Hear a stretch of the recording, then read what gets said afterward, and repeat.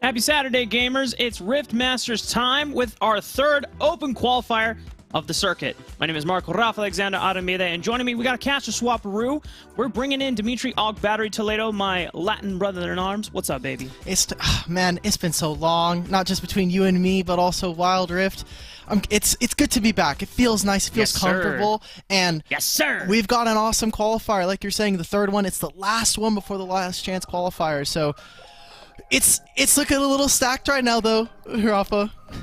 It's really awesome to see the competitive landscape of North American Wild Rift shake up after the conclusion of Icons and even after the conclusion of the Team Liquid Summer Showdown, which was kind of our first glance into how things were panning out here back in North America. But of course, with this RiftMasters Circuits tournament, we want to make sure that all the viewers, whether new or old, are refreshed on what is happening and giving us a lowdown of how the rest of the RiftMasters Circuit is going to play out. So, we started with 3 open qualifiers, this week being our third. Okay. And all these open qualifiers are stacking up points. The higher you place, the more points you get at the end of the week. At the end, we're going to get one more last chance qualifier next week. and then we'll finally have our final week, which is playoffs, and that's where things get really exciting. Yeah, a ton of points, as you can see from the breakdown. It's top 8 each of the qualifiers. Top 3 teams in terms of point totals will secure their playoff spot. And then it's just a free-for-all in that last chance qualifier. The winner of that will go off to play in the playoffs.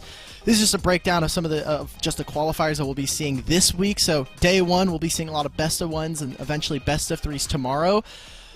But after that, Rafa, once we see the point totals, it's looking pretty stacked. And again, this is the off season, right, for Wild Rift. We're done with the Worlds, we're done with Icons, we're getting ready for the next year of Wild Rift competitive. That's right. And all the while we are getting ready for year 2 of Wild Rift, RiftMasters once again blessing us with the grand total prize pool of 30,000, splitting up across the entire month of October, right before we get into the spooky events of Halloween, culminating the end of the season. Now, for us, we know that there have been a couple of teams on our radar already headlining the top of the leaderboards, Kansui Fan Club being the #1 team so far. And if you don't know who Kansui Fan Club is, well, it's kind of the amalgamation of the All-Stars players, most of them having international experience attending our first Wild Rift Global Championship, even one of them attending the first ever international event in Horizon Cup. Oh man, it's just so exciting. And also, can we just talk about the rise of Kansui? Because now we've got like Kansui Fan Club, Kansui Hate Club. I mean, Imperius and 3rd and 2nd place Demons are just sitting there, but like this guy is just taking over. He's becoming an icon here in the Wild Rift scene. It is the best of everything. Kansui, we got to meet him during the regional championships during Mall of America, and Kansui has been such a awesome community member to have. But like, I don't know where it came up, the name for Kansui Fan Club. I guess one day those guys were just like, you know what, that's our team name. Let's go Kansui. And now, no matter what happens at the end of this all, Kansui as a name brand, the stocks are going up. It's just instantly everywhere. Already our top 8 just has Kansui in 2 different places. He's becoming right next to like the Intels, the ESLs. He's there. He's ready. He's ready to go. Dude, could you imagine 5 years from now in Wild Rift? Wild Rift North America premieres new luxury brand, Kansui. Get yours today. Exactly. The Kansui Gaming. That's who we need. That's one of our top 3 orgs here in North America, ready to go. But Kansui fits. I've never actually. I'm afraid of like gamers and doing specific dress attire, so maybe the fits may not be the best one. Maybe we might need to like diversify into like Kansui. Like we need like gamer staples. So like Kansui cologne. It's close to like Gapped by Jensen. We've got Gapped by Jensen or Bodied by Jensen. I was about to say, like, the meme for fighting game conventions is, I mean, they need more than cologne. Yeah, they actually cologne, deodorant. We can have like a full healthcare. Ready? You got shampoo. Yes! You can do conditioner, yourself, skincare. Rafa's definitely gonna get into the skincare business for that one. So, Khan, if you need anybody, tap in. You already have access to Rafa's DMs. Hit us up, bro. We'll be your advisors for business entrepreneurships. But of course, talking about the rest of the teams, while Kansui Fan Club is leading the charge, and for those that don't know this team, it is Zello in the Baron lane, Molly in the jungle, starting in the mid lane, Lebmont or Gume and Lebmont in that Dragon Lane duo. But there's been a few other teams that have kind of popped up on our radar, and while they have yet to take a game off of Kansui Fan Club, there is still a chance that they might show up if they are still leading the 2nd and 3rd place spot, and they fight within the last chance qualifier. I want to start with 2nd place Demons, because this is basically enemy 2.0. We have Tybe in the jungle, Meals in the mid lane, the Dragon Lane duo being Jackie and Old School, and then the newcomer is Sandwich. And for those that don't know Sandwich came from the League of Legends amateur scene and was someone that Jackie knew back in, for any League of Legends old heads from the amateur space that are still in Wild Rift. they played on a team in Risen Esports a few years ago. Oh, God. And so they linked back up at the beginning of the year. And so that means, you know, we're just going to see potentially even more players from the amateur space coming into Wild Rift trying to test their hand. And so far, there's been a couple games where Sandvich has already shown some promise in his career. Hopefully, right? I mean, with the start of Jackie's career coming from playing League of Legends, now here in Wild Rift and kind of flexing between both of them, wouldn't be surprised if, you know, similar crews kind of have that same skill level. I'm excited to see what Sandvich can do. For anybody who's just tuning in and like, where's the gameplay? Caster, start the game already. We're just waiting for a quarterfinals match to be ready. If you want, you can go over to the... I'm just trying to get this. The tournament link, I'm pretty sure it'll just be put into chat by a moderator or such. We're waiting for a quarterfinals match to be ready so that we can get right into the game. It isn't our fault. You can blame the players. Go ahead and start adding them. If you're in the C9 Scrim server, go ahead and add them. Just do it. Just get Nano, Kimmy. Finish your game. Yes, please. Just speedrun it. It's fine. No. Kind of touching back a little bit to some of the teams, right? Like, no one's been able to beat KFC. We've had multiple different matches. Imperius kind of got unlucky with the seeding and had to face them pretty early on in one of the qualifiers, so they got taken out. You have second place Demons, who have also had to kind of face them in the finals. Paradolia is rocking as our second place in terms of points. Everybody is playing for second at this point. We are just looking to see like how far can this KFC roster go. Yeah. The unfortunate thing with Imperius last week was they dropped their best of one in their round of 16, and so they couldn't play through up into the top 8 because in the first week we saw that they were a dominant top 8, top 4 contender.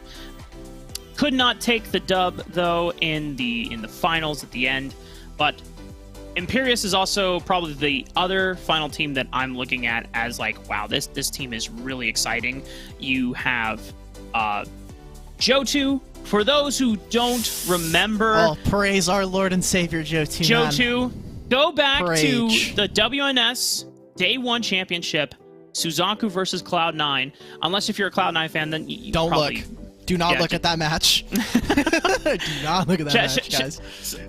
Sorry, Cloud9 fans. Don't worry. That was a sad time for most of us. But for Suzaku, that was an epic day. Johto having the 1v4 triple kill Akali in the Baron Pit.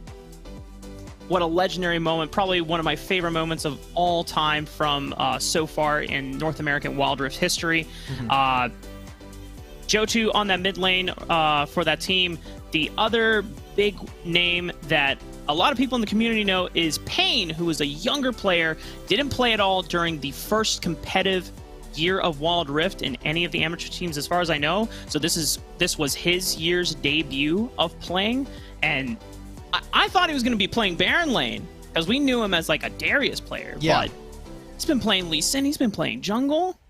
Kind of nice. I remember playing with him so many times. This kid. What can I say about Payne that isn't just like he is the like encapsulate like just perfect little zoomer. Like he's a little just he's super young, but he's got so much energy. If you've never been to his stream, he's so funny.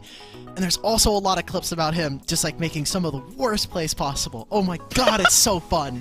I love messing with this kid, dude. He's just great. He's just so funny. The community loves to bag on Payne as well. A lot of the pro players will like find clips of him where he just does something silly or kind of dumb. Do you remember that Lux clip? That starting clip? Yes. Oh my goodness. That clip is goated, and I told him that we would talk about it. So I'm glad that we're bringing it back in.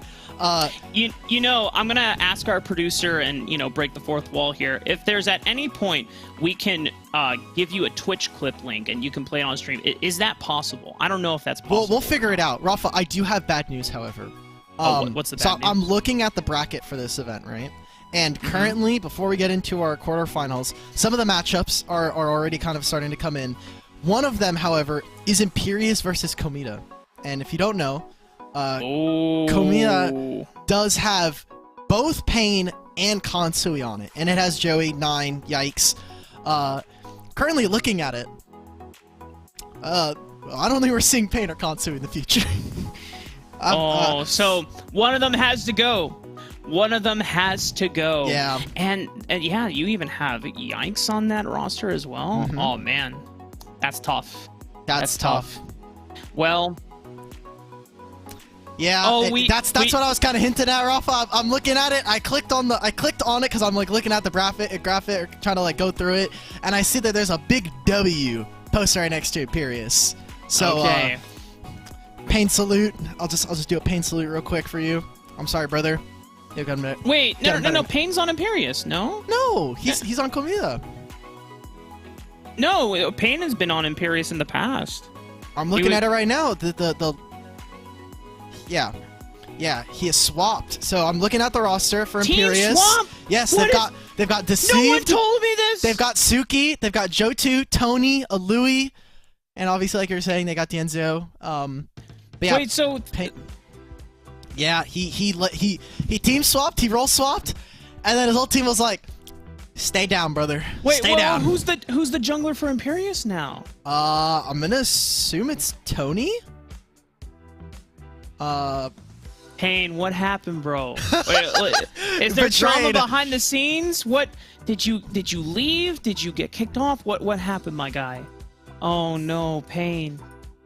Oh no. See? Well, that's a story we'll have to uncover another time. But there's one more team I wanted to hit on because I realized when I mentioned Suzaku, we had to talk about the other half of the Suzaku clan that still stays together despite Suzaku officially disbanding recently. The three-man core of Isdraboa, Demon King, and Stove now have their new team, but this time with MTS. Ooh. So the Stover brothers have reunited, and in the mid lane, oh my goodness, name is escaping. We gotta drop their team name, brother. I'm pretty sure it's NXGL, yeah. No, this has OSU. No. Sorry. No. Hang on. I need to. Okay. Need to look at my bracket. For anybody, so while Ralpha's looking at this, we have gotten confirmation. We will have a match. Which match that is, I do not know.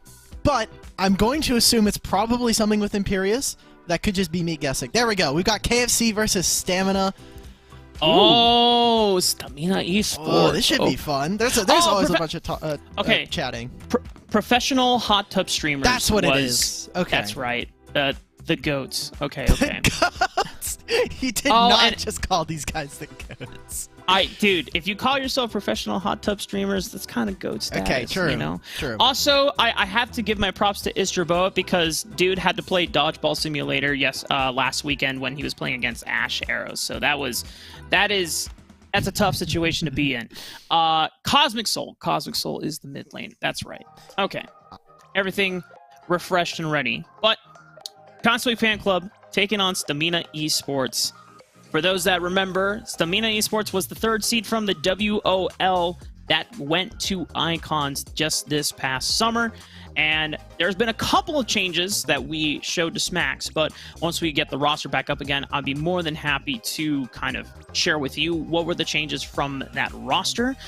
Honestly, for me, I'm still looking at Lazing. The jungler on this roster probably is the most one of the more aggressive junglers from the Latin American scene, as well as with Death, who, as we hinted last weekend, a lot of the casters, a lot of the community calls him the Latino Tony Stark. Yeah. Why? You gotta fill me in here. Okay. So the story behind it is that when they were getting into their WOL playoffs, with Death, who is 18, had to take a high school or university exam the same day as his playoff match. Oh God! So why do I feel like I know this story? He bumped up his test exam to be super early. Goes and takes the exam, comes back to the studio, and then the casters greet him, was like, "Hey, how's it going, man?" It's like, "Good. So, how did you do our test?" "Oh, I got a 97." It's like, "Oh, you got your score back already?" It's like, "No." "Oh, what do you mean?" "I just know." "No, I just know I got a 97. I felt like I got a 97." Respect. No, respect. Yeah. And he goes into his playoffs match, he wins it, and then he gets the score back, 97, like 3 days later. It's like, what? What a Chad. Nah, yeah, legit. That is pretty. Okay. All right. Respect. I like that. That's a good story. There's so many different esports stories of like the young up and coming kids just like, hey, I have a test today. That even happened at our WNS when it happened in Minnesota, right? Like we had a few people who had to come in late, specifically from the C9 crew, that were like, yeah, I actually have a test. I have school, so I gotta kind of come in like maybe day of or right before the matches. I think Meals was one of them. Yeah, it was definitely. It was definitely. I think it was Meals because we met the rest of them over there. It was. There's just so many stories of that. There's so many people that are trying to, try to do this esports thing, and they're in all different positions, right? Like there are some people who are a little bit older, and they're just trying to like make their break. They're saying, "Look, esports is a timeless genre. I could do this whenever." And there's super young kids, like we were talking about with Payne, with Meals, and all these other guys. Yeah, even though Immortals are not participating in RiftMasters, Charm, the support for that squad, 17. I think one of our most famous interviews from the WNS season. Yeah, the Charm interview. Is like, is there anything before we let you go? Is there anything else you would like to say? And Charm is like, I just want to ask directly to Riot, can you please change back the starting times of the tournaments to early in the day? I thought you were going for another one. No, the when he's like, Riot, can you make the tournaments early again? I have to play until like 12 a.m., 1 a.m., and my mom is not happy about it on a school night. This reminds me of two different Charm moments. So the first one, the one I thought you were going for is his winner's interview from WNS, where he's just like, hey man, like I'm like going like straight A's, or like I'm doing really well in school while also pursuing esports like on Immortals. To all the teachers that didn't believe me, like, that's right, come at me. Like I did it. All of you thought that I wouldn't be able to keep up, that I'd be failing these classes. That's the interview I thought you were going for. However, I do remember that interview because I told Charm, don't say that, dude. They're gonna get so mad at us for saying that. But he's like, dude, I had to play in the living room, and then like the Wi-Fi in the living room is not that good, so I had to like go and play the rest of our like playoffs match in my room. This is not good, and I still had homework. The grind never sleeps, and nope. The young kings get it done, but it's okay. Wild Rift. This is kind of the Wild West right now, where anything goes, and, if you want to make it to the top, you got to be willing to make some sacrifices, and for that, we're going to try to honor and celebrate that as much as we can, as we finally head into our draft phase for our first quarterfinal of the day, between Kansui Fan Club and Stamina Esports. We're in the game, finally. Now, Rafa, you've been obviously keeping up a little bit more than I have. It's been a while since I've been here. I feel like an old man right now. I'm like, what are these newfangled gamers be doing in the draft? So what are these young Tornation whippersnappers? It's been a while since I've seen Nasus actually be relevant. So you got to catch me up. Is this like a KFC special, or what's up? No. A lot of people are playing Senna Nasus again. Oh, sometimes. No, yeah. Man. I thought we left this in the past. Nah. No. Okay. People are still going for Nasus. It's still a similar route as Crystal Scepter Rush. I think people also still do the Winter's approach into the upgraded version of that. Oh, I've been waiting for this. Okay, we get Gwen.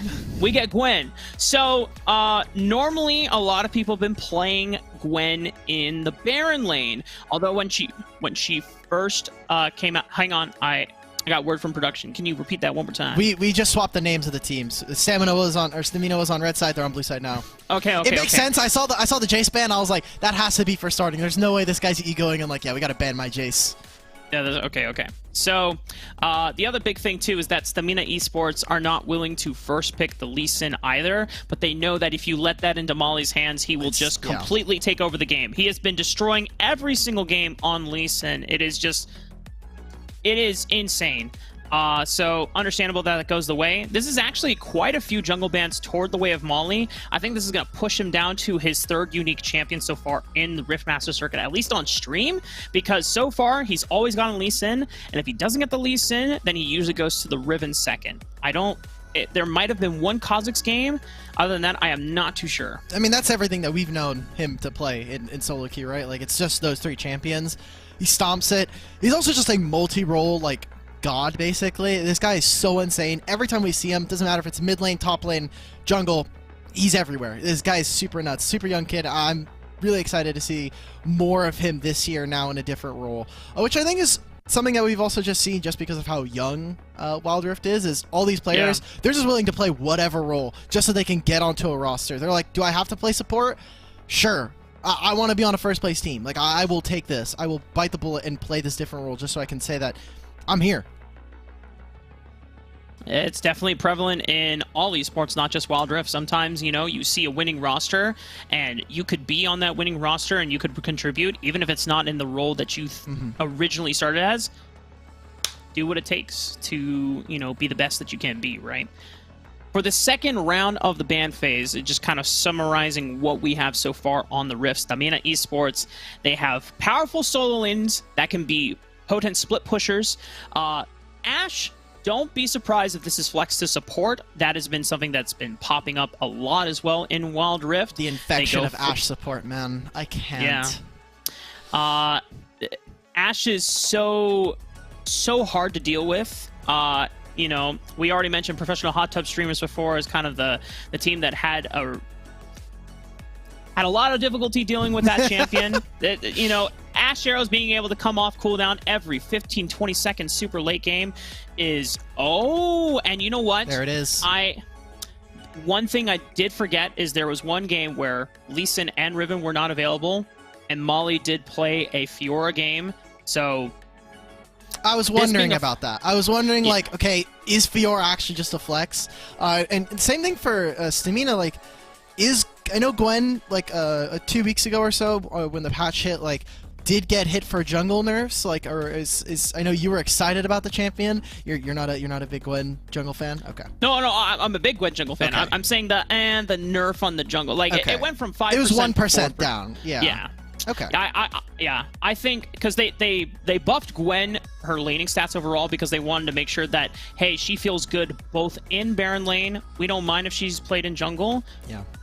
Oh, okay. This could be Gwen jungle. I think Stamina Esports picking up the Gwen early were ready to play at Baron lane, but then once they saw that the Kansui fan club flexing the Fiora into the jungle and saying, hey, they're gonna have a scaling jungler with not much pressure, not much agency, no like fear for early dives. Why don't we throw the Gwen in there as well? You're gonna have a safer scaling side anyway, and then now this gives us the advantage to counterpick the Renekton with something like the Darius. And Stamina actually have you know, like some pretty low range composition, right? Like Ashe is your big ticket right there. You're going for those engages with the ultimate. You have a lot of range there, but everyone else, you're just running in. It's fists, it's melees all across the board, and that's where I think Kansui Fan Club has a really big advantage. Karma's awesome at that, and Diana loves when people are going to be walking into her. So I think this is going to be a tough task for Stamina Esports. If they want to try and win this one, they're going to have to play really, really well. I'm looking really big eyes for me anyway on what does Zed and what does Gwen can do together. So far, Kansui Fan Club have not dropped a single game in the entire Rift Master circuit. Stamina Esports, if they were to be the ones to knock the first game off of KFC, to be the ones that take first blood against them, not in game, you know, metaphorically, then yes, not only would this really hype up the rest of this open qualifier as well as the last chance qualifier, but it would put Stamina Esports in an emphatic position for the rest of the tournament, because Stamina Esports, they've only qualified to top 8, I believe, once. They have 6 points. So they're there, and obviously KFC or Kansui Fan Club already has 30. They're essentially locked for top 3. What position kind of, you know, is fluctuating depending on how far they're able to go here in this qualifier, but we're expecting them to go make a deep run here. For Stamina, like you were saying, if they can take a win, you know, then you can maybe say, look, if they can lose once, they can lose twice. And we can say, we can look at that strategy and say, what is working against them? But they have been undefeated, like you're saying. They're on a streak. They're tearing it up here in North America. And historically speaking, when we've seen North America versus the LATAM region and other tournaments like the Fight Nights and that and whatsoever, like, the matchup has not been very favorable for Latin America. It has been mostly North America dominant. North America has had the upper advantage ever so often, but I think Latin America's greatest triumph ever especially on the international stage, was by Furious Gaming against Nova Esports, who eventually became the world champions, the first ever icons in the history of Wild Rift, and it was off of Furious Gaming, off of Prusher Zed. And one of the newer players that has joined Stamina Esports since the conclusion of Icons is Xiao. And so far, this mid laner, while it's not up against Nova Esports, it is up against, so far, an unkillable team. Slightly different stakes. You know, like Icons, RiftMSTRS, Week 3 qualifiers. I think they're basically the same. We're almost at that point, but not quite yet. Already making an early roam. Lamont wants to just get that early mid pressure, push in the wave, take away his honey fruit, and then look to invade. I mean, Zed's pretty low. Xiao's here sitting in mid lane. He just has to catch this wave. And look where Gwen is. Gwen has already finished 2 of her camps, and now has to just walk up here, and she's like, well, I really hope they don't invade for my blue buff. Well, it's not an invade, but it's definitely a 4-man dive onto With Death. They know how scary With Death can be if he gets ahead, and they are not going to give him that snowball chance. First blood goes over to Kansui Fan Club. What a really big crash as well. So early on, it just means that Zello's going to get plates, he's going to get experience, and with now double summoners, you have to imagine Zello's going to have that kill pressure. He has Ignite to no barrier. Arvoinen, I don't know about this. Yeah, Arvoinen, you know, seeing that Lemont made that proactive early on roam, wants to now find a timer where he's won here, but I don't know if they're going to get... No way! Stamina Esports! They saw that Zello was blinking on less than 10 HP, but not enough damage in the tank. You can tell that the pressure is already hitting this squad early on, and now Kansui Fan Club once again are running away with the game. Mark, has this been happening for 2 weeks in a row, like exactly like this? This is 3,000. This is almost 3,000 gold at 2.5 minutes. They've completely ruined the top matchup, man. We've literally seen Kansui Fan Club hit 10K 1,000 gold leads before 6 minutes.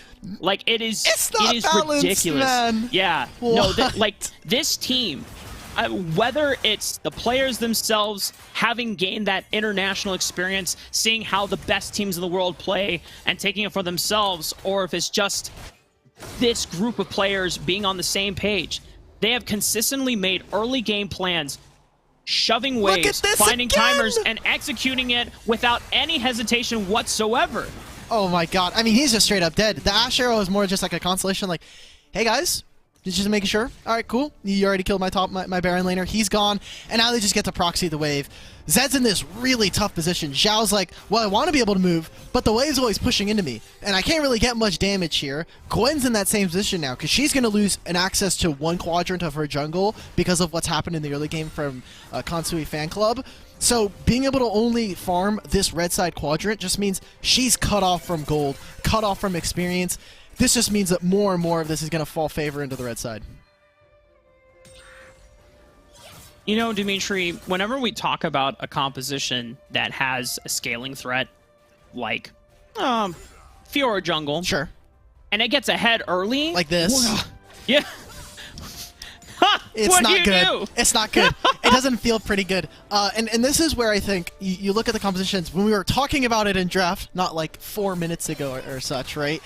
We're talking about how low range this KFC roster is, but when you're playing these kinds of champions, these melee bruisers, a lot of them have really high base damages, really good early game stats that can kind of mitigate that early game so that you're saying, hey, look, like, you can fight, you are there to maybe try to get a solo kill if you can in these solo lanes, but later game, you are very tanky, but you don't do a lot of damage. You know, you get over that, you just have like a 4,000 gold lead super early on. You make sure you're never on an even foot against the opponent. And this all stemmed from the early priority of not Molly, or not even starting. It was the priority of the Lemon and Gume Lucian Karma lane. They pushed in Ashen Set, they cut off Arvoinen, never giving him a chance to roam up, and just pushing into the mid lane, they caused a domino effect. They bled pressure, they bled priority all the way from the bottom side, reverse-wise into the top side, and that led into that first crash and dive, and that is just set up for the rest of the pieces to fall into place. Yeah, they never really found anything on the bot side now. Here we go, 1v1 between the mid laners. Okay, starting versus Xiao. Oh, damn! The fact that it was that close while Xiao is down 1,000 gold, I mean, props to the Zed. but starting still comes out on Yeah, top. he got an early lethality item, right? Like, he has his Serpent's Fang, but it's just the scaling nature of Rod of Ages. Yes, the early purchase of it, not very good, so it's only going to get worse from here, right? Like, oh, it's so close, but he's going to get tankier and tankier. Already has the Seeker's Arm Guard. It just gets worse from here, Rafa, for that matchup. So, like, coming back to what you were saying, the fact that Gume and Lamont was able to make his roam into the mid lane, push that, make that dive on the top side. Gume is 0-0-0, and he's ahead in gold at this point. He has not interacted with really anybody, and is still almost able to find a 1v2 versus Jack Locky and Arvoinen. So this is just kind of the caliber that we expect from a player like Gume coming from that Immortals roster, and Lepmont now sitting in support role, doing a fantastic job.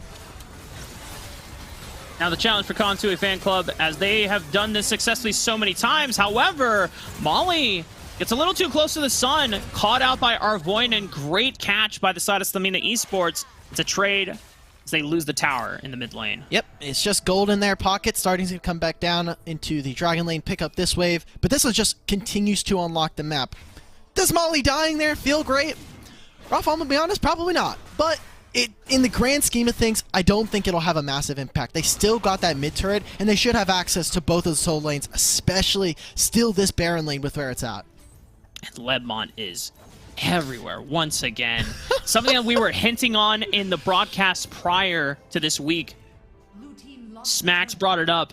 It seems that even though that Lepmont is now in a support role, the synergy that he built up as a jungler for Zello when he subbed in for Immortals at Icons has not left, because he is constantly helping Zello get these leads, get him to that point where he can be a strong split pusher that draws so much pressure and gives Kansui Fan Club the opposite side of the map for free. And remember, Zello used to be the weak side king. He was the guy that every time on Cloud9, they would just sack him. They're like, okay, Zello, if you can survive, let our bot lane carry. We will try to win these games. If you give resources to our jungler, then maybe that's our game plan to try and win games. But now they're completely playing away from the bot side, giving Zello all these resources, setting up dives like that and setting up for wave crashes that just make it so impossible for the opponent to play. Like, Zello's on 2 items already. And he's still super strong. He's level 9 and is going to just run over a lot of these squishy carries on Stamina. And Molly's just here to make sure that Zello doesn't get collapsed upon. He's here as like a second ward because Stamina Esports, they're so pressed to find an advantage, down 7,000 gold. They need to find picks. They need to play off of this Ashe to set up those engages. But because Molly is there, it makes Zello's position a lot safer.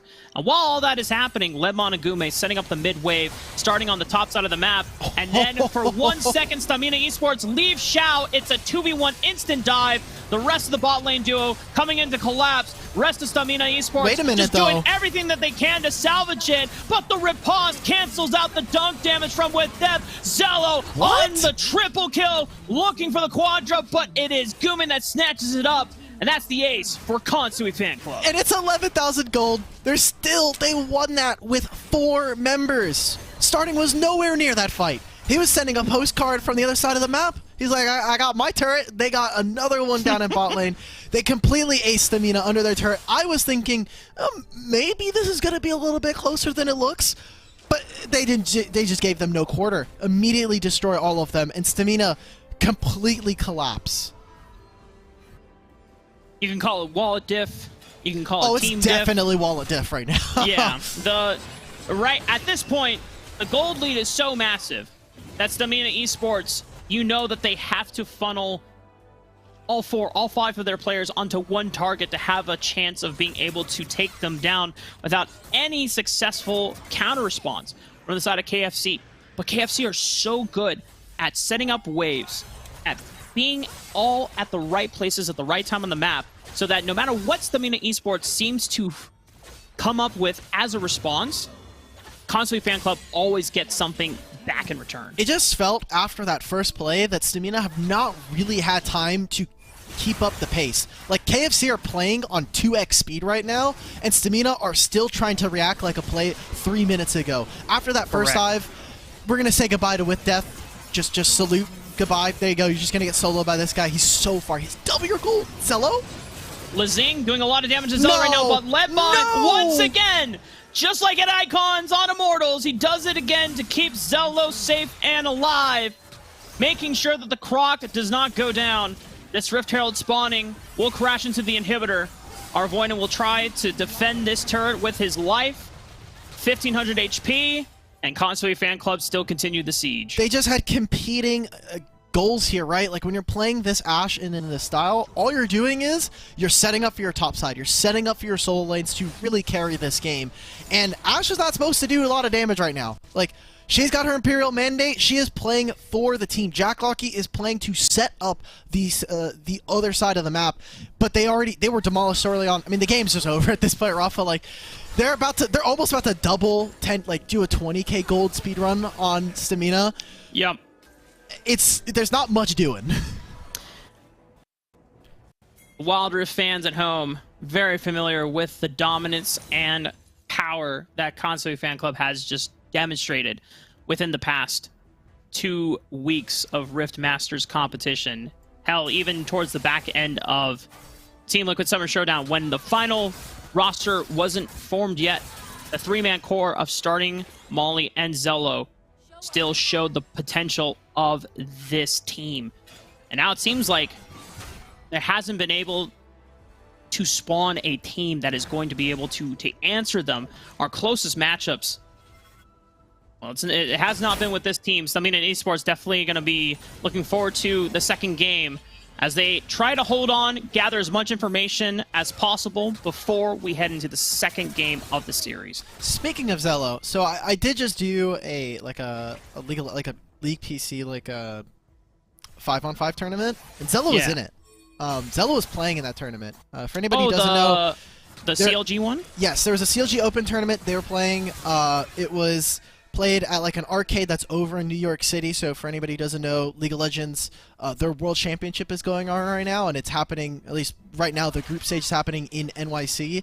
And so he was there. He was just like playing League of Legends. Like, he's a old school amateur player, and he knew that I was casting the event, and he messages me and goes, "Hey, I'm playing for fun. Just mention that like I'm a Wild Rift Pro player or something, just so I can save face."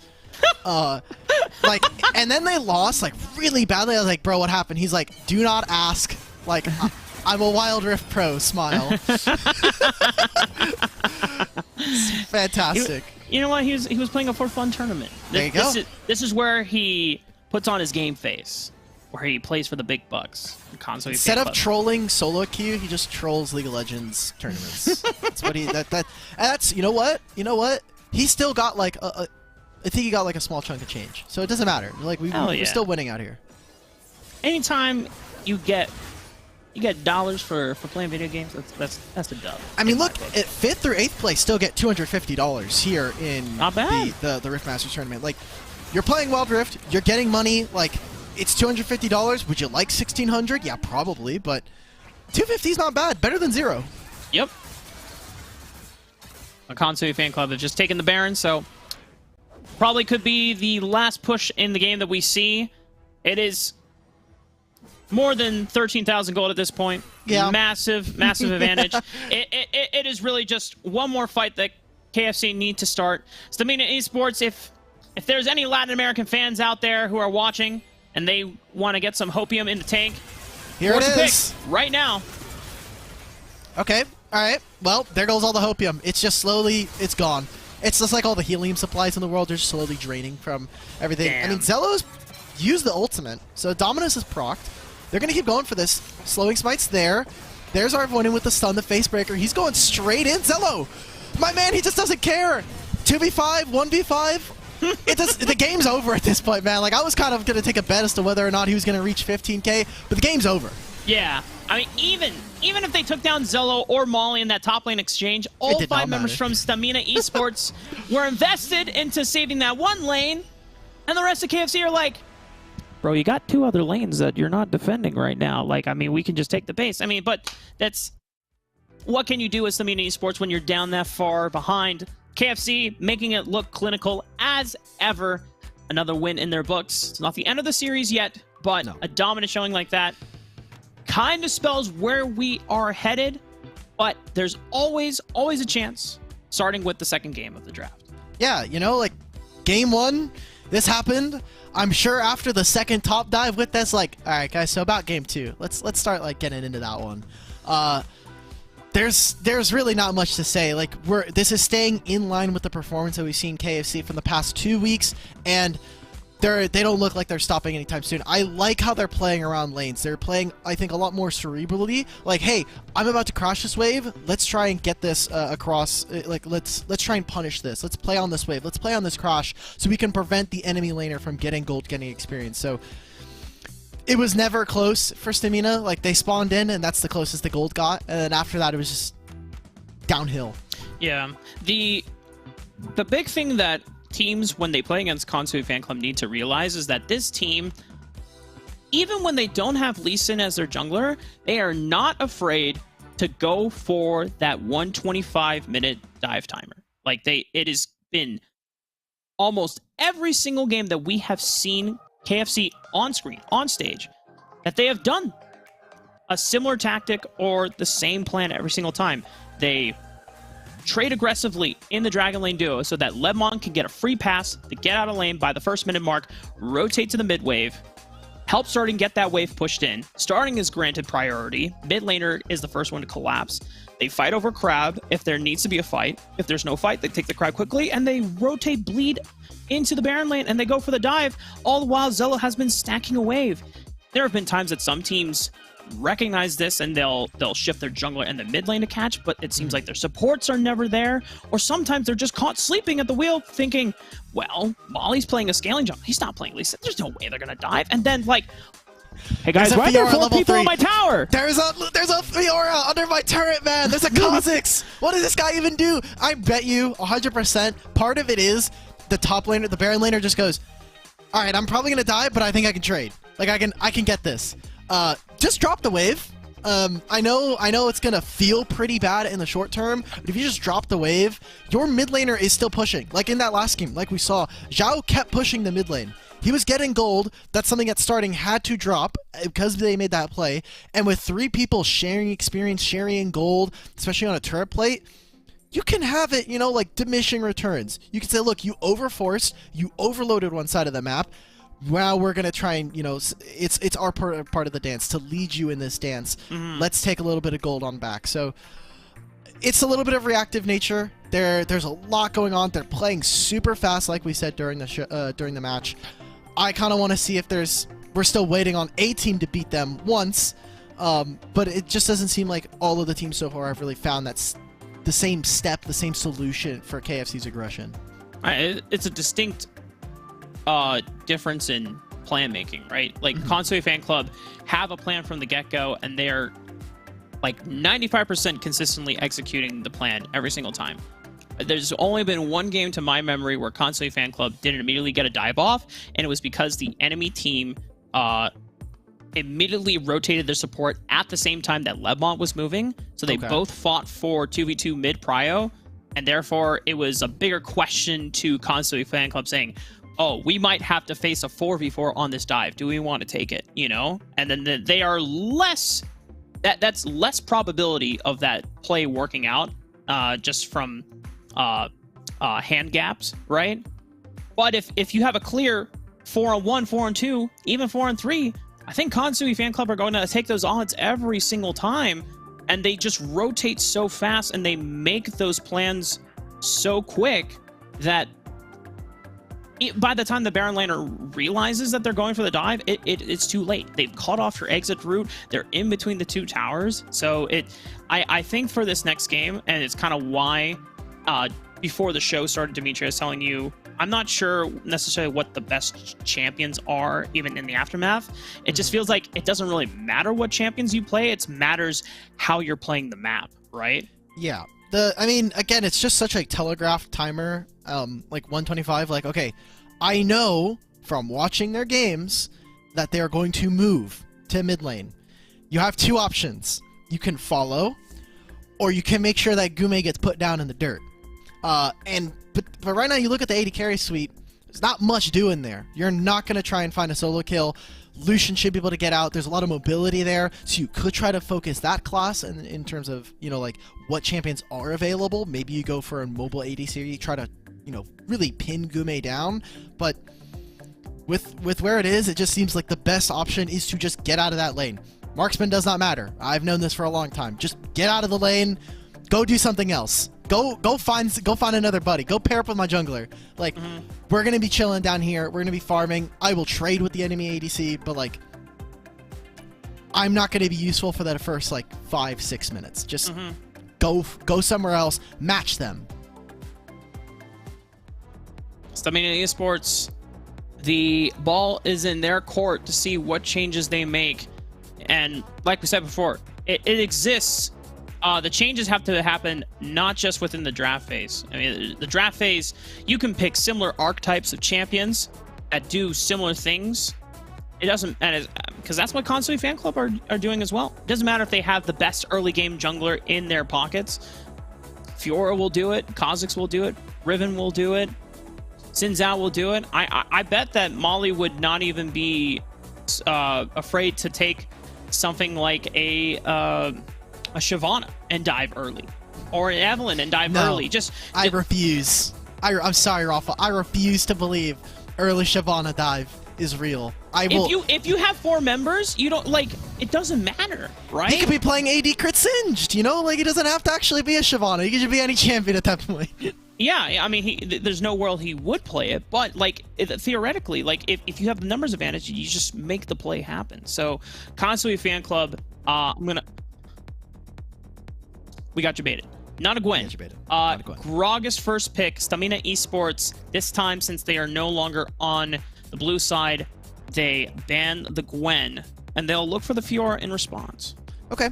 We have to think of like what components are leading to success. It is early priority Baron laner for KFC. Renekton so good at being able to kind of trim.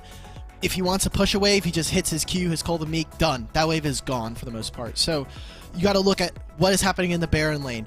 The support role, I think, is also really, really super important, like we were just talking about. Like, if you're not going to kill the enemy ADC, if you're not going to kill the Dragon laner, just go ahead and look for something that can go for an early roam. That's going to have a lot of early pressure. That's actually why I kind of liked the set coming out from Arvoinen, because it is a champion that levels 3, level 15, does similar things. It is a haymaker, it is a face breaker, it is a buy time for your team to do damage and keep people occupied in the meantime.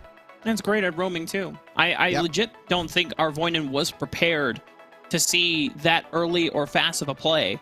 Yeah. I'm pretty sure Arvoinen was like, wait, North American teams play this fast? Since when did this happen? What the heck? So, and I already think you're seeing the fruitions of a plan being made by Stamina Esports to prepare to leave that Dragon Lane duo.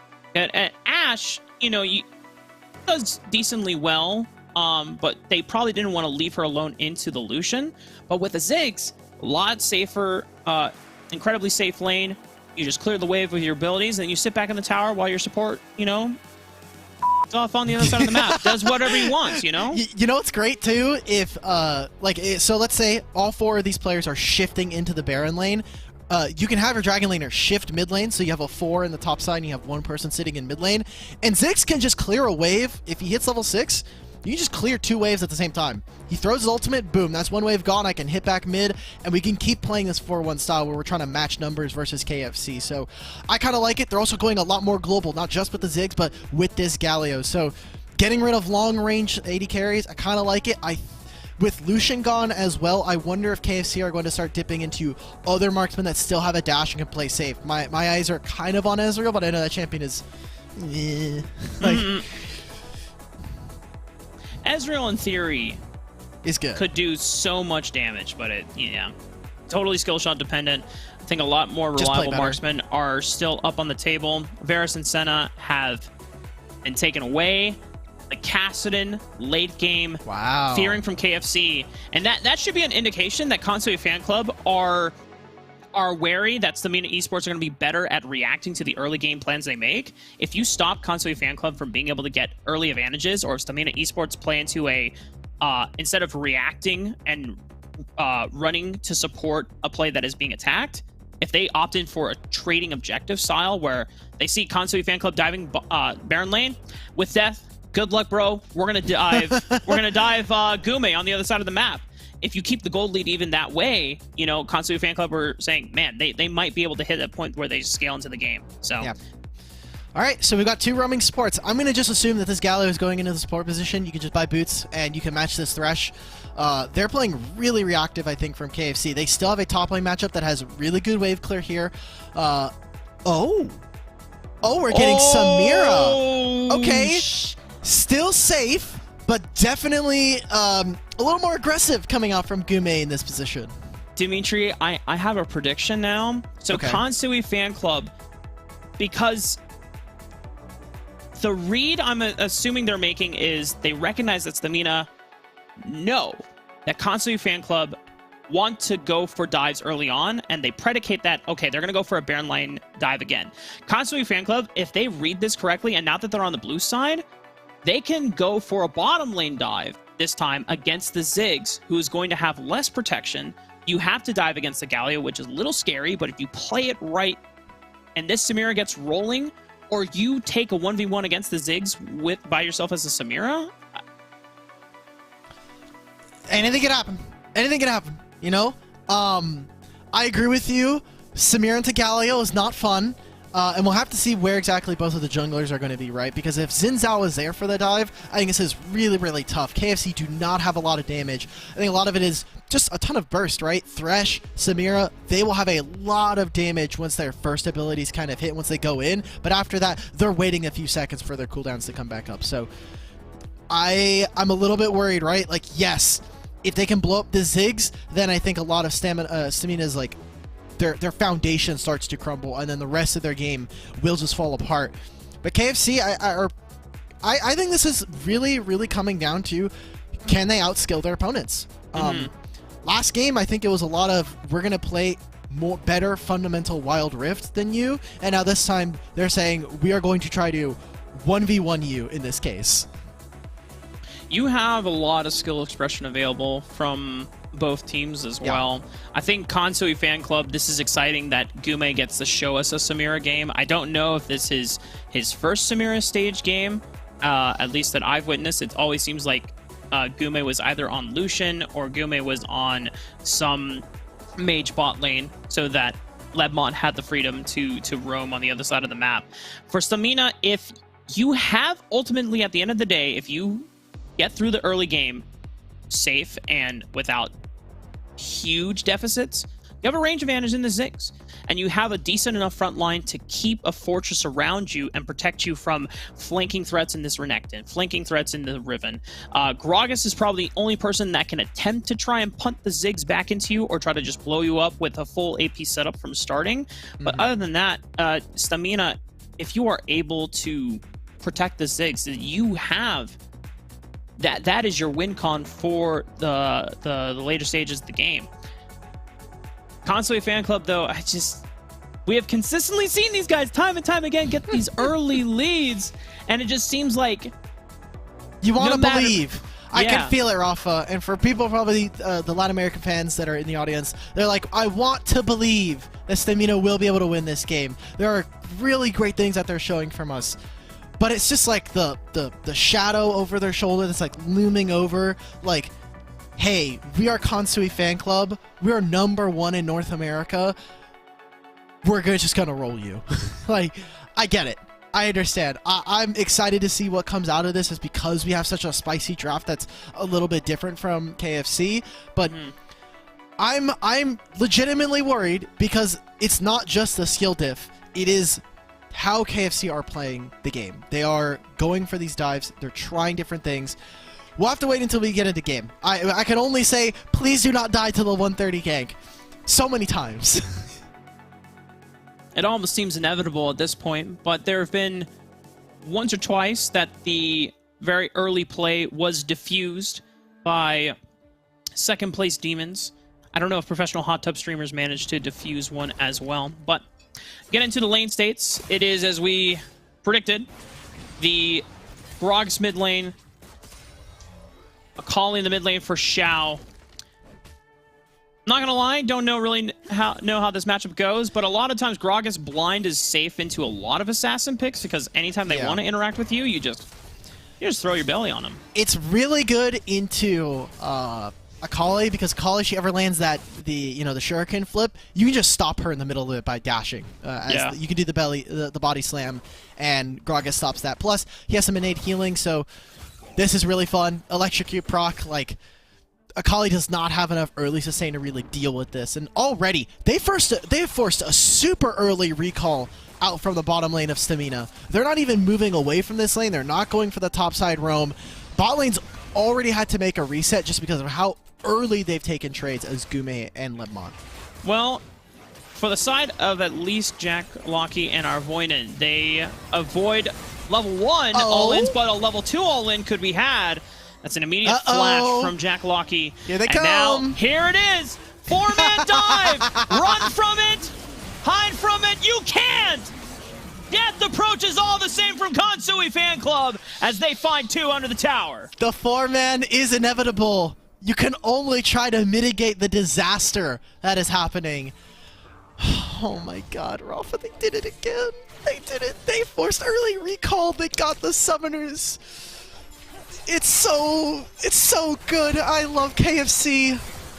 We called it in the draft. As soon as we saw that, Samir's like, okay, this is no longer a plan to dive the Baron lane. This is a plan to dive the Dragon lane. Wait, he's dead too. And even against something as scary against the Galio supporter in the tower, they don't care. Molly over the wall with the broken wings connects it into Lising. How cracked is this guy?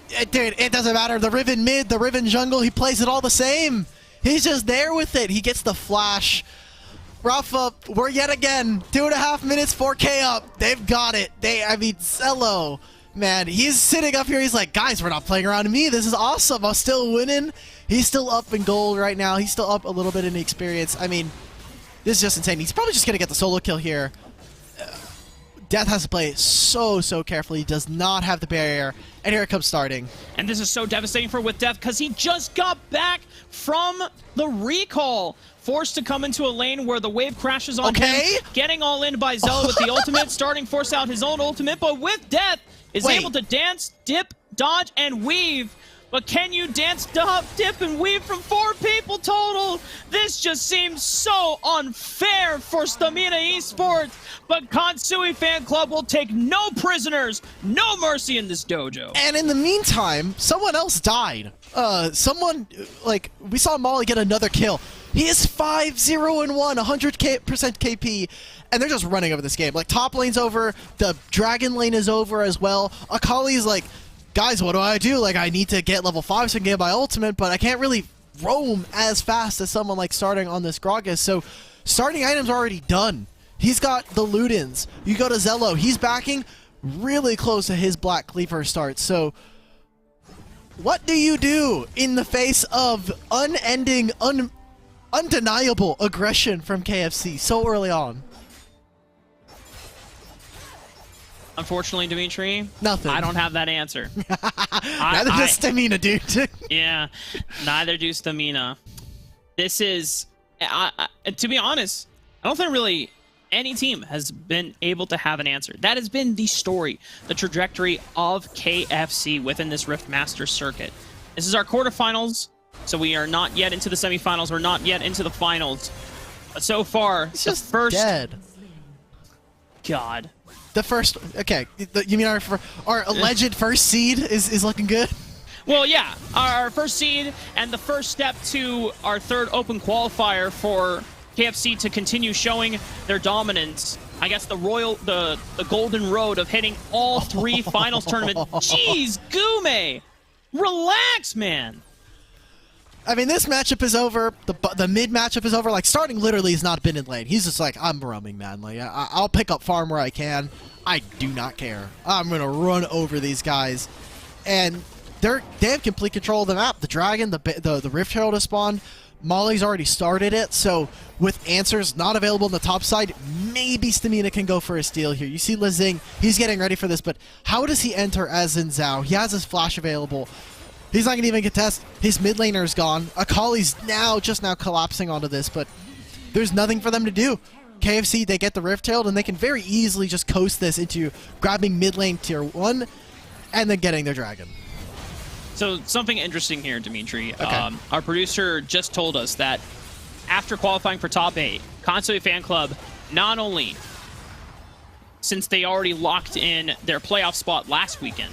But with top 8 placing today, no matter what happens, they are locked in for first seed for playoffs at this point. Just because the point berth and the point gap is so large that even if they were to, if Stamina Esports had upset them, it would still have more points than the second seed could get. Since this is the last open qualifier. And so now I wanna propose something here, Dimitri. Right.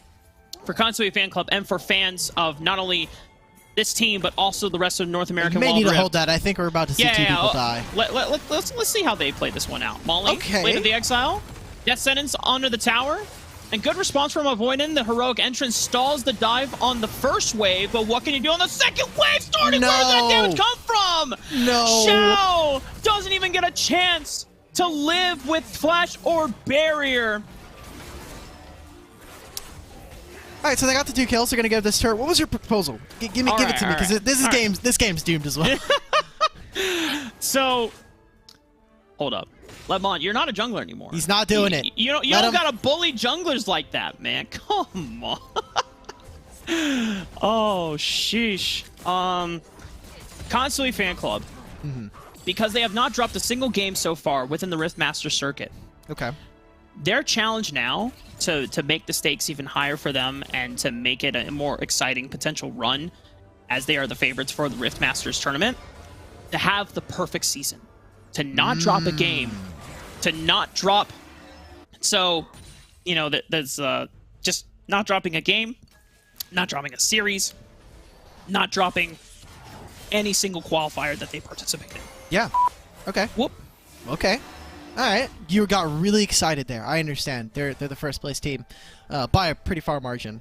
I do want to... I kind of want to see, like, what is more likely? Like, can they perfect a season? Or will they perfect this game? Because they haven't died. They've gotten all the objectives. Maybe they can go for something here. Looks like Dell's getting really close to it, but there's just not enough damage. Coming in on the backside with Death is jumping in. The Fiora is here. Is that it? Is that the first kill? All right. This perfect game's gone, Rafa. That's it. I think they got a better odds of doing the other one. All right. So perfect games are a little not as easily as attainable for KFC. I'm trying to think back in their season if there's ever a game they got where they were completely deathless, where it was a full-on shutout. But I think it's fair stakes to say the perfect season would be to not drop to not drop a single game. Yeah, no, it's definitely playable. Like, if they've already gone 3 weekends in a row with doing this, it's 100% possible. So, like, what's one more week? They'll have a weekend in between where they don't have to play the last chance qualifier, which will be next week.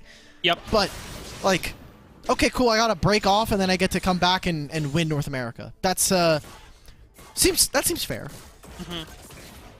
That is, because I think for a team like Kansui Fan Club, when you look at the other contenders, the other teams, their goal right now is, apart from obviously winning RiftMasters, it's we have to beat Kansui Fan Club. We have to upset Kansui Fan Club. But for Kansui Fan Club, they're the team to beat, so it's like, well, how do we beat ourselves? How can we... And it's to make their run as clean as possible. You know, it's actually the worst. If I have the seeding correct, every team is playing to not get 4th. Oh my god. You do not want to have your first round of the double elim playoffs be up against KFC. So it is imperative to every other team right now, get 2nd or 3rd. Because everything else is just, you're going to be playing with 1 life instead of 2. Coming back to this game, however, I mean, like, Rafa, they've got 13,000 gold. It's 10 minutes, man. Yeah. Welcome to watching a Kansui Fan Club game or match. Oh, man. Seems to happen every single game. Do it. Oh, man. Well, second Rift Herald.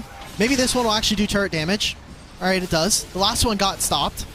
Molly's looking for it, but doesn't quite do enough damage to go for the one shot there. They just have huge item advantage leads everywhere across the map. They're already hitting inhibitors. I just want to... Now I'm interested to see, like, what other teams look like. Because, you know, it's KFC, right? Like, what does second place look like? Yeah. So for those that are tuning in or have just tuned in this week, This is Alk Battery's first cast on Rift Masters this season. So Alk Battery's been a little bit of away from the competitive scene and hasn't gotten a chance to keep up with how all the teams have been looking like. So I'm glad that the first team you get to witness in action is our best team so far in North America. You get to see. I feel like being spoiled. This is, yeah, you are kind of being spoiled a little bit. I'm gonna see KFC be like, dude, these guys are playing so aggressive, and then we're gonna have a game like our next match. They're gonna not go for the 130 diver and be like, well, now I just feel like I feel disappointed. Now I want to see every team do this kind of stuff. Now, I will say there. As we mentioned at the top of the show, teams like Professional Hot Tub Streamers, Second Place Demons, Imperious, all of them also very exciting to watch. I even think there's a couple other teams that deserve some honorable mentions. Right now, though, Stamina Esports, they are just doing the best they can to survive and prolong this game as much as they can. Look at Molly, man. Okay, you gotta kill one of them, brother. Come on. Oh my God. He lives. They're doing it. Healing. They're behind the Nexus. They're literally behind the Nexus, and they're gonna recall in the fountain. Oh my God, it doesn't matter. They're not gonna even recall. They're not gonna finish the recall. They're gonna hit every single inhibitor turret at the same time. Nothing is more dominant than saying, I will chase you past inhibitor into Nexus and take all of your towers. Every structure is down. It's just a Nexus at this point. Casey, it's a simple formality before they go on into the semifinals. God damn, they look so good, man. Unprecedented levels of dominance here in the Americas so far, Alk Battery. I just cannot... We've never had a team like this, right? Like, every single team in North American history has had pitfalls. They have lost games in series. They have not looked completely indomitable. And right now, maybe it's because of the shuffling of talent, right? You don't have talent that's all consolidated onto one team. It's spread out across the entire region. This is just looking like we have taken some of the best pieces of every roster and now completely dominated it. I mean, this is probably just the end fight. Rafa, do you wanna go for this one, or you wanna just let it ride? I'm gonna let KFC do all the talking with the sweet moves. I mean, like, this completes everything that we have been asking and wishing for from a North American team so far. Mm-hmm. And while, we are not due for another international, like, fully global competition anytime soon, I would love to see a world where we can fast track to the next icons, to the next, if we can get another Horizon Cup. Please give me a send KFC up against first. I think it's due that KFC needs to first prove themselves against Brazil, because we are 1 and 2 for NA teams against Brazil so far. Yeah. So we need to settle that score first before we even talk about,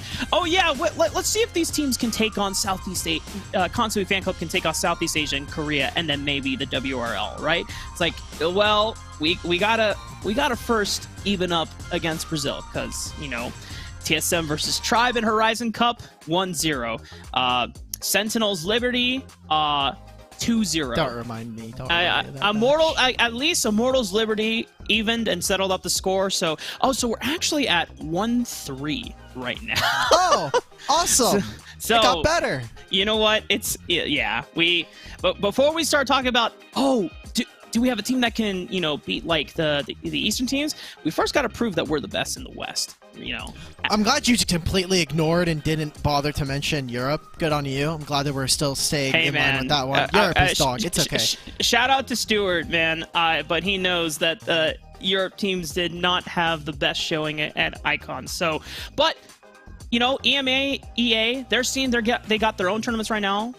So we're gonna see how their level of competition levels up as we get into year 2. They're getting dogged. It's okay. We don't have to talk about that anymore. It's Stuart, okay. They're getting dogged. Send me the Spark notes. Make sure you let us know, like, which teams are leveling up, man. Well, Rick's just lost. I just saw in the Purge tournament. I think it was yesterday or tonight. They got destroyed. So Well, we don't know. And honestly, Rafa, we don't have to care. It's going to be a few months before I have to start looking at European teams. We've got KFC, who's just dominated. And now we got to remember, because it's not just KFC. We have a whole other slew of rosters that are also competing at the same time in this tournament, right? Like, we're going to be looking at those in the quarterfinals, the semifinals, and going forward. We do have the bracket going forward here. KFC taking the win. There are still other teams, right? Like the Imperius roster that we talked about. Unplayable matchup. Second place Demons. The goated professional hot tub streamers for some reason. All of them could make the run. And they have a matchup against each other. Oh, that's such a tough quarterfinal to end up in. Those are arguably top 4 teams, and they have to meet as early as the quarterfinal stage. That is going to be...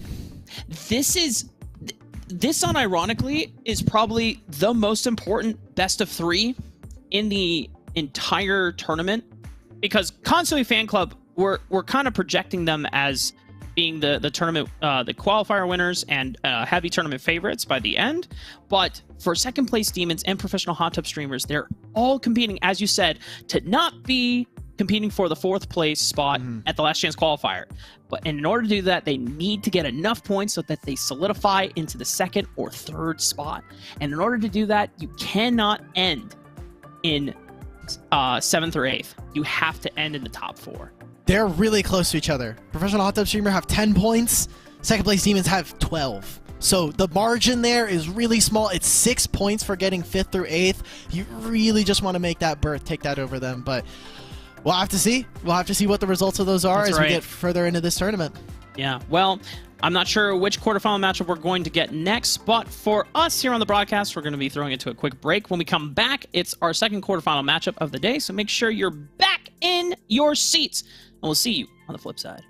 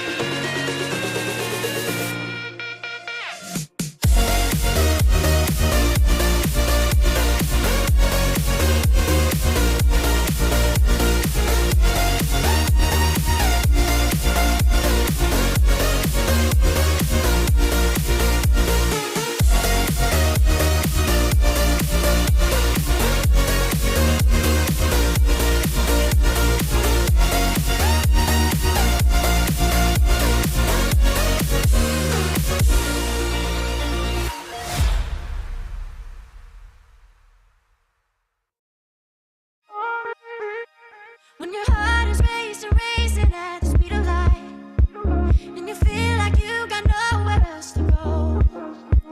No, I hold you till the sun comes in.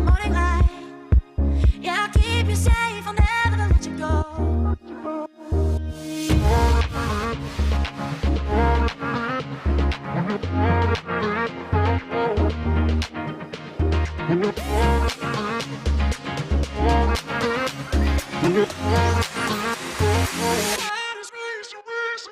heart is racing, racing at the speed of light.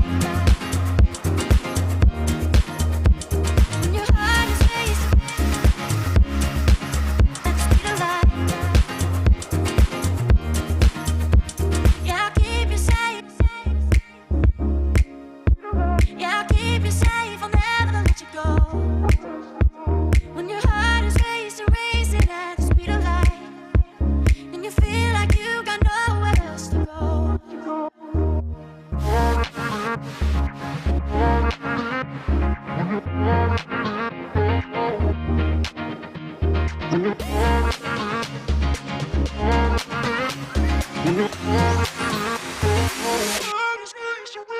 When your heart is racing, racing at the speed of light. When your heart is racing at the speed of light. When your heart is racing, racing at the speed of light. When your heart is racing at the speed of light. I'll keep you safe. I'll keep you safe. I'll never let you go. When your heart is racing, racing, and you feel like you got nowhere else to go.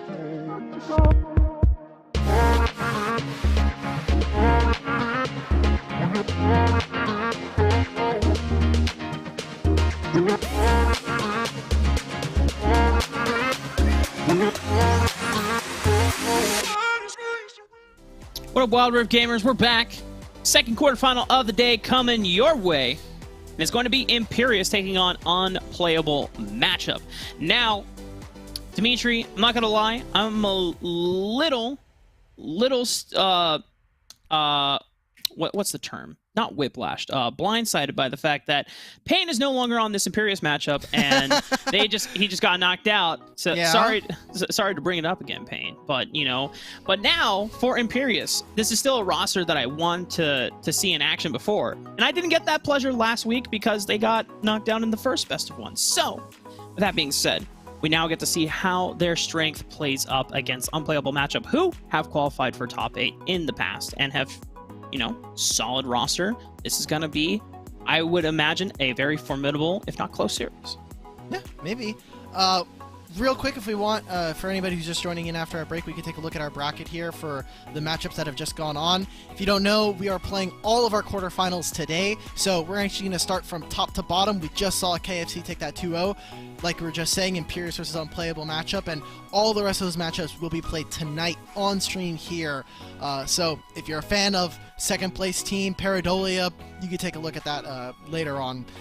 Coming back to this, like you're saying, the fact that Payne is not on this roster anymore, sad. But we don't have to talk about it anymore because he's gone, and we've also gotten rid of Kansu. Kansu was also on that commuter roster, so we didn't even get to see him as the face of Wild Rift in North America. It's unfortunate. But this Imperious team still has a lot of really great names. Suki, Dienzio, Jotu, even Alui and Tony, two people who, Alui coming back from his break from playing competitive Wild Rift, and Dienzio as well coming off of playing in North America, being one of the AD carries or the Dragon Laners for Tribe.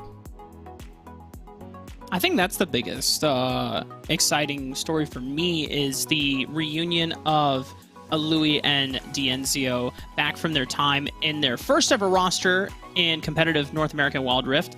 The first ever enemy roster, which was Alui, Tybe, oh my goodness, Truth. Yes. The Truth of Light, Dienzio, and Selma. So I'm super excited that Alui is back because we remember even early on into the year 0 of Wild Rift North America, we heralded Alui as one of the best Baron laners in a landscape where almost every Baron laner was playing things like Garen and Darius and non-carry Baron laners. Alui was consistently taking down people with strong side champions, duelists like the Fiora, the Camille, going once the Renekton came into Wild Rift, started dominant. Was one of the first people to bring that into the forefront and saying, guys, it's not just Malphite Garen every single game. You can play more champions this way. You can play more than the Gragas as well, right? And so seeing a Louis back after his short departure from Wild Rift is going to be an awesome thing to see.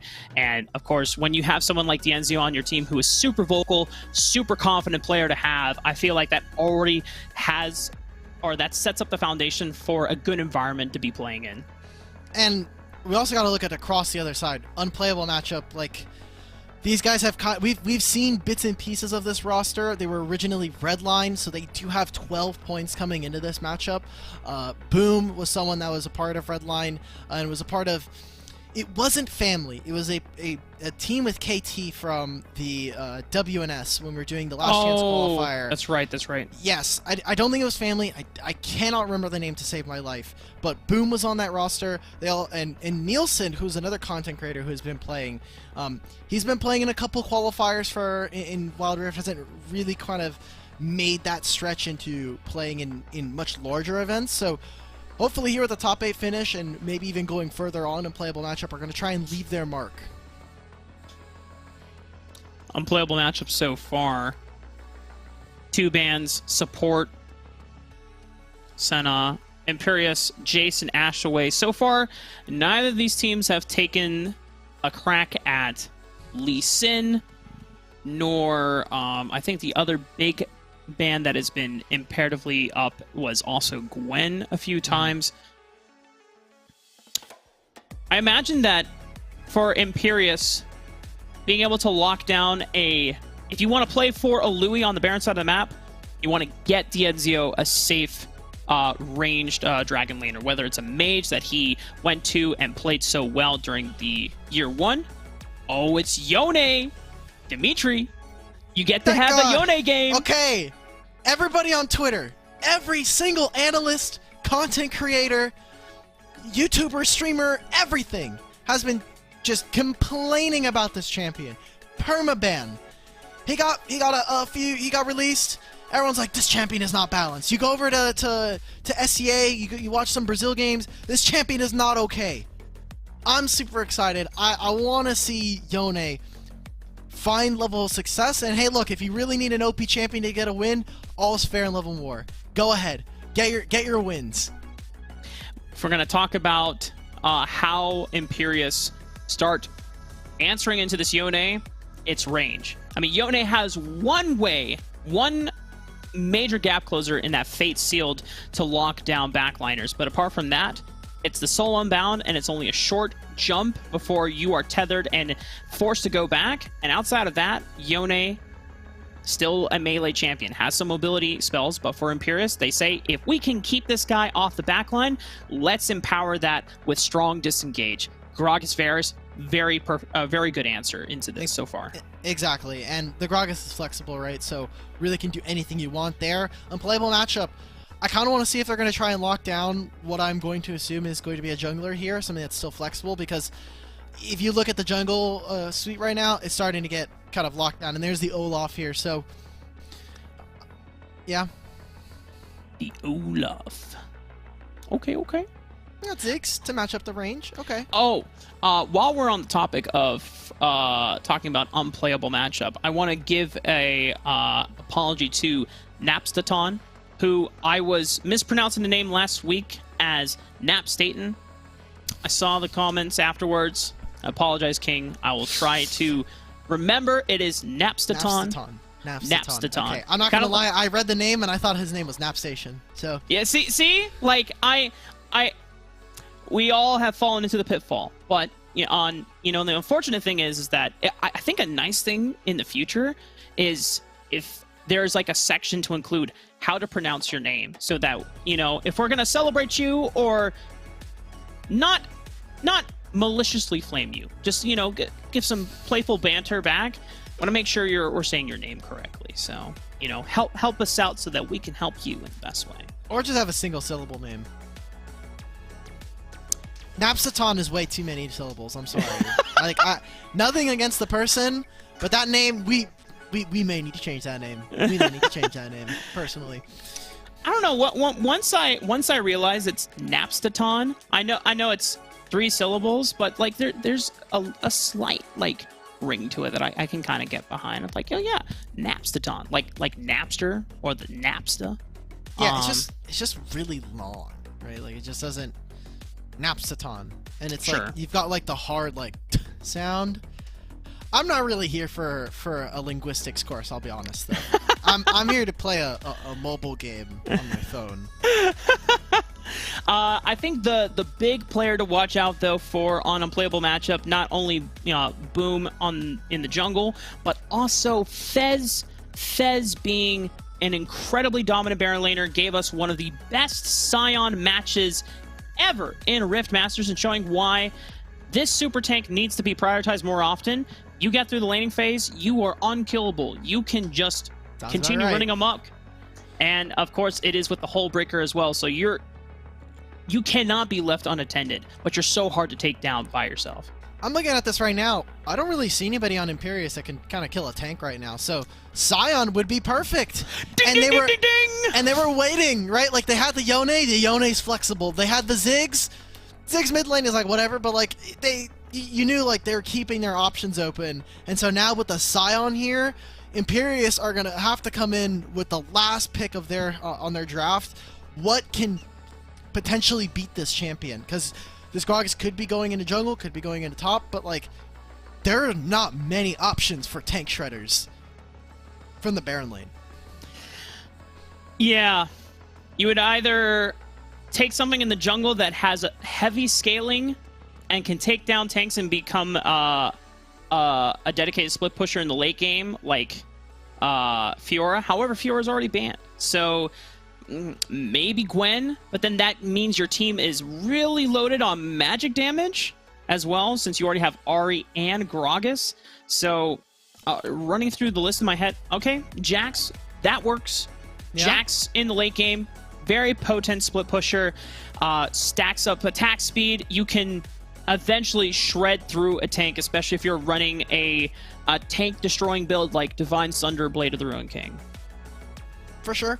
Also does pretty okay into the Olaf, right? The Olaf is sitting there with auto attacks, and just Jax is just twirling away on his lamppost. Yone as well has a pretty hard matchup, so I like this. This is a pretty smart answer to it. Ziggs is also not a great champion at keeping him away. If you can, use his satchel bomb and bomb him away before the leap strike, then everything's good. But I'm still a little bit worried here, Rafa. They've got a pretty formidable front line, and really all they need to do as the Olaf, the Scion, the Yone, if they ever do start these team fights, is just whittle them down. You are just chunking Imperius members down to below around 25 HP, or 25% HP, and then it is just Ziggs. Ziggs comes in and he's the finisher. He makes sure that, hey, look, I throw the bomb out, everybody's dead. Unplayable matchup. We're gonna have... They have a lot of the strengths that they built on in their one win last week in the quarterfinals. I think they were playing against... Who did they play against? Constantly Hate Club. 2-1. The one game that they won off of the back of Fez being absolutely unkillable on this Scion. Gonna see if Fez lives up to the name once again. But for Imperius, a lot of skirmishing potential. I'm actually genuinely curious whether they just send Gragas into the jungle or Jax into the jungle, because we've seen nerfs not only pushing Jax out of the jungle, even though I think it's still possible to play, but also buffs that encourage Baron lane Jax to come out. And Gragas has just been a powerful flex option that no matter which role you run him into, he is always a threat. Yeah. It depends on what they want, right? Like, if they want a jungler, if they want Jax to get a ton of resources, then obviously the jungle is where you really want to put him. You want to make sure that he's there, solo farming away, kind of has some good gank options with this Ahri, but if they want to make sure that, hey, like, this Scion is not going to be able to move, and they want to try and go for some early turret plates, then the solo lane is obviously where they are looking to put them. It's kind of just going to have to be up to, hey, what are we going to get into game? Like, which person is going to be picking this up? And for me, I'm looking at what's going to happen in the mid lane here, because this is Ahri versus the Yone, and Yone typically has an okay time into mages. Like, yes, he does get outrange, but his trading pattern involves a shield, and he can kind of disrupt them, do a bit of percent HP damage. So maybe, you know, like he has some good sustain in his kit. I'm looking for how Ari and how Yone can affect their lane, that they can then move out and affect the side lanes. Ari has insane potent skirmishing potential. Level 5 is going to be a big mark and wake up for both of these mid laners, as you already called out. Even Choco chiming in as well, knowing how explosive it's going to be. Fade Unsealed and Spirit Rush, it all then comes down to who you're attacking. Are you going for the 1v1 outplay, or are you trying to empower and snowball a different side lane? I imagine that with Imperius, probably want to play towards this Varus. If you get him out of the lane early, then you create this siege opportunity. Oh, okay. Counterpoint? Not a counterpoint. I just think Choco disagrees with you. I think Choco is actually asking to get an input on this draft. Okay. Well, let's see if I can. No. What? No. What do you want? You were talking about the Yone matchup, and he was just going. He was going hard. I Anybody know. who doesn't know, Choco is Rafa's to dog. So yeah. I'm trying to see if he'll make an appearance on the broadcast, but yeah, he's camera shy at the moment. Mm-hmm. Come here. Either he disagreed with the draft, or he has to go outside, which is still a famous Choco move. Yeah. Choco does indeed love to arrive in my room, say, I'm going to chill here for 30 minutes, and then immediately say, all right, I'm done. Let me peace. But I am willing. I can... Choco also doesn't like getting picked up, so I don't even know if getting him on broadcast is a good idea. Yeah, I'm trying to coax him into it, and he is just giving me the stank face. Like, please, he knows you're going to use me for pick me up. content. You're going to use me for content. Where's my royalties? What's my Exactly. percentage of the cut? Choco, I can give you like 3 turkey treats in exchange. Is that a good deal? No. He's not. Oh, wait. It's okay. Guys, for everybody at home, just remember, this just shows bribing works. Hey, baby. Look at Choco. Hi, buddy. Grace is asleep. I cannot do that to her right now. There we go. We got the full cam as we wait for draft to come out, or for the game to show up. Choco, what are your thoughts on Yone? Do you like Yone, Choco? No. I don't think Choco likes Yone. He's like, get me down. Hands off. Oh man. You know what? I might while we're loading into draft. Choco's really giving me the stank face, man. He's like, you don't even have to let me outside. Just get me out of this room. I'm like, that's fair. That's fair. Your room is larger than my whole place. As you can see, there's a kitchen behind me. So, like, what you honestly, cooking, Dimitri? I got well, nothing right now. I had to cook before this broadcast because I knew that we were gonna have a pretty long day. So, all right. Let me. Oh, okay. We're in the game right now. So okay. We're Gucci, and in the end, it's gonna be Gragas in the Baron lane. Woo! That's gonna be farming up a storm. All right. Well, it's just tank top laners, so not as much excitement as we wanted. Also, that's a weird Ari skin. That's a strange Ari. I didn't know they released it. That we've got Ionian Ari sitting up here.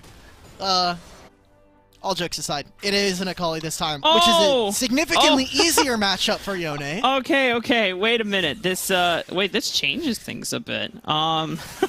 Yeah, pretty melee centric Imperius build, I will say.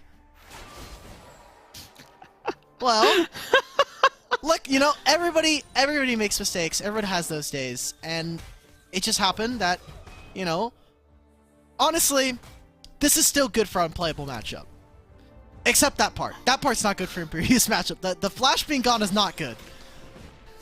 Just good look from Tony. Already being able to catch out Napstaton, who was trying to look for some vision to see where this Jax is going to be. Unfortunately, at the wrong place at the wrong time. And man, the flash from Napstaton. They don't. Wait! I'm done. Wait a minute. Already trade on to 1 to 2. Boom. Can he even up the odds? But it's the flash and the backflip from I'm done that gets him away from the Olaf. Okay, but boom. back in the WNS, when he was playing, he made his name known on this Olaf. This was one of his big prize picks when we saw him playing in the jungle. So already off to an explosive start. Yes, that is the flash coming out from Tony. They get the kill onto Napstaton. But Olaf, with a little bit of gold, does feel good. And Boom is definitely a hard carry. You can potentially even look to be a threat on someone like Dienzio later on. So far, it's 1-1, and for those that might be fooled by the IGNs, if you're tuning into the stream, if we start referring to I'm Done as Johto, they are one and the same person. Just Johto, you know better. I can't believe that I hung out with this guy, and he does not. I gave him some advice, and definitely one of them had to be, do not ever change your name to play in tournaments, guys. This is like Esports branding 101. If you do that, you just confuse people. People come into chat. The casters are like, I'm Done is actually Johto. Then we say Johto, and then people in Twitch chat who are not paying attention or just weren't here are like, well, what happened? Who's this Johto guy? All I see is I'm Done. It's no one wins. I think, you know, the funny thing was, a couple weeks ago, it was Johto's name was Baby, and then No. I'm pretty sure it's Suki in the Baron lane also saying Baby 2 or something, or I'm Baby, and now it's I'm Done and I'm Done too. So both of these guys are at fault. Oh. Both of these guys are committing broadcast difficulties for viewers at home. This is a crime. Like this. Oh, Denzio Flash. Point blank, Chain of Corruption's range. No way he gets They out did it! alive, right? But man, it looked so close. It happened to be, though, a Johto trade 1-for-1. Okay, but they're going for the Unite. I don't know if they're going to continue going for this. Inconceivable is just going to back off. They're going to try and clear out this wave. I like the aggressive look here. Oh, nice Fatal death seal. sentence from Inconceivable. Dienzio goes down, and you've got Boom already there in the back corner as well, alongside Napstaton, who goes on the tower. They can't look for another one, but man, it was close. They're making trades happen, and that's exactly what I wanted to see. And now, look at this. Ziggs can pick up this wave. Jax just pushed it in, so now he can go back to his jungle. And this is just kind of the push and pull that we'll continue to see, right? Like, Jax getting more and more gold, getting some more resources. But in the end of all things, you look at the matchup right now, Boom is slightly ahead. I think he's going to have to balloon that for it to be a little more meaningful, but still a pretty good start. Oh, boy. Well, for Imperious, if we look at the goal... Okay, yeah, just I'm looking at the good matchup. Flash. Oh, why would you walk back up? Okay, no, he wants to go for the explosive cast. Does he have the damage? Oh, this is going to be close. One more barrel, but the shield for the second ability. The first ability. Oh, I never thought tank on tank matchup would be so exciting and close, but Fez shows why this Scion is such a damn Chad. We walk back up. Suki, no! You can't do that. That's the Ignite. That's all of a summoners gone from the Baron lane. So Okay. Wait, I don't mean to interrupt you, but so this is also the confusing thing, because we don't know if this is Suki or a Louis in the Baron lane. No. This is why the names are such... This is why we That's just such a gotta call them by their problem. name. This is why we just gotta call them by their name. All You know right, who does have a well, name? That's Boom. Boom's doing it. He's got the Rift Herald. They're gonna slam this top side open. They're gonna grab this first turret. Yeah. Booming the Baron lane, as you do. First brick going over to the side of unplayable matchup. Oh. And whoever... Oh, Wait, okay, well, everyone's flashing tonight. I guess he knew that Dienzio was on his way and wanted to dodge out on a piercing arrow if it was coming from fog. Now, Rafa, I think we have some really fun stuff happening right here, because Yone's already finished his first item. He's got the Blade of the Rune King, so the sustain that's in his kit, between that, the shields, the Fate Unsealed, or the Fate Unbound, like, there's not much that Akali could do. Now that her summoner spells are down, she does have the flash. Napstaton can look for solo kills, I think, pretty easily. He is getting really, really tanky. Now with the Merc Treads as well, like, he's pretty difficult to kill already. And just the side lanes, I think, are going to become a little bit more problematic, especially if Boom wants to play towards. You already see this wave is going to push away from Imperious in the Dragon lane. You see that Olaf is pathing down here. They can look for a solo, for like a 2v1 here, but there's not many ultimates, so I think you still got to give it some time. Joe2 finds himself into a How do we know it's not predicament. Suki in mid lane or Louis in mid lane? Oh my god! It's doomed. We gotta harass them. Look, I don't condone harassing players most of the time. This is definitely one of those times where I'm like, guys, this can't be real. And this is only because we have a previous relationship established with supposedly Joe2 and Suki. All three of these players. Or even a Louis. Like, they know us. We've met them in person. We've hung out with them in person. So this is nothing malicious. This is, in fact, for the betterment of the broadcast experience and for their branding. Go on Twitter.com @ALouisWR. Ask him who's playing tonight. Please. Oh! Uh-oh. Well, I'll tell you who's not playing right now. That's Tony. Yeah. You're great. Not even gonna go for it. Alright, well, that's the wave. You see that I'm done clone 1, I guess. He's just gonna back. They're not gonna be able to go for this. I mean, they have complete control of the map from unplayable, right? Like, Fez, he's pushing in his wave because the turret is already down. Look at this! Look how annoying this is! He has the Sunfire Aegis. He just walks up, mini wave's gone. Cool, it pressed my second ability. Awesome. I'm gonna walk mid lane now. Bye-bye. And there's not much that, Dienzio can do. Like, he has his summoner spells. Are they gonna go for this? Look at how many people are collapsing on the bot side. We're gonna get an all-out brawl. Yeah, we're waiting for Napston to push over, but there's already a brawl in that missed. Tribush. An unplayable matchup was already ready to support Napston for his siege, for that push. And the rest of Imperius are caught with their pants down. They didn't realize how invested into the fight unplayable matchup we're already going to be. Everything's doomed, Rafa! They just got the massive kill. Akali could not get there in time, and even with the fate sealed not landing, Tony was super low, so he had to get out of that fight.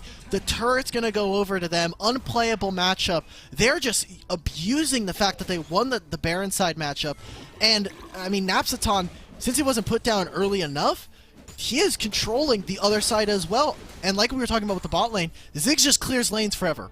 He does not ever actually have to interact with anybody, so the fact that he was able to move as well just means it's more gold, more experience, and a larger deficit for Imperius to try to come back from. And when we talked about Imperius, we're trying to build up this fortress composition, something that most of these players are familiar with doing from their time in Year 0 of Wild Rift. We didn't get to think that Unplayable Matchup would be able to do something similar because while this fortress does not play around necessarily Ziggs, it's a fortress that moves forward. And it demands attention from Imperius, so no one ever thinks about, oh, that's right, there is a Ziggs that's just destroying us with tons of magic damage from across the rift. I wish there was a Warwick in this game so we can call it like a Hal's Flying Castle or something. Oh, well, Dimitri, I don't know if you realize this, but Warwick is coming to Wild Rift. I know, but he's not here yet, and he's not in this game, so it doesn't really matter. That's technically a howl. The Rift Herald, when it dies. Do we get? Is it really a howl? It's like a howl of pain, like, oh no, I'm dying. Okay, all right. Didn't think we were gonna get that on the broadcast. Everyone's been blessed. Now imagine you're playing League of Legends or Wild Rift with Rafa, and he's playing jungle. He's playing Lee Sin. He uses the first ability, connects it to another player. There's 4 people sitting in a bush waiting for him. That's the exact sound you get when you're trying to play at like 9 in the morning. It definitely wakes you up. It's less of a shriek and more of a cry of pain. It's just a shriek, a shrill shriek. You should see when Seraphine gets picked. This guy goes crazy. Oh, everybody knows. Don't get me started. Oh, only the real ones know from Year 0. There you go. But we got a dragon fight starting up here. It's Dimitri. the ARAM time, brother. It's time to sit mid, trade waves, and wait potentially for all of this. Now, you take a look at this for Imperius. The onus is on them to make the play. They do not have vision of this river. The top side, the Baron lane is pushing against them, so they will eventually lose that turret. And you look at this, like, they can very easily catch this dragon side turret. So they force the flash out of luck. I don't know if that'll be enough. They have to be able to revisit that and get him. But he's over the wall and untouchable in the situation. Look at what Dienzio is doing. They're pinging. They're going for this. They're going to try and grab this mid-tier 1. They've already grabbed the first dragon, so Imperius, they're not as pressed to contest for the dragon. They're using the dragon to push a playable matchup away from the attention of the mid wave. And you already know, an experienced player like Dienzio knows to prioritize turrets for freestanding gold over an objective that is super risky to play for like dragon. And look at this. They've summoned now the Rift Herald. We'll see how much effectiveness it's going to get out of it. And even if it doesn't kill, wait a minute.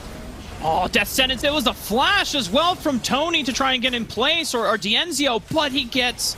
where is he? I can't even see him. He's already back into under the tower. The other fight in this skirmish on the river, you already see, I'm done too, trying to get as much work done as he can.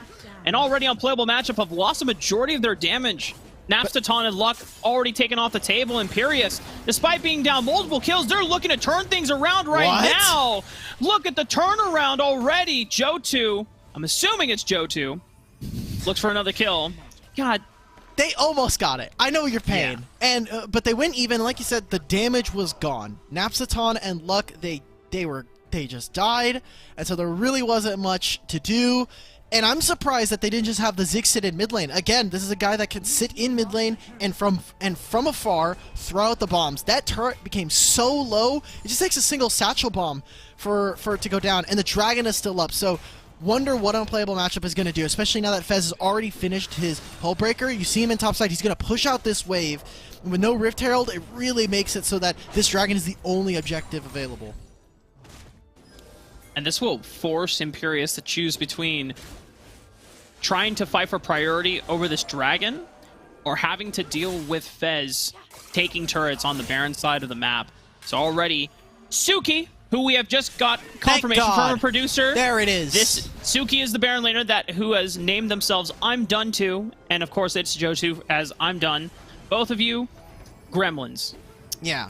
I'm actually... Okay, can you pronounce Deceive's name? Because I know you and I share a love for Naruto in particular, so I was really excited to see this guy's name the last couple weeks. I'm not gonna lie, the resolution on my spectator has been like sub 360. Same. It is Kodo Matsukami. Oh, Kodo Matsukame. Okay, yes. okay. But it's Deceived, so that doesn't really matter either. Like, it's the same thing. I remember seeing this last couple weeks, and I'm like, yeah, me and Rafa should get this one. We're in sync on that one. We should know what that one is. But there it is, the Hullbreaker, like we just called out. It's in, and oh, there well, goodbye, Inconceivable. Yeah, great look from Deceived. Johto already instinct goes immediately for the backflip combo into perfect execution before Inconceivable can even respond. This dragon should go over the way of Imperius unless Fez wants to say something about it. He's got a flank angle here. If he lines himself up for it, he can look for the unstoppable onslaught. Deceived is going to look to... Good interrupt by Deceived, making sure that Fez doesn't get the full channel onto Dienzio, but Napstaton for the right flank, finds an angle onto Dienzio, and boom, runs in, rampaging through. No Tony means no smite for the side of Imperius. This should go securely over to Boom, and the rest of unplayable matchup. Oh, and Napstaton lives with like 1 HP!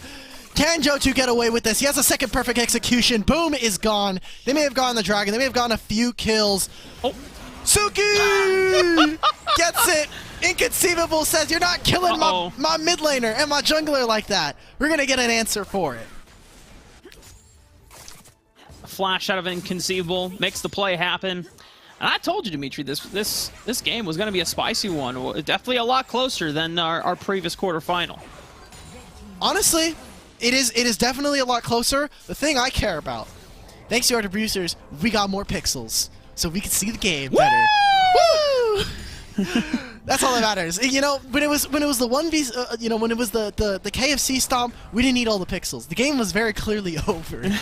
This game is infinitely closer than what we were seeing. So, coming back to the game, Rafa, I think right now, unplayable matchup, it gets easier and easier for them to play this. It is on Imperius to try to outplay, for them to outspace their opponent. And the entire time, like, this Akali versus Sion matchup is unplayable for Akali. Akali's like, I'm going to try and kill you, and Sion just ignores her at all. Like, look at this. Who cares? Okay, wait a minute. Fez is caring a little bit. Fez? Fez? Okay. Fez doesn't care. Nice. Yeah, good flash. This Sion, even with very little magic resist is still hard to take down for someone like Joe2 on this Akali. What is this champion, man? He just chased him across the entire lane. And Suki's going to go down. So they've now opened with the Baron lane. They can put down wards if they really want to. But I think the part that is super important for an unplayable matchup is they just want control of this river. They want to force Imperius to get a little bit antsy, look for something. They don't know where Akali is. If they can get vision of her, they can say, hey, maybe we can go look for a Baron. No dice quite yet. There's a ward on the Baron pit, so unplayable matchup have to wait for either sweepers to come up or to go back to the base and get a control ward, but doesn't look like it's going to be either of those options for them right now. Just waiting for picks around the river. Oh. Wow! All right, so there's Baron. That should just be Baron started. Now, here for Imperius, what can they do? They have range with the Varus, and they still have Akali. Gragas is not going to be in the area, so unplayable matchup, I think correctly so, recognize, let's just fight. And it forces Joe2 to go in with the perfect execution. Otherwise, he would have been caught up by the unstoppable onslaught. But Joe2 still finds a way out to stay alive. Wow, hits the zone, just gets out. Doesn't even have the stopwatch or the Zonia's boot enchant. He just straight up leaves. It does stop the Baron, and it buys them time. So impressive stuff coming out from Imperius' mid laner means they get to stay in the game just a little bit longer and prevent that objective. Despite being down 5,000 gold, Imperius are still finding ways to keep themselves at least within striking distance against unplayable matchup. It's going to come down to the Elder Dragon at this point, where depending on how advantageous the outcome of a fight is, and with Elder Dragon on your side, you just make it even more securing for that Baron take afterwards. Yeah, and again, this Scion is going to continue to be a problem. Look, already has 2 cannon minions. This next wave is going to come in and make it more and more problematic. You see right now, Tony is doing everything he can to get gold in his back pocket. He's taking his jungle camps, he's sitting in mid lane to try and protect, but there's not much that they can actually do. It seems like, Rafa, we're just going to have to wait until the Elder Dragon that's going to be coming up soon. And that's not happening for at least another minute at this point. Yeah, so, there it is. There's the 1 minute timer. Unplayable matchup. They know how dangerous it is to play against Baron when they have answers like Joe2 and Dienzio who can punt magic damage or just go for a burst over the wall and have your magic resistor shredded by the Baron. So it's just easier to wait and stall out on this bottom river side. There's no real split push pressure being built up by the solo lanes from Imperius. It's just about maintaining control of this quadrant. Okay, wait a minute. Jojo's just gone back in. He has to use his ultimate here if he wants to escape. Perfect execution, Shuriken backflip, goes golden with the stasis, Deceived buying as much time as he can, second cast of the perfect execution, escapes the damage from that Mega Infernal Bomb, death sentence onto Tony and just stalls him in his place, 14 seconds on Elder Dragon. Okay. 10 seconds counting. They have push in the mid lane and push in both Baron and Dragon lanes, which means they will have access. Oh. They're going to look for it. Fate Unsealed. Fate Unsealed onto 2. Now Imperius, can they survive Here this comes onslaught? Joe2. So far, it's a lot of damage. Boom is going to lose out on the GAA, and Joe2 waiting for perfect execution to come back up. He's doing so much damage. It might just burn out Fez. Fez still has flash, can look for the teleport to get back in time, but the rest of unplayable matchup do not go down despite losing out on HP and GAs. Unplayable matchup. They need to cycle their recalls. Not everybody can leave at the same time, because now it gives them a window for Imperius to come into this river, clear out vision, gain mid priority, and look to try and threaten onto this dragon. But it seems like the rest of the members of Imperius, they're saying, look, we want to finish some of our camps. There's such a focus on bot side that a lot of the minions in the camps are going to the wayside because they recognize how important this objective is to winning the game. Fez is an important part of this as well. Already steaming over towards the top side of the map, using that whole breaker to empower the next cannon minion to give that pressure over to the Baron side of the map. That's going to force Suki's hand, and that might give another window where unplayable matchup have a 5-on-4, but it's just a 4-on-4 immediately being forced right now. Imperius have the upper hand. They found inconceivable. Deceived flashing forward for the stun. That burns the Ragnarok from Boom. Those are vital resources and cooldowns being burned, and Imperius will start up the Dragon now. Okay, and look at this. Look at where the Baron laners are. Gragas sitting in the mid lane. Sion, he didn't know if he wanted to go for the push onto the inhibitor or what. Napsaton's going in. Boom's here. 6,000 on the Elder Drake. Can they make the play happen? They need to get Vision. There's They need to maintain Sion! it so that Boom can just walk in and look for a steal. Fez is here already. Sion, he's in the middle of the pit, so he can maintain Vision. Who's gonna 3,000 get HP. it? Wait, they're just killing right on through. Who's going to get the Elder Dragon? They got Boom! Secures the Elder, and it's absolute disaster for Imperius. They thought they had the pressure advantage, but Fez comes in, saves the game, stalls it out like the Giga Chad that he is on this super tank, and makes it possible for Unplayable Matchup to win the game. He just made the hero play for them. Knocks up 4, keeps them all stuck, tanking damage. Tony gets obliterated at that point. And Fate Unsealed, well, that's Imperius down game 1. And Playable Matchup taking the lead on that one with really good ways of splitting up the map. Dimitri, That's me. do you remember at the top of the draft, we were talking about, hey man, people are sleeping on the power of Sion, and one of those people that made great use of Sion was Fez, and then he locked it in. Look what just happened! I love Look Sion. what just happened! I love Sion so much. Fez made it happen again! Now, there are improvements to be made. This was not a perfect game by any means.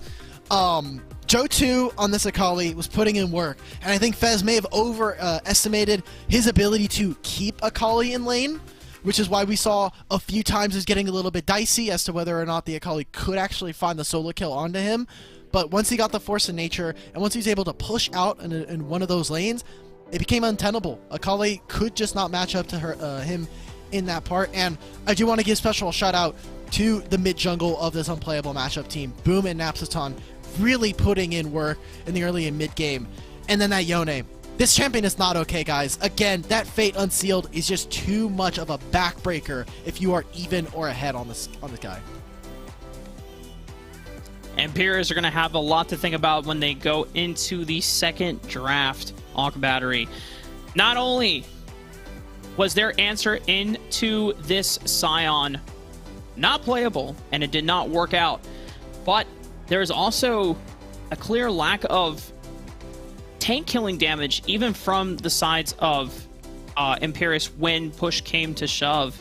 The objective control seemed great in certain moments when Jotu had those angles to flank into the backside. I think the biggest thing, though, for them is underestimating Boom's Olaf and his strength and his ability to just force engages and force his way into the backline with... Unfortunately, when you go up into an Olaf, normally when you play against any other dive threat, you can disengage with Gragas ult, you can disengage with Varus ulti, but Ragnarok lets you ignore all that. The only way you can stop Olaf is if you physically create terrain in front of this guy, or if you have ways to escort your Varus over a wall, so that even if he doesn't have flash, you can get him out alive. And so, if you know that you're going to be playing into an Olaf again, you might want to be investing a Jarvan potentially. Might be wanting to invest a Thresh just to keep your backliner safe, or your backliner needs to have an escape tool once the flash is burned down as well. I think there was a key example of kind of an unclear goal in mind for Imperius. They're on the Elder Dragon and they're hitting it, but they kind of skipped steps. They had the Sion coming in on a flank that they should have been able to see coming from mid lane.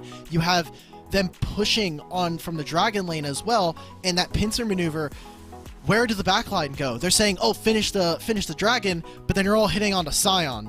And then Sion's creating a lot of chaos in your backline, so your frontline doesn't know what to do. And that kind of chaos just means you're not clearly focused on what you need to do, what is the win condition in that situation. Unplayable matchup, you saw, I mean, the earlier parts of the game were a little all over the place. There was a solo kill in mid lane, there's junglers kind of everywhere.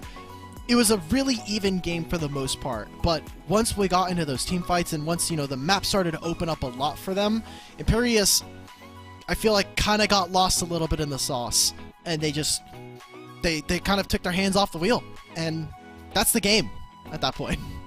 Yeah.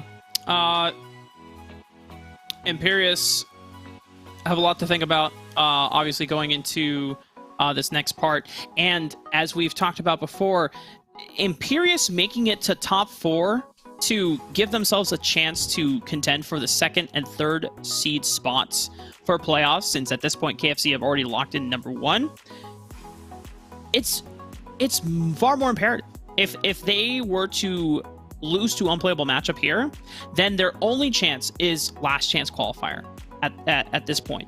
They while they had a high finish in the first week, they didn't get through their best of 1 round and didn't make a top 8 placement in the 2nd week. So Imperius on the back foot, unplayable matchup. I don't know if you want to let this Sion go over to Fez again, to be honest. Is it Sion or the Yone, right? Like, either of them, you only got 3 bans, and 2 of them have to be used if you're going to do that. As we get into this draft, Imperius, again, on the red side, they had their side selection. They chose this one.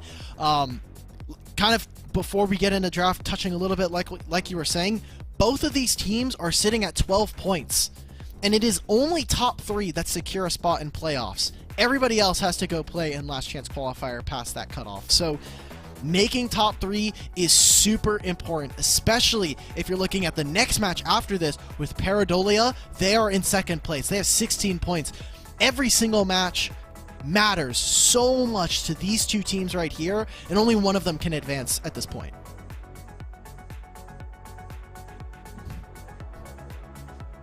Getting chills, Alk. Yeah. Stakes are even higher for both of these teams now at this point. For unplayable matchup, find themselves 1 game away from finishing into the top 4, putting themselves at being able to play for at least a semifinals finish, if not a finals appearance, if they were able to blast through their semifinals opponent as well, which would be, well, hang on. They do match up against KFC after this quarterfinal if they're to win. So, I mean... Just win the semifinal, bro. Just win yeah, your you know semifinal. what? Yeah, the future has not been written yet. The story has not been told. So, we'll see. I didn't know Sarah Morales was on the stream. Imperius find themselves banning the Olaf first, recognizing that the Olaf was in the priority list for the first 3 picks. If they feel that Fez's Sion is also as worthy of a ban, they can look for it in the 2nd phase. And so for an unplayable matchup, Jace hits the Rift. Okay, Jace, a flex pick here. Either Napsaton or Fez could pick this one up. Sion is still a good matchup into Jace, right? Like, Jace is sitting there wailing away at, throwing all these skill shots at you. It sounds like, I do not care, bro. I am just sitting in front of you. Riven's a good answer there as well. Still a flex pick, can be in the Baron lane or in the jungle. But really what I'm looking at is, what is our mid lane matchup going to be? Because Napsaton and Johto were going at it. Akali versus... I mean, Jotu's Akali is legendary for a reason, and he was putting in work in that last game. And getting a duelist like that for Napsaton, I think, is so important. With Camille there, still anything goes. Could be jungle, could be Baron. This Jace also triple flex, because we have seen junglers still go to the Jace jungle, Tybe notably last week. Oh, but just as I say that, there you go. We got the Lee Sin. So now everything is settled. Nah, our top 3 core. I'm glad that Imperius decided to put respect on Boom's Olaf, because there was a reason why these guys, why Boom in particular, made top 8 last year. It was because of this champion. Olaf, and he would get it, just runs over the game. It was his signature champion by far. And so now, it being gone, getting on the Lee Sin is still an aggressive pick, and definitely one that can be super explosive, especially when you look at unplayable matchup. That level 2, level 3 power spike for them, ooh, so dangerous. It's gonna be good. Gonna be really good. For Imperius, this Shen lock-in.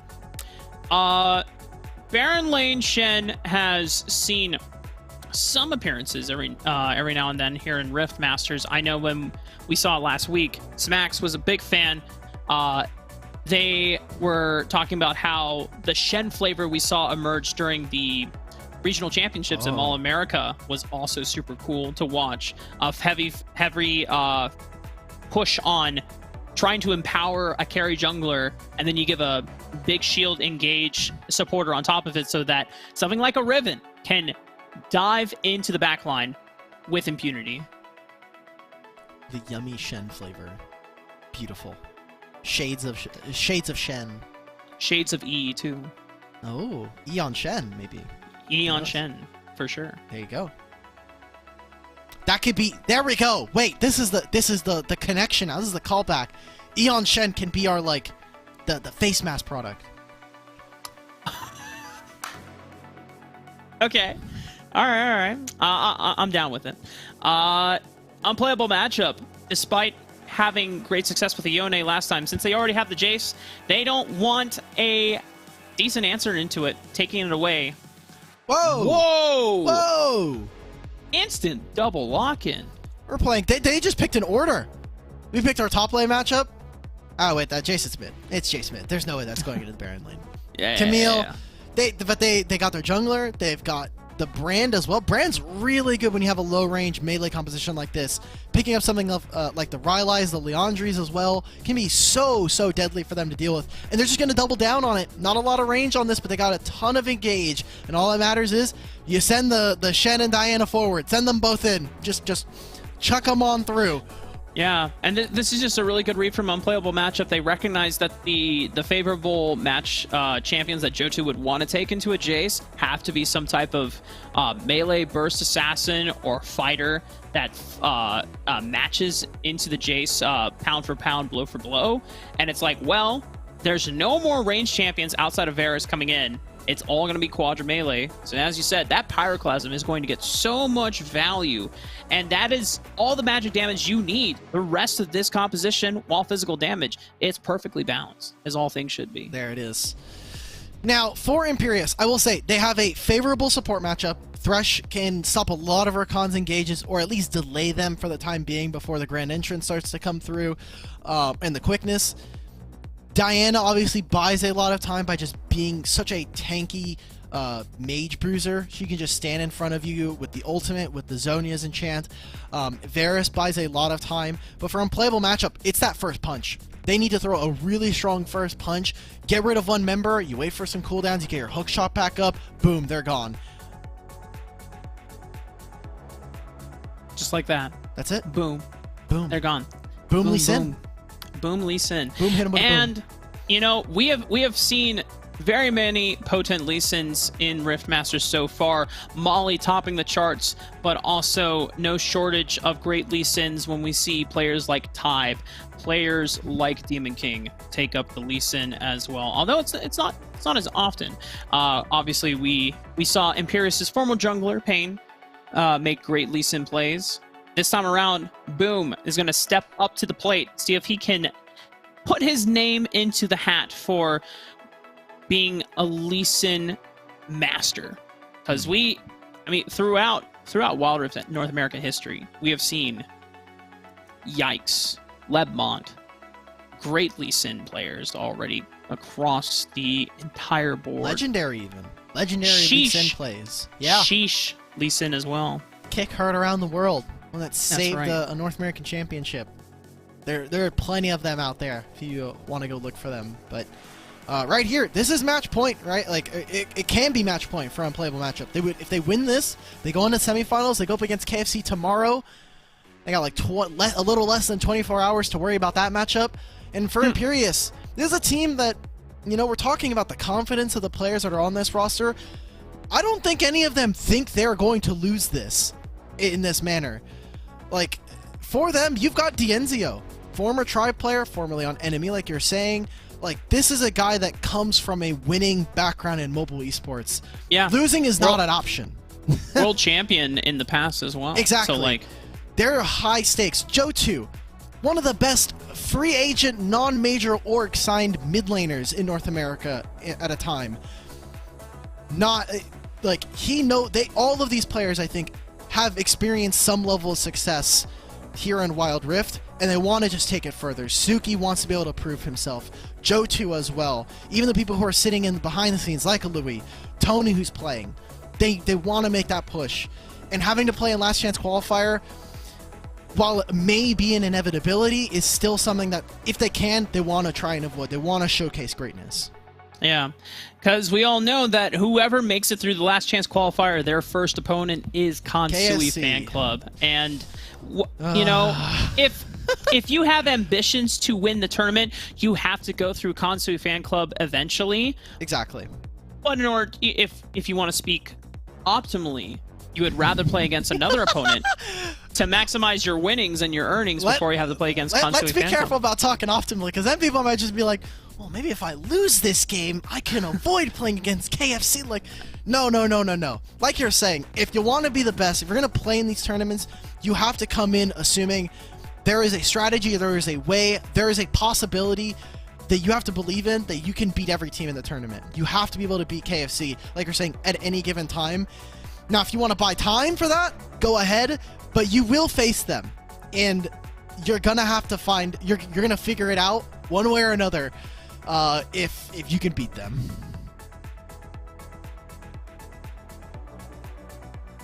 Where's his vibing, everybody? If you can tell, Rafa's getting into the music. We're waiting for the game to start. Rafa, since we do have a little bit of time, and it's been on my mind since the Warwick topic, is there a champion? What champion are you most looking forward to being added to the game? I've already got mine because I don't know why. Talking about Warwick made me think of another person that I really want in the game, and her name is Belveth. Really? I want Belveth in the game. Dude, imagine how broken this champion is in Wild Rift.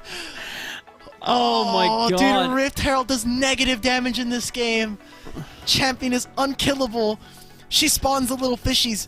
If we have only Wild Rift players in the audience right now, good luck. Good luck when this champion, if this champion ever gets put into the game. You are not gonna have fun. This would be like Shyvana, but on steroids, where Turbo Shyvana. Yeah, Turbo Shyvana, where you just can't. You cannot let this champion farm, or you will just get outscaled, and you will lose the game sooner or later. That she is like a worse time bomb than Kassadin is right now in Wild Rift. Good luck, everybody. Yeah, but you know, for now we don't have to worry about Belveth. I mean, Dimitri, I don't know why you haven't already guessed which champion I want added to Wild Rift. Nidalee? Yeah, Nah, that champion's gonna suck. You, dude. That champion's gonna suck. No. I don't care if she sucks. I'll still play that champion. Yeah, I know. Everybody, if you want to have a really fun time and Rafa likes you, go ahead and play a game with him. Eventually, once you get past like 10 to 15 games, there will just be one Ezreal jungle game. You will just have to, just get through that one. But then after that, it's good. My Ezreal jungle slaps. I don't know what you're talking about. We still lost that game. I don't know what you're talking about. I was playing Camille. I was smurfing that game. Yeah, it wasn't our fault. We were doing fine. Wait, did we have an AFK that game? We did. That's why we lost the game. Oh. We were actually destroying the top side of the matchup. But, of course, the only teams that we're looking to see if they're going to destroy their side of the matchup is between these two, an unplayable matchup of Imperius. Right now, Boom was looking for mid-rotation. Good coverage from Imperius, and they're blocking them. Oh, did Tony manage to steal away the crab? I couldn't see the very last tick of it, and it looks like they did. Cheeky little devils from Imperius. There we go, and they get the other one at the same time. So you already see Napsaton's like, oh, maybe I can go for this, but he knows. He just saw Riven cross, go across the mid lane, so they're gonna have to give this one up. Boom. He's gonna fall behind just a touch here, but I like the early plays. They're at least going for stuff. They're making sure that they're not playing asleep at the wheel so early on. And you already see the mid lane also made the roam up here as well. So Jace will get an additional wave here. Feel a little bit nicer, kind of catch up versus his counterpart.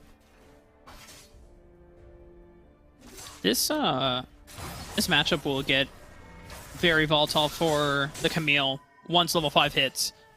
Because the Shen and the Camille, after spending multiple games doing with Kangas, you can trade decently well, right, with Camille, but then once you hit level 5, you're at a distinct power disadvantage, because Camille actually has an ultimate, and you don't. Are you saying this is a bad matchup for Shen? I mean, it's playable for the first few laning first few levels, but then okay, who was playing Camille? Was it Kangas? Was Kangas playing Camille? No. He was playing the Shen. Oh, well, then that explains a lot. Dude, this matchup's so free! Yo, we're not real. Don't believe... Look, do not take matchup data from Kangas. I'm sorry. Damn. Well, not only that's an L for Kangas, that's an L for Napsaton, as he gets ganked by 2 people, and Tony hits up first blood. I swear, all 2 weeks that I have been on and Kangas hasn't been on, somehow, some way... How did he get flame last time? How did he get flame last time? Smack's called him bald. Oh. That's pretty good. Thank you, Summer, for that one. Respect. Respect. No! I think our producer's still working on a reel where Kangas is just... all the highlights of Kangas just getting called out. It's like... No, respect. Respect. Respect. No, I like that. Thank you to Summer for that one. Gotta keep Kangas's ego down. Real recognizes real, okay? They made her... They now... Coming back to the game, they did force this play on an Napsaton because now he doesn't have summoner spells, and at any point, Diana can just move out of this lane and look to try and go for something else. As you see right here, Riven is in the top side. Tony's going to try and look for this onto Fez. Now, I don't know if we'll have time to touch on this matchup just because Dragon is spawning. You see that the Boom is here on Lee Sin, but this Camille matchup is only playable based on Shen's E. So Shen never uses his E. Or his third ability, the stun, the dash, and neither does Fez. Because as soon as you use it, it can be interrupted. The dash comes out, if Camille tries to set up for a stun, Shen just taunts them, and that matchup is over. You use your first ability, get the Spirit's Refuge, all of her auto attacks are gone, and if she ults you, well, guess what? I'm playing Shen, I do not care. Like, that matchup is doomed. Probably makes sense then why unplayable matchup we're looking to attack that lane. Boom. Saw a hover opportunity, could not go for a clear kill though quite yet. Seemed like Suki was safe enough. Meanwhile, Johto and Napsaton have rotated to the bottom side of the map. Both objectives have spawned. The question is, what do teams want to contest for as Johto finds himself against 2? Ooh. That Sonic Wave not landing was critical into whether or not they could get that, but see, they're making the trade here. They got control over the bot side because they forced that onto Johto, so they're going to start out this Dragon. Rift Herald is here. And maybe they won't get the Dragon, but I think they're going to look for a fight here. Flash coming in. Shen ults here. Oh, onto Johto. Suki has arrived at the party. 3-man Moonfall.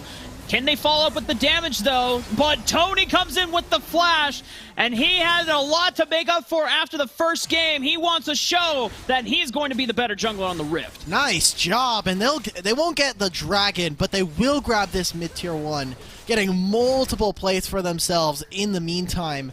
Fantastic play. I think in playable matchup may have over-indexed into that bot side of the map. And now even with this, they just straight up kill Boom. I thought he was going to get away. They'll grab the mid-tier 1.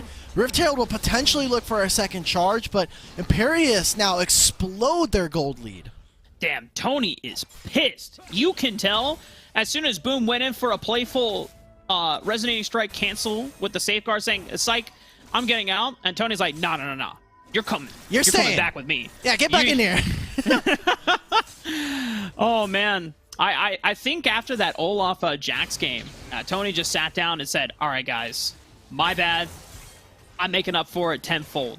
I'm taking us to semifinals." I'm taking us to semifinals. Well, he not only has to win this game, he has to win the next game as well. So, still got a tall task ahead of him and a long night potentially for unplayable matchup if they want to stay in contention for semifinals.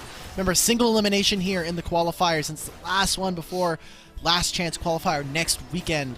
But for now, unplayable matchup, still here, still in the game, right? We still have Dragon in the next 3 minutes. Like, there's not much doing. They do not have to overforce for plays. And honestly, this is something that I want to see from Inconceivable that he did really well last game, which was, hey, you're playing Rakan, look for plays.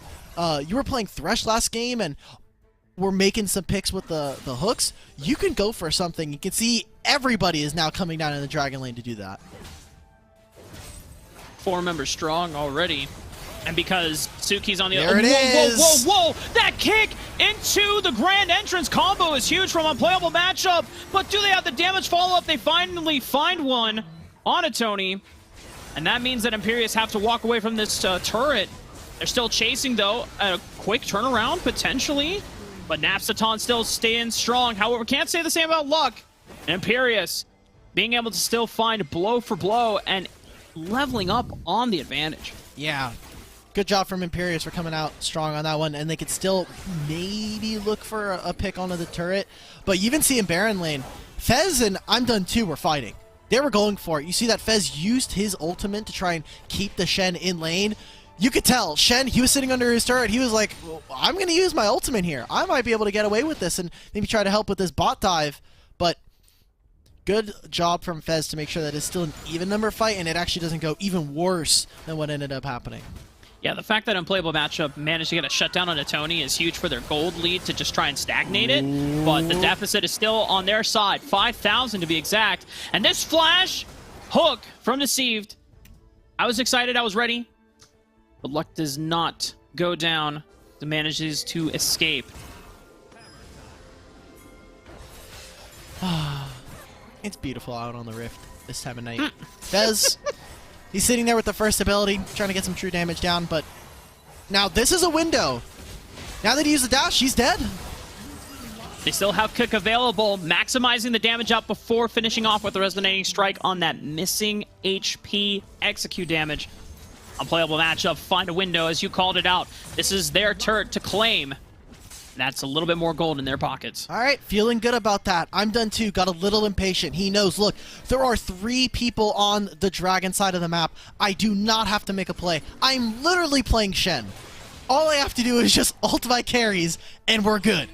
But feeling like, hey, maybe I can go for the solo kill. Their jungler really hasn't been Baron lane all game, so let's just go for it. Let me try for it. Ends up losing his turret and his life, which could end up being a really good way for Unplayable Matchup to come back. They are still almost 4,000 gold down, and with this Rift-Tailed and Dragon coming up, you can see there are some different plays going on. Imperious want to continue compounding that gold by getting the Rift-Tailed, and the timer is a little bit off, so they can get this and the Dragon at the same time. Look at this. Can they make the play either onto the solo laner here or dive this Shen?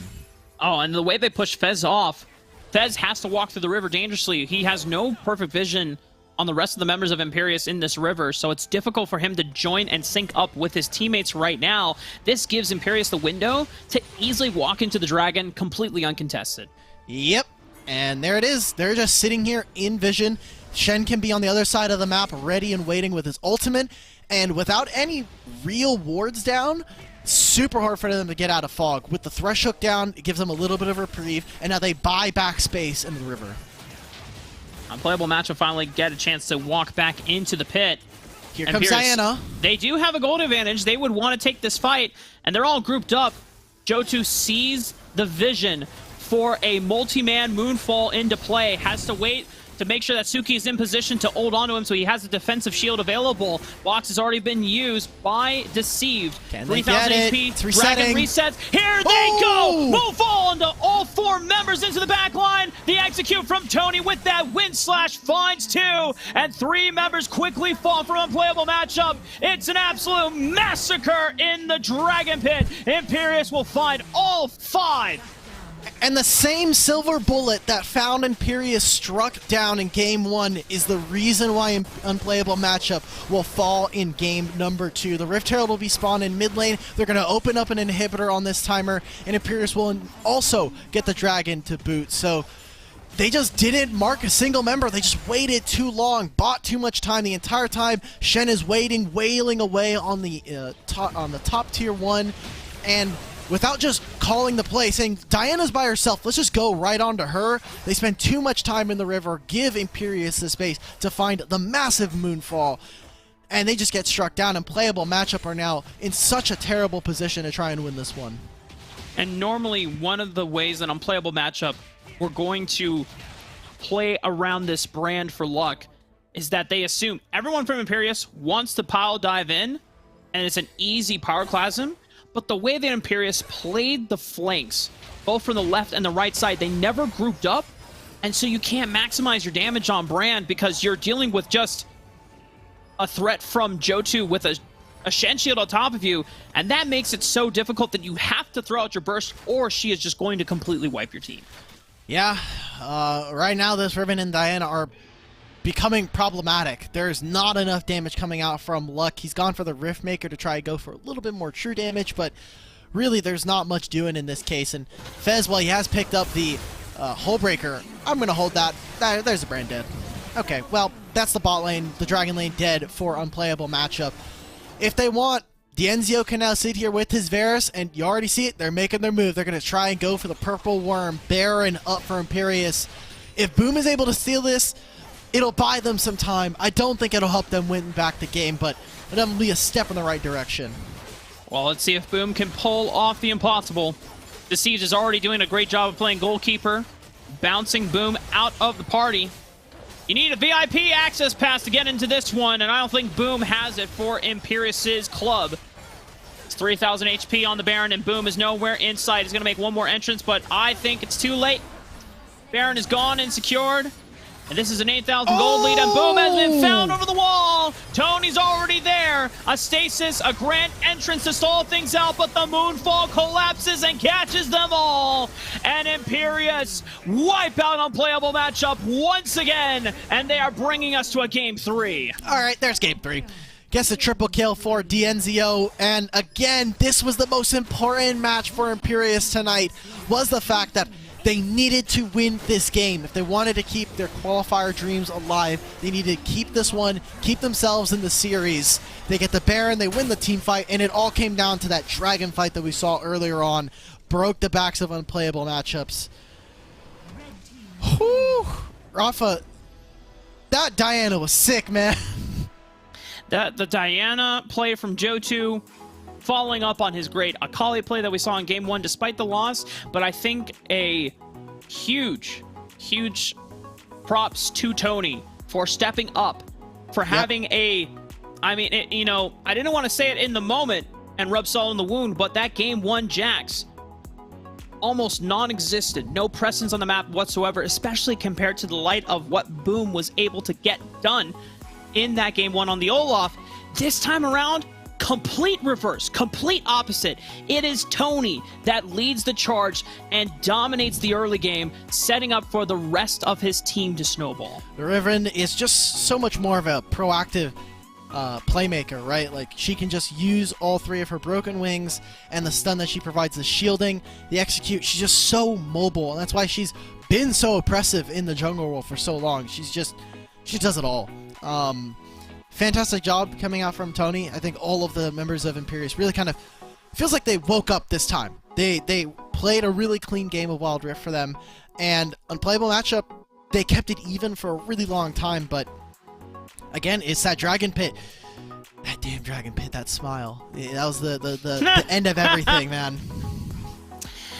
People always get their socks in a mess when they are trying to figure out how do we dance around this Dragon Pit. They stumble, they trip and fall, and things get really messy really quick because Wild Rift, such a fast-paced game, and when things happen on your screen and you're trying to process what's happening but also communicate vital information to your teammates, as you say, people get lost in the sauce sometimes. They're just like trying to figure out how to outplay their own battles without thinking of the bigger picture in the moment. This time around, after a brutal Game 1 from the side of unplayable matchup, Imperius bounce back. They come in with resolve and resounding confidence, and this now pushes us to Game 3, where once again we have to reiterate the stakes for this. You beat this matchup and you at least qualify into semifinals, and you give yourself a bigger chance to look for a top 3 seed, whether it's second or third. Yeah. There's a pretty big tie right now, because second place Demons is also 12 points in, right? So there's a 3-way tie for third, and all of them want to make it. Only one of them out of this matchup can go. We'll see second place Demons later on in the tournament. But it only gets tougher from here. And now this is the most important matchup. It's the best of 3 that's turned into a best of 1 now between these two. Unplayable matchup. Game 1, I think, carried by the fact that they had Yone. The Yone made such a big difference in those team fights alongside the Scion, but Napsaton this time was completely neutered. He was silenced this time around on the Jace. After getting solo killed, he just wasn't a very big impact on a lot of the matchups. And then we got to see Johto this time not have someone who could match him. Because in game 1, it was that Akali, like you were saying, where he was just putting up numbers, but couldn't win the game, couldn't kind of finalize the edge on some of those kills. Yeah. This time around, without a mid laner to match him, he just went unevaded, just completely slaughtered unplayable matchup. So what changes are we going to see? That is the question for both of these teams now. Because Imperius made their changes. They took away the Olaf. They didn't even worry about the Scion pick because they had unplayable matchup already showed their hand. Locked in their first 3 topside champs in the Camille, Lee Sin, and Jace. So now it is unplayable matchup who have to change things up. Do they say, man, when Tony is on a jungler that has actual agency early on, he is a threat. He cannot be slept on. And so we need to make sure that either that is denied once again, or do you focus on the Johto matchup, who both games 1 and 2 consistently dominating, consistently performing. Who knows, man? Like Tony, there's just so many jungle options that I don't know if there's really like a surefire way to just, oh, we got him, we locked him in, unless you consider mind control a form of like a mind control. Yeah, you just mind control him into picking like a super dog, no agency jungler. If you can't do that, then really, I've been talking about it every match. I want to focus on the mid matchup. We need to make sure that Napsaton and Johto, you got to tilt it in one of their favors. If you're on unplayable matchup, you want to make sure that Johto just doesn't have a fun time. Send 3 people into his lane. Make sure you have a jungler that can rather easily kill the enemy mid laner and not really rely on trying to skill or try to play like a Lee Sin and I have to land every single one of my abilities to try and kill this guy, because we actually didn't see a lot of action coming out from the Lee Sin very early on. Boom did not get a chance to really leverage that early snowball ability that Lee Sin has. We talked a lot about how many of the top performing junglers have consistently found huge leads off the Lee Sin. Didn't happen for Boom in unplayable matchup. So we'll see if this is something that Imperius feel that they need to be threatened by again as we go into game 3, or if unplayable matchup will run it back, say, okay, you know what, we missed our windows here, we know we can get it this time. Oh man, we'll see what happens. They're continuing to keep the Olaf there and the Ziggs, which I think is really smart of a find there. Taking that away from unplayable matchup means that the bot lane matchup is not going to be as free. You really, I think, if you're Imperius, and especially if you're Dienzio, you want to force the enemy like Dragon Laner to face you. You want to try and outskill him. He is such a confident guy. He's a guy that plays off of the confidence, plays off of his own ability, because he trusts himself. He knows that push comes to shove, he will execute in a fight. It's just if all the other pieces around him are set up for success. Good Ashe ban, too. Never want to have to deal with global ultimates like Ashe that just allow picks to be made. And it's Johto potentially slamming down the gauntlet and saying, let me show you how to play Jace. I hope he does. I hope Johto's able to show off on the Jace. He's been such a melee... I guess a lot of the mid laners have shown a lot of excellence on melee champions, but Jace is just one of those where you have to be able to play both sides. You have to... No. How did we forget about this, Rafa? No. The Yone. How did we let the Yone get through? Well, Mr. Alk, I will say that Yone has seen mixed results. Some teams look really good with the Yone. Some teams don't get to leverage the Yone to great success. So sure. It's not an immediate win condition. It's not an immediate loss condition. It could be a strong pickup. Napsaton was able to provide a lot of CC and a lot of playmaking in the game 1. And then with the Gragas pickup that is still flexible, more engage, more disengage potential, as Imperius are going to double down on the safety on this Dragon Lane with the Senna Galio combo. I think this is the first time we've seen the Senna let through completely.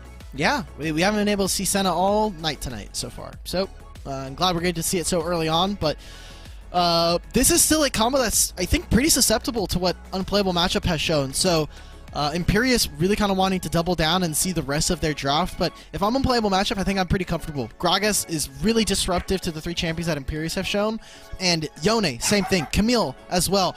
Grace, you agree? We agree on this draft. Let's go. Let's Gracie go. chiming in. Grace has woken up. Yes. She is ready to. Oh, she's been contribute to awake for the broadcast. past like 45 minutes. She's been attacking me the whole game. Oh, okay. It's okay. Gracie just wants to see the action. Oh, look at that. See? Gracie agrees. Yeah. Grace actually just wants to see the rest of this drop. That's why. She saw the Shen. She saw that Yone's getting through. She's like, guys, Scion's getting through as well. It's not looking good. Give her a front row seat. Grace, can you come here? Come here. Come here. Okay, there we go. Let's go. Come on, Mama. All right, Gracie. What do we think? What do you think of the draft, Mama?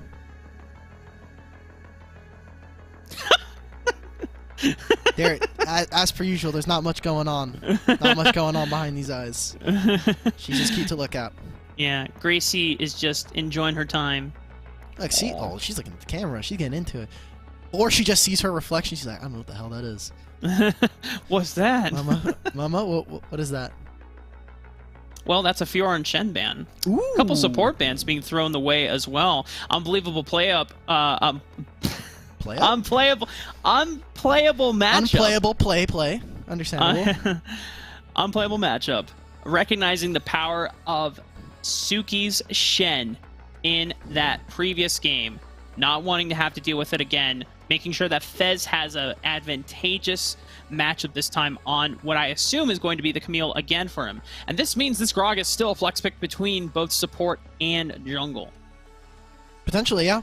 A lot of options here. They want to try and... If I'm them, if I'm unplayable matchup, I want to just try and give Boom the best possible, versus match if I'm in the jungle. I want to see what they're going to go for. And Imperius, they lock in the Lee Sin here. So Tony, we wanted to see him on some champions with some more action. Well, there you go. There's the Lee Sin. We'll have to see if he can get that going for them. And let's see what their last pick is going to be, because they need to be able to tear it up on the Rift. Again, final game for them, potentially, for either of these two. Imperius. Down to the last pick. There it is. Dude, Imperius.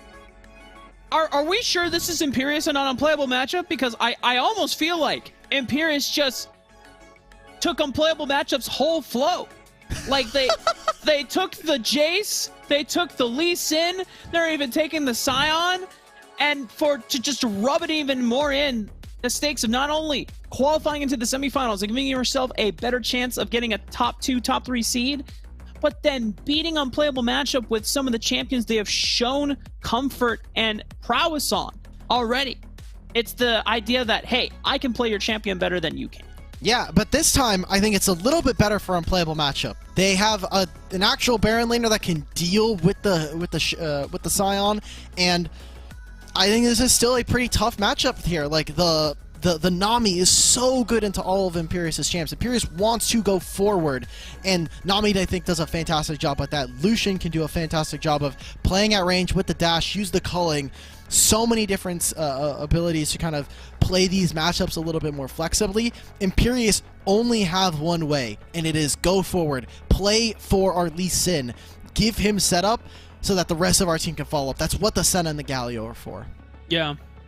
Galio can either find pockets of engage set up by the Scion if he goes forward first with that ultimate, or if Jace and Lee Sin are just feeling super ambitious and super confident, you just find a pick in the jungle and you just go in with hammer to the skies, and then it's like, all right, I got you. Let me give you some damage reduction. I'm going to follow up with a knockoff of my own.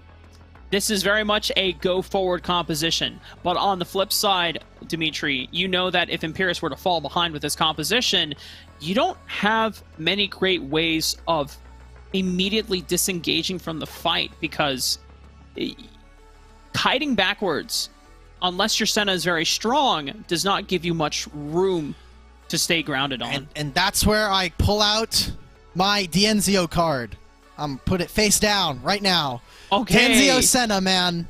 This guy made a name on this champion, for crying out loud. This was one of his picks last year. And you have to think, not much has changed from now to then. Again, Dianzo, legendary Dragon Laner here in Wild Rift for North America. And if there's anybody I trust to play this guy, it's going to be him. He is going to play for, you know, hey, I'm getting my souls. I'm going to be putting down damage during the team fights. But it's all about, can he survive? Yone's going to jump on top of him. Camille's going to do the same. Lucian could do that.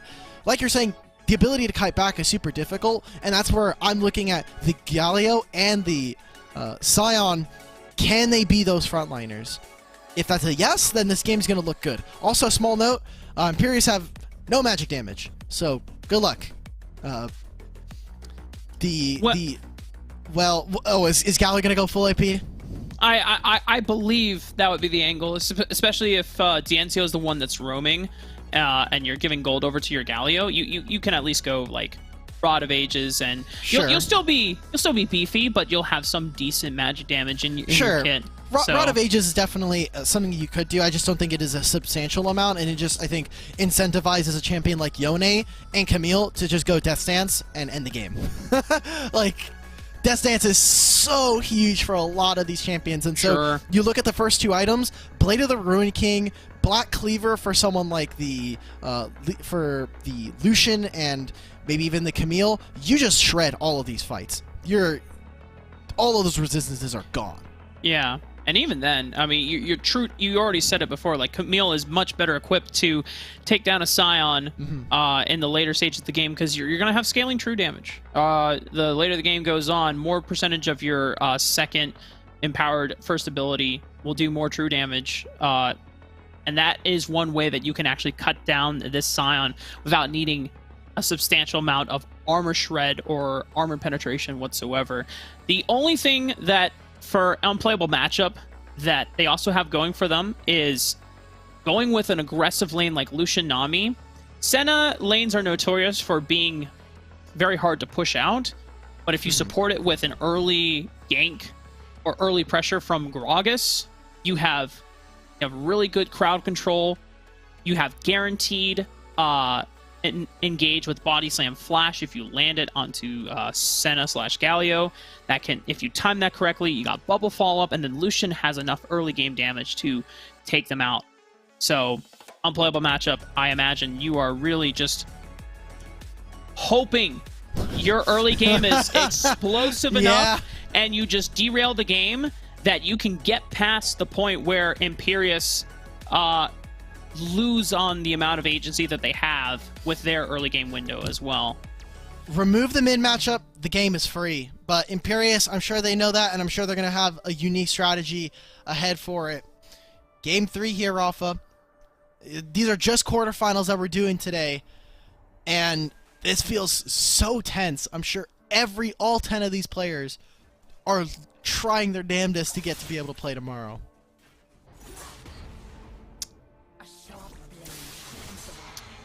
So far, already the trading has begun. And curious with the starting paths of both of these junglers. Boom on his red camps. Same with Tony.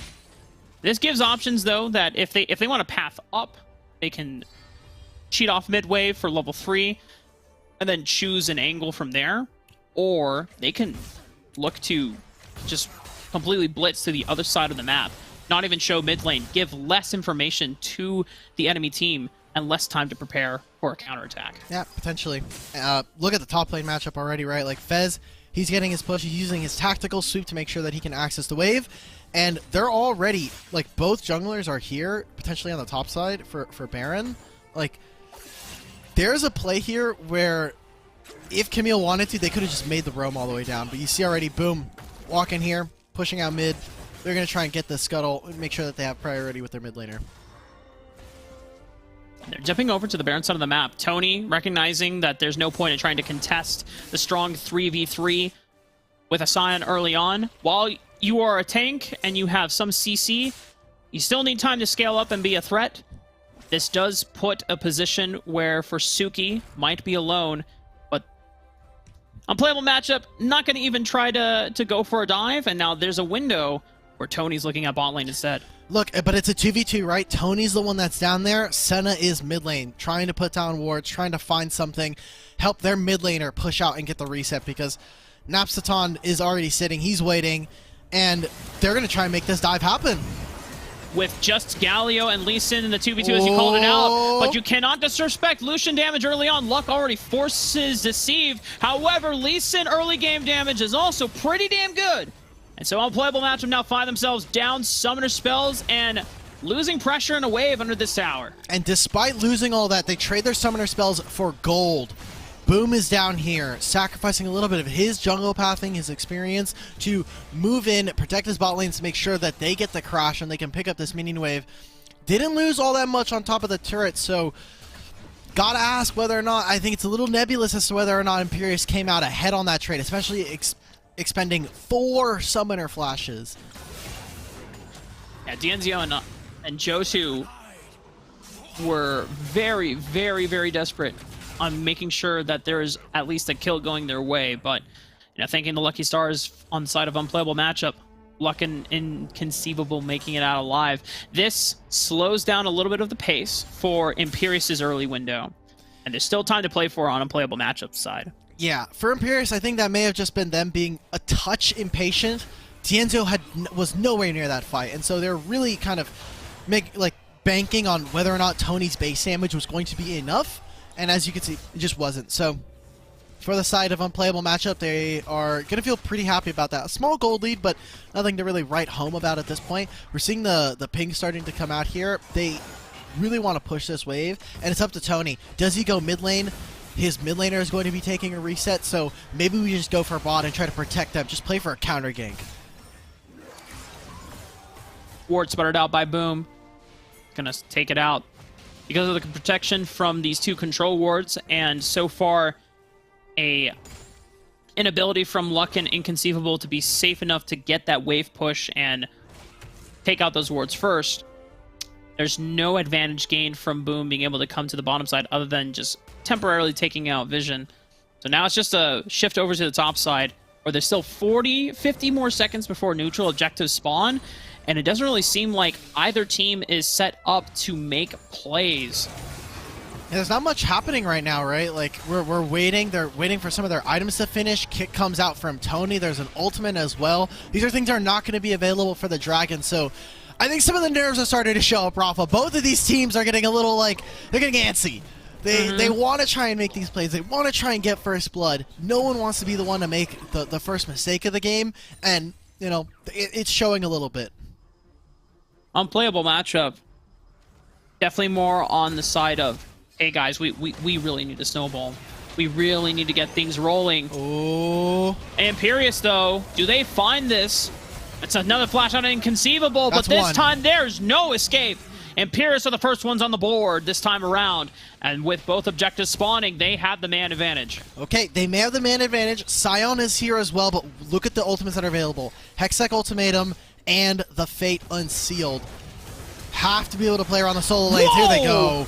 Deceive, Justice Punch Flash, but the answer back from Napstaton. Whoa! Fate Sealed buys up time into the backline with that 3-man knockup. That was huge from Napstaton. Wow, finds that, and kind of an unfortunate engage. Now they keep finding roots, but I mean, Suki on this Scion just went way too far into the turret, ends up dying, and so now that means Rift Herald is available for Unplayable Matchup, despite a little bit of a sketchy opener with Conceivable going down. They're going to come out ahead on this trade. Napstaton is still sitting in mid lane catching this, so Imperius fall down a little bit. Very clutch for Unplayable Matchup to secure this Rift Herald. This gives them an objective window to play for first brick. Imperius, off of their recall timer, are burning this dragon down as fast as possible. Boom almost gets in range, but between Tony and Jotu, they're going to be able to secure and at least trade one objective over to their control. Okay, but this is why the Rift Herald is so important right now. The Rift Herald should be able to buy time and at least buy space on the map for you to set up for another objective. And maybe they want to try and go for this dive into the turret, but Camille is super low, and they know they have a Galio and Senna, so diving under the turret is just so dangerous. I think Fez thought that Boom was in a difficult spot. Sweeps on in with that hook shot. But Boom already got out, and then it looked like Fez was in trouble. Oh. But good explosive cast. Wait, who took it? Was it Tony? He took it! Oh, Tony took it! Oh my goodness. Base Tony maneuver right there. Tony trying to show up. Perform on every single champion as possible after game 1. And now unplayable matchup once again. They were not able to secure first brick quite yet. Oh, but the flash hammer swing from Joe2. That's the Jason Sec right there, baby. Good job coming out from Joe2. Secures the kill onto Luck. So now the last 2 plays from unplayable matchup have just not worked. They got the turret, or they used the Rift Herald. I say that, and Fez nearly solo kills Suki. He's going to have to back up, but his team is there to come and pick up the wave. So, I mean, Imperius are playing right now really, really well. All 2 of the lanes that we just saw from unplayable matchup did not go well. The Rift Herald doesn't go to plan. Luck just gets killed under the turret. They're not even able to scratch this one. So, Imperius are looking really strong. Good responses for them. The game is still neck and neck at this point. I think it's really going to come down to these objective setups then. So far, neither team is in incredibly devastating position to take a first brick before the other team. Because both on the bottom side of the map and the top side of the map, you have turrets that could go to either side. Already, Tony is setting up for this dive and saying, Napstaton, do you want to protect for first brick gold, or do you want to protect your life? It looks like for now, Napstaton is going to try and defend this wave, and he gives enough time. Yep. Yeah, but they're not going for the second one. And you see right here that this is another quadrant gone. This could be wolves potentially taken. Tony, it looks like they're just going to continue to index on this turret. You see that they're actually just hitting this wave. Find this on Inconceivable.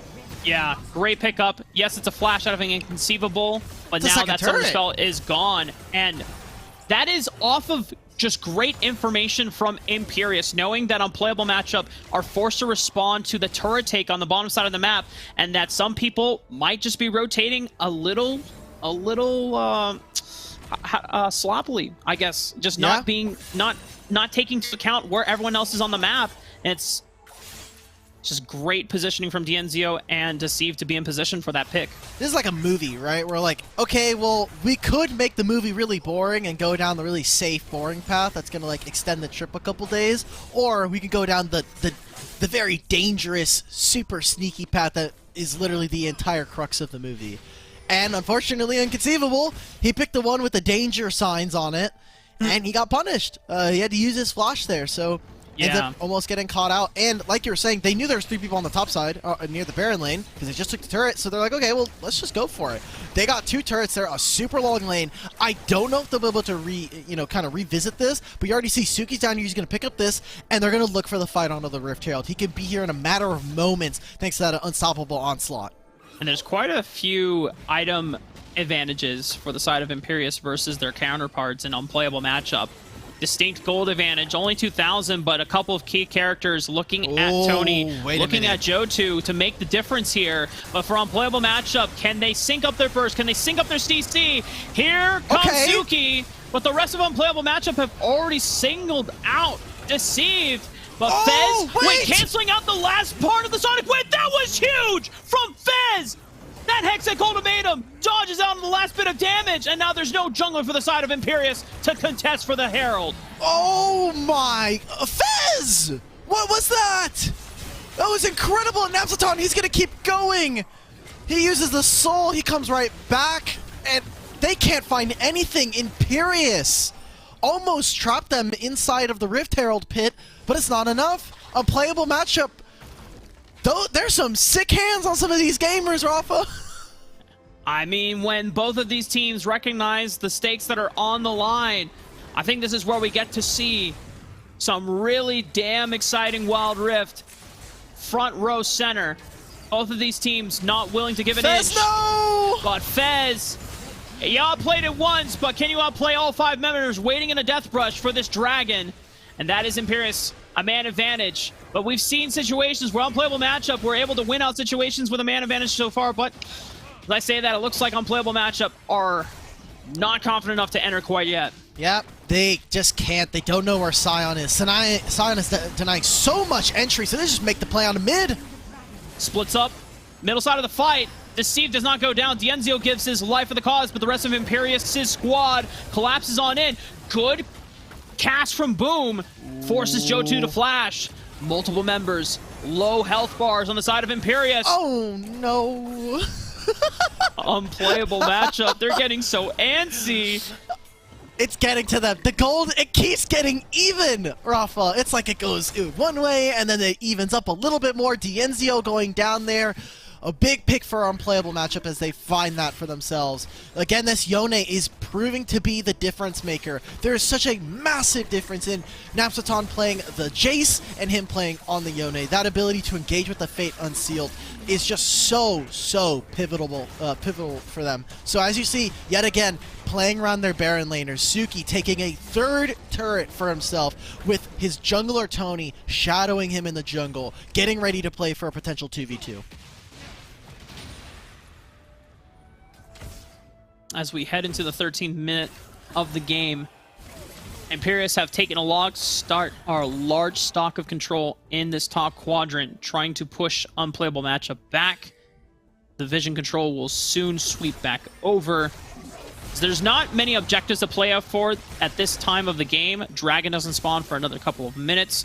Baron is too difficult to take down by yourself, but they're forcing this engage into the mid lane. Dienzio's collapsed upon, but he's got a huge shield thanks to that ultimate, and the rest of Imperius holding line strong. There Here it comes Napstaton, but it's not enough damage to the back line. Suki comes in with the ultimate and forces unplayable matchup to retreat, meaning they could not follow up on the damage. And no one goes down from the side of Imperius, so they'll get this mid-tier 1 that unplayable matchup thought was going to be impervious, and potentially even start to look for a second turret. People are coming off of some respawns. People are coming off the spawn platform. He's going in!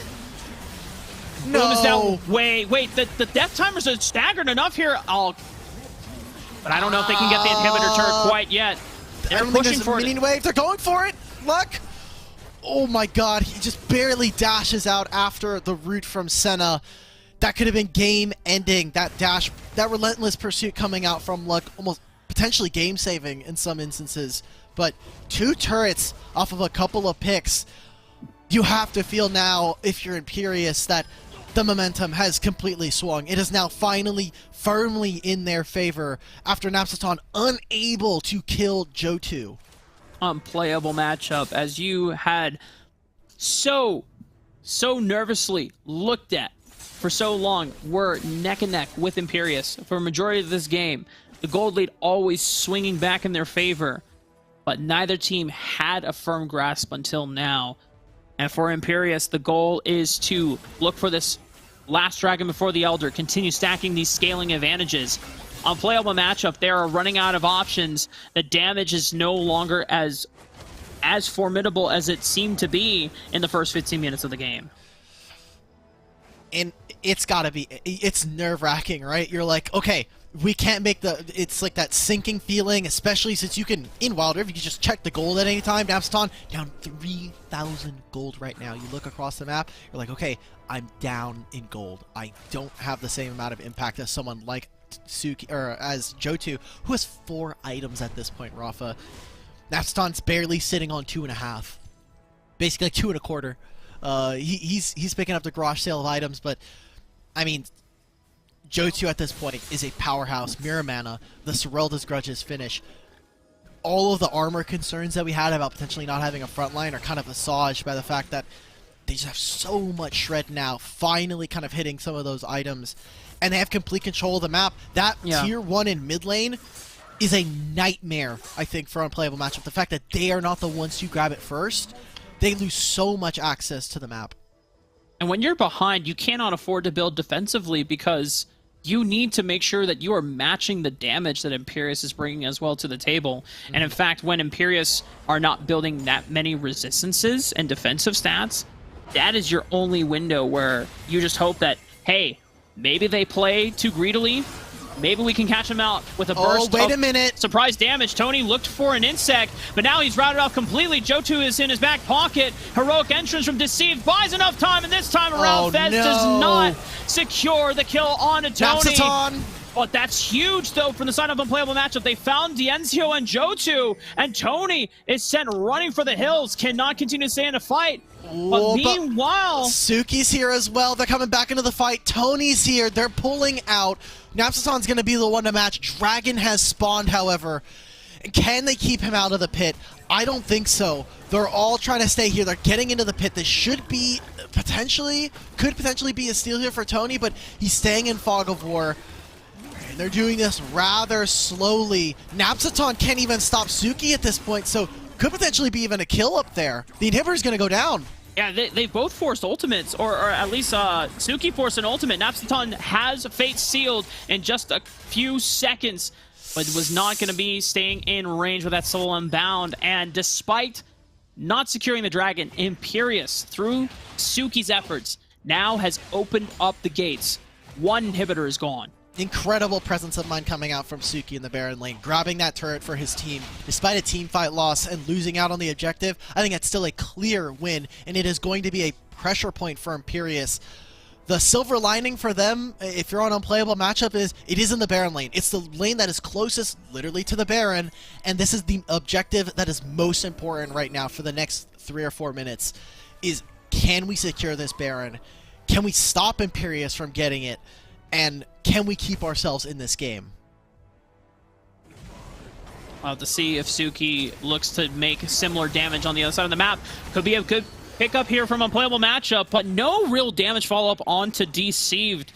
This is a very hard to take down Galio, building completely almost full AP. This is Rod of Ages into Death Cap, probably looking for a Morello or, I'm assuming, a Rylai's third item. I was going to say, I saw the Giant's Belt, I'm like, that looks like Rylai's in the inventory. Again, there's a lot of melee, so hey, why not make it so? There's short range on the enemy team, let's go for it.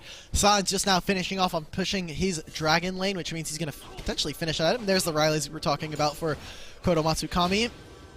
Look at how Unplayable Matchup are having to play right now. They're pushing out one wave and then moving as a squad of 3 throughout the jungle, making sure that maybe we don't get caught out. And Imperius, for the time being, they're just buying time. They can just wait. Put down Vision, let Dienzio reset so he can get more wards, push out this mid lane, and then move into the top side jungle of Unplayable Matchup. Try to slowly choke them out of this map. And with Elder Dragon coming up in 24 seconds, Suki retreats from the bottom post and shifts back up to the top side of the map. And look at this. If they find a pick here, catching out anyone from Unplayable Matchup in this rotation to set up for mid-wave prio into Elder Dragon, that could be enough to secure it. Someone's always going to have to attend this top side for the rest of the game, right? Because it is the Baron. Dragon is spawning, like you're saying, right now, and this just means that both of the Baron laners, like, if I'm Suki, I have 3 cannon minions up in that Baron lane with my Hullbreaker. This lane is never pushing out if I'm sitting next to it. So even with Camille to match there, it is so difficult for her to be able to push out this Scion right now, unless you can get an extended 1v1 versus him. And Scion is notorious for being very hard to kind of put down and pin him. Unplayable Matchup are running out of time because you have to imagine that Fez might not be strong enough. Well, they have Hullbreaker. He's winning it right now. Look at the HP bars. It's slowly taking away for Scion. They're fighting this. Ignite is going down. Oh, wait. It's so Ultimates close, but he has used. the cannon minions, and he has the super minion advantage. It's Zed. Fez is actually losing. Fez has to run, and Imperius is forcing the fight against Unplayable Matchup while Fez cannot answer respond. Is back in the fountain, has TP, but it looks like Suki's going to answer as well, and he's saying, Fez, I'm not going to let you have a chance to come to the dragon fight. They're have to come fight me. They're just done with this. They're gonna grab this. Suki has put so much pressure onto the Baron lane that they just freeze up the dragon. Fantastic job coming out for the Baron laner for Imperius. It gets him the Elder Dragon and could potentially be one of the reasons we end up seeing Imperius go on to a semifinals appearance. Whoa, wait, this is a big pick up no. the play on the matchup. We're waiting in the bush, and Imperius caught with their pants down. Can they react appropriately? Tony is gone, and here comes Napsaton, finds the fake seal. Joti is also gone, and Suki now has to respond to the disaster that Imperius walked into. They took a 4-on-4 fight there, and 2 members of Imperius are the ones to go down. Luck ends up dying to Joti on this Jace, but that is a winning play for unplayable matchup there. They got 2 of the Elder Dragons off of Imperius. Fantastic play, and definitely a nerve-wracking one. It has been close, neck and neck, and every time we think one team is coming out to a lead or jumping out to potential game-winning state, unplayable matchup has been just sticking through it. They have been outplaying out of their minds to stay into this. This last game of this series is delivering on how tense everything has played up to be. For unplayable matchup, while the inhibitor is permanent damage for the rest of the game, that Elder Dragon isn't. And it's so damn vital. We have 2 quarterfinals left after this. This is only the second one. Alk Battery's starting to go insane. Welcome back to the Wild Rift grind. Not yet. Missed ya. This game is good. This game is going. It's going well. I'm not just seeing Snooze Fest. It takes 2 of them, and the Baron's being started. Fez can't win this anymore. It's over. And Suki is still handling himself just fine, even in the 1v2. But the Baron is still a tough opponent to take down, even with 4 members, especially when unplayable matchup is there to just throw in tons of range damage over the wall. They look for the engage, look for the punish. Boom! Napsaton, eviscerated! Napsaton with the soul unbound, flees back to his starting position, but it's a GA popped. Can he get out? Tony goes golden, tidal wave, he dodges it! Quick fingers with the safeguard, and Tony doesn't lose the GA quite soon. Fez flashing in, takes it out, but at what cost? What was the price for the flash? And it's Imperius that still have all 5 members up. Unplayable matchup down to Fez, but you can imagine that this is Imperius' series to close out. There it is, Fez. Is he trying to look for something? It's just not enough. 700 HP, the inhibitor's down. Imperius, finally, after a misstep in Game 1, take the series and will go on to face KFC tomorrow in the semifinals. Imperius now set themselves up to be at least in striking distance to contend for the 2nd or 3rd seed of playoffs. We know that Kansui Fan Club is an incredibly tough opponent to match up against, and to be honest, very favored for them as well. Yeah. But at least Imperius have taken the first step forward for their own journey in optimizing their chances for Rift Masters Finals. Right now, for the next hour, they don't have to worry about that. They just say, we did it. We got into semifinals. We're not just top 8. We're now in top 4. But once that high wears off, you have to come to terms with that you will be facing KFC. And that is a nightmare for every team here in North America. So take it, boys. Feel good. Be excited. But clean up the play, because you're going to need it tomorrow. And for the other side of this quarterfinal we just witnessed, unplayable matchup, this means now they are no longer in contention for top 2, top 3. Nope. And if they want a chance to play in the last week of Rift Masters, they will have to do it through the last chance qualifier.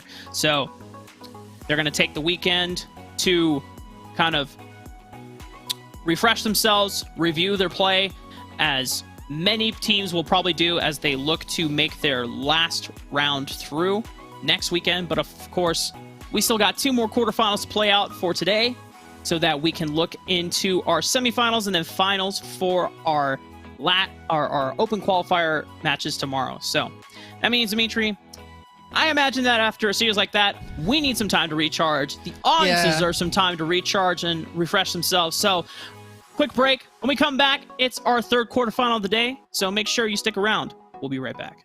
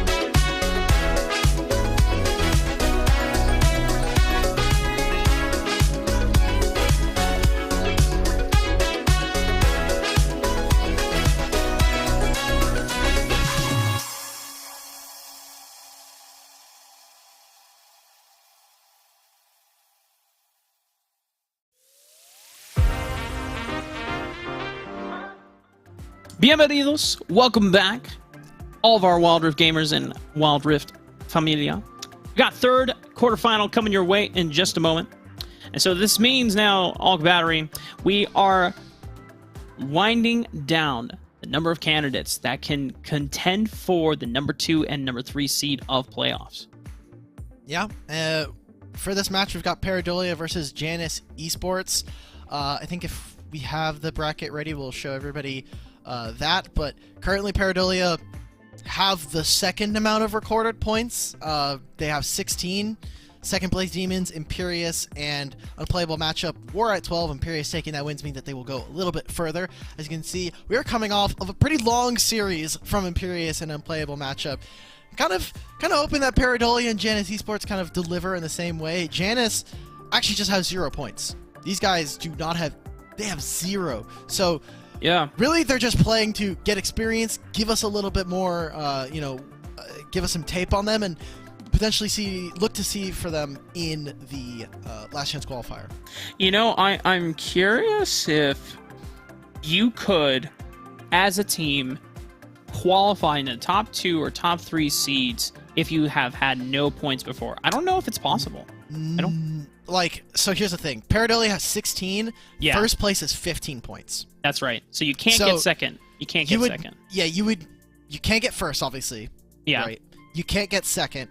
It's really tough to push for third because right now anyway, we have that 3-way tie for third at 12 points with second place Demons, Imperius, and Unplayable matchup at 12 points. Yeah. Since it's 3 teams, one of them will be eliminated, but that just means that you still have 2 teams that are going to be moving up. So I think it's almost impossible without some massive tie coming out, essentially. But you can't now. It's not possible here at this time.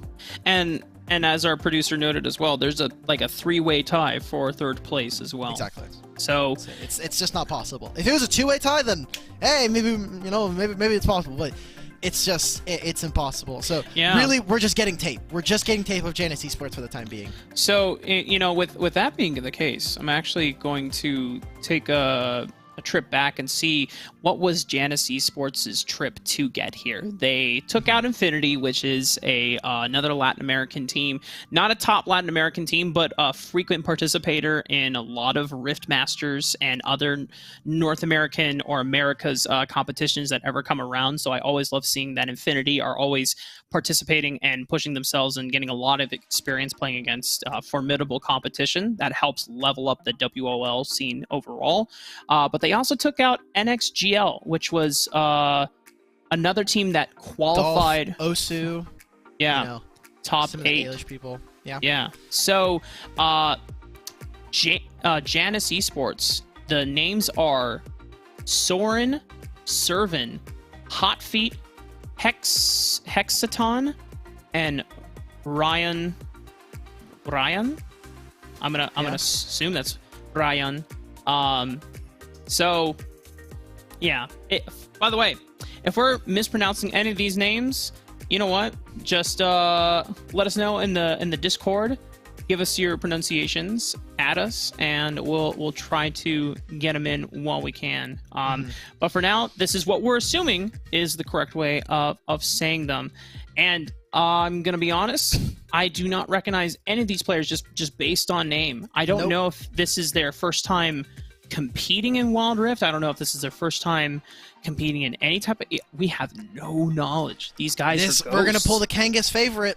We're going to learn alongside each other, everybody. We're going to watch Janus Esports and see what we can get from them coming into this game. Now, again, like you were saying, Rafa, they've had a pretty okay path to get here at this point, and we'll kind of see what they can do further on now that they're on the broadcast, now that they're here in the quarterfinals, up against Paradolia, who, if you've been watching since the beginning of the RiftMasters Open qualifiers, then you'll know that this is a team that made it all the way to third place in the first qualifier, was knocked out pretty early on before the quarterfinals were streamed in last week's games, and now making it up to here. I actually kind of want to do the same thing we did for Janus. Let's take a look at kind of their ride over here. So they were able to beat IG.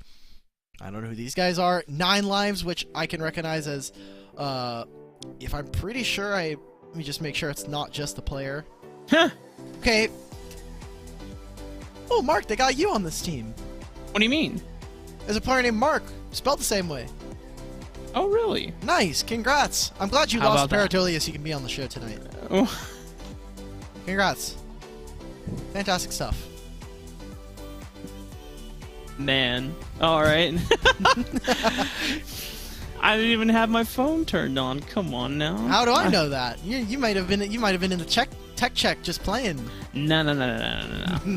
Don't worry, gamers. There's no conflict of interest here from the casters. You know, What do you mean? I almost played last week. Kangas was Yeah. playing in the qualifiers last yeah, week. but Kangas wasn't on the broadcast at the same time. Like I would not be casting and playing in the tournament at the same time. It's one or the other. Can't do both. All right. I don't know. Maybe it's just me. Maybe I'm just built different. I would just do both. You would just do both? Yeah. Damn. All right. You know what? Let's make that a challenge sometime. We're gonna see. Just get into 2v2 duel in the middle of the track. we you know what? 1v1, and we have to cast. You know, so like there'll be like a timer or like a clock window where every time you hear like a ding, it's like, okay, other person has to start casting while they're doing the 1v1, right? Yeah. Okay. So we are getting some word. For Paradolia, their mid lane is having some Wi-Fi issues, so they're grabbing their sub. Currently, their roster will be Barcode, Rumi. This is a fantastic name. Save the Babies, Solo, and Kyo. Yeah. All right. Well, so I think Barcode. Barcode used to play. He was a Yeah. Baron laner. Was like a notorious Riven player. And we're in a draft, so maybe that's something that they end up kind of going for. Okay. Well, here we go. Let's see how everything pans out. Paradolia having to run the sub for now, but Oh, and Best Player 1 is on their team. I remember this name. yeah, I also remember Best Player 1. I think Best Player 1 is the person that could not play, Yeah. having Wi-Fi issues. Whereas for Janus Esports, I wouldn't be surprised if Paradolia also do not have that much information on them like we do. Is there even like a match history that we can look at and look at? I don't think there is. Most websites have pretty unplayable match history things. So I don't think I think we're going in blind, brother. There is nothing we can do at this point. Damn. I will do a quick dive. I'll do a quick dive. We got a draft in front of us, Ralph. I'll look at the past qualifiers. I don't think they've played. Maybe they did and just got turbo knocked out. But Definitely not a top 8 finish, but nope. While that is happening and Alk Battery is scouring through our last 2 open qualifier brackets to see if Janus Esports happen to play, draft is underway. Jace, Senna, Gwen, all taken off the table. Janus Esports contemplating, looking at the Karma, Lucian, and Riven also already taken off the table. Power picks that jump off of my head. Ashe. Ashe has been notoriously difficult for many teams to deal with. Gragas, a great flex pick, though. We've seen it in 4 roles in the RiftMSTRS tournament so far. So, just great way to open up the game. I have terrible news for you. They've played. No, they have not played at all. Oh, okay. I just can't find the thing is. So I'm using the official RiftMSTRS bracket. If you don't know, it'll probably get spammed in chat. It's on playtournament.com. The thing is, you can only look for teams. You can't look for individuals. So I can't just be like, oh, let's see if Soren's played on another roster. Would take a much deeper dive. We'll have to see. We're really going in on this one blind for the Janus Esports boys. But Paradolia picking up what seems to be some pretty strong champions we've been seeing all day long. The Camille with the Gragas. So if it goes off of last game, this should just be the Camille in the jungle. But anything's possible at this point. Could still be even a Gragas support if they find a good matchup for it. Options for Paradolia and keeping their cards somewhat hidden on where this Gragas will end up, as you called out. Janus Esports, though, still have, at this point, kind of clear evidence on where their two champions are already going to show. Kha'Zix most likely in the jungle. I don't think we've seen Kha'Zix in any other role, respectively. So, and then with the Ziggs more than likely in the Dragon lane, this Akali is potentially the only flex pick available. Could go into the Camille into the Baron lane, or the Renekton into the Baron lane. Could be. Akali does not like this matchup. A good 1v1 duelist like Renekton's really hard to deal with. He's very tanky, gets a lot of temporary HP thanks to his ultimate. So when he hit that level 5, a little difficult to play. Yeah. Plus, if he ever just stands inside of your shroud, you can just do like the little spin move, and you're not having fun. You're not having fun as Akali. Interesting from Janus getting rid of some pretty aggressive AD carries. A lot of them already focused down, right? Like we have the Senegon, the Lucian's not available anymore. Draven alongside of Varus. It's been a really long time since I've seen Draven, so if Paradolia wants to bring it out, I'm waving a Paradolia flag, personally. Yeah, you can tell that Janus really just want to make sure that their Dragon laner can be left behind and not worry about abandoning that side of the map. Because usually if Ziggs is in a 1v1 with someone aggressive like that, then that leaves up a huge weakness. Paradolia, we still don't know whether this Corki is mid lane or if it's being randomly flexed into the Dragon lane, something that we haven't seen in almost forever, since the early days of Wild Rift. I do not miss Corki. No. Wow, it's actually Corki Dragon lane. Get to see Corki in the Dragon lane. Okay, well, Mark, I'm glad I'm here now because I could talk about Corki's Ziggs matchup. I don't think much has changed in 6 months, so... That's right! It's Corki Ziggs all over again. It's just in the Dragon lane instead of the mid lane. As much as we can get things to change, they all stay the same. Oh, we have come here. so far, and yet we are still back to square one, it seems like, with the competitive meta sometimes. Scaling in some way, shape, or form. Now, I want to direct your attention to this 3-man core that Janus have on the Baron side of the map. And obviously that it seems like that Braum wants to really get on over to ASAP, since they heavily targeted Paradolia's ability to have a laner that would punish the Ziggs when left alone. They also just were saving counterpick for their support. They really wanted to try to index onto this Braum. So that they picked the Darius on 4. They were like, okay, well, Darius into Renekton's like a fine matchup. We can handle that. Is this Renekton mid? Like, we don't know where Camille or Gragas are going. Like, yeah. I'm going to assume that this is just Renekton mid, and they're actually just throwing the Camille into into the Baron lane. Like, unless they really want to go for Gragas and they're going to go Camille jungle. There's a few options. That's what I imagine that Paradolia is currently leaning towards, is that they are running a Camille jungle, and then you have this Gragas to answer the Akali. We already saw that Gragas can match up just fine into Akali, prevents a lot of her ability to look for engages, at least during the laning phase. You don't have that great sustain versus Gragas' innate sustain, even when you run Fleet of Footwork.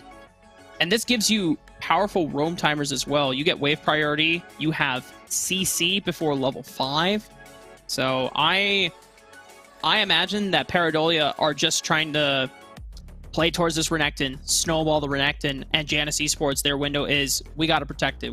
That's why we needed this Braum R5, so that we could shift the Braum on over and at least match numbers. And there we go. We've got my daughter in the mid lane. I can't, man. I cannot. What are these names, man? Guys, dude, we can't. We're calling them Rumi, by the way. For Paradolia, it is going to be Rumi. Just so it's easier. And Kyo. So let's practice this, Rafa. Yeah, Rumi and Kyo. Rumi and Kyo. Rumi and Kyo. Okay. Already? Okay. Mark, I'm big fans of Janus for 2 reasons. I'm assuming one of them, they're all synced up with the names. They got tri-codes. That's right. They're taking this shit serious, bro. Yeah. And They do not have my daughter as their mid laner. So, no offense to them. Whoever this player is, I'm sure you're great. This name is not playable, guys. This is an always losing matchup. Their name is Save the Babies, but I don't know if that's better. These are definitely gremlin names for sure. Yes. We are getting some true gamer names right now. Oh, man. You know, this is... I always wonder when, in, like, amateur scenes or early grassroots scenes... actually, hold up, Servant. Almost looking for the all-in. Wait, is it Dominions? Oh, wow! Barcode played that so damn well. Fantastic job, and now the junglers are here. Kha'Zix has no flash. Nami's here as well to try and get themselves the scuttle for their jungler, but man, Servant got so close. The apprehend went to the other side of the lane, so may have just been like a tap play or been a little bit nervous. They got punished. I mean, that's a solo kill going over the Renekton. Yeah, Barcode got in the damage, threw down the ignite, and dashed plus flash before Servant could even respond. And I think Servant just slower on the reaction speed from Barcode's all-in. And because the ignite was ticking down, Servant had no way of being able to answer back for at least a trade. So this is already an advantage that Paradolia are leading up. Now, the good thing, though, for the side of Janus Esports is that Servant, while going down in that solo kill, did not give up any summoner spells. So if they want to bleed this advantage even further, he'll still have both to use defensively. Yeah, and there's a small window here as Darius where, yeah, he doesn't have the level 5, but there isn't a Black Cleaver finished yet for Barcode. So there's a little bit of time before it starts to get a little untenable up here. And you can already see, look at where the jungler and the support are here for Janus Esports. Kha'Zix is making his way up here. Braum is as well. If they can try to, help with this wave that's about to crash, potentially there's a kill here. Barcode. Just being careful on how they play the wave forward. You even had Rumi hovering, just making sure that Barcode could put in the wave safely. But Janus Esports, they're not letting up for this roam. They really want to look for this play. But with that, the blue ward trinket sweeper from the plant, that means they have full vision on what this play is going to be. I think what Rafa meant to say there is Scryer's Bloom cringe. Yep. There it is. Well, maybe not the cringe part, but I definitely was fumbling around. I was like, what is this freaking plant called? There's blue. Scryer's Bloom is sometimes, like, when I'm using it, it's great. Enemy team is using it, this is so cringe, man. Like, why does it give so much vision? Why is the cone that big? Does it need to be in the jungle? No. Like, back in my day, when there was Fog of War, it stayed like that. All right, Elk Battery, let's get you back in your bed. Now, let's give you your oatmeal. 80 carries mattered in my game. 80 carries didn't have to play mages back in your day. And no. For Hexaton, wait. under the tower, but it's the turnaround from Janus Esports, and it could be the team play that has made a name for themselves as they are leveling up in this bracket run. That is 2 kills on their side. Hexaton with this Ziggs, man. He didn't even use the flash, just straight up barriered and kept himself alive.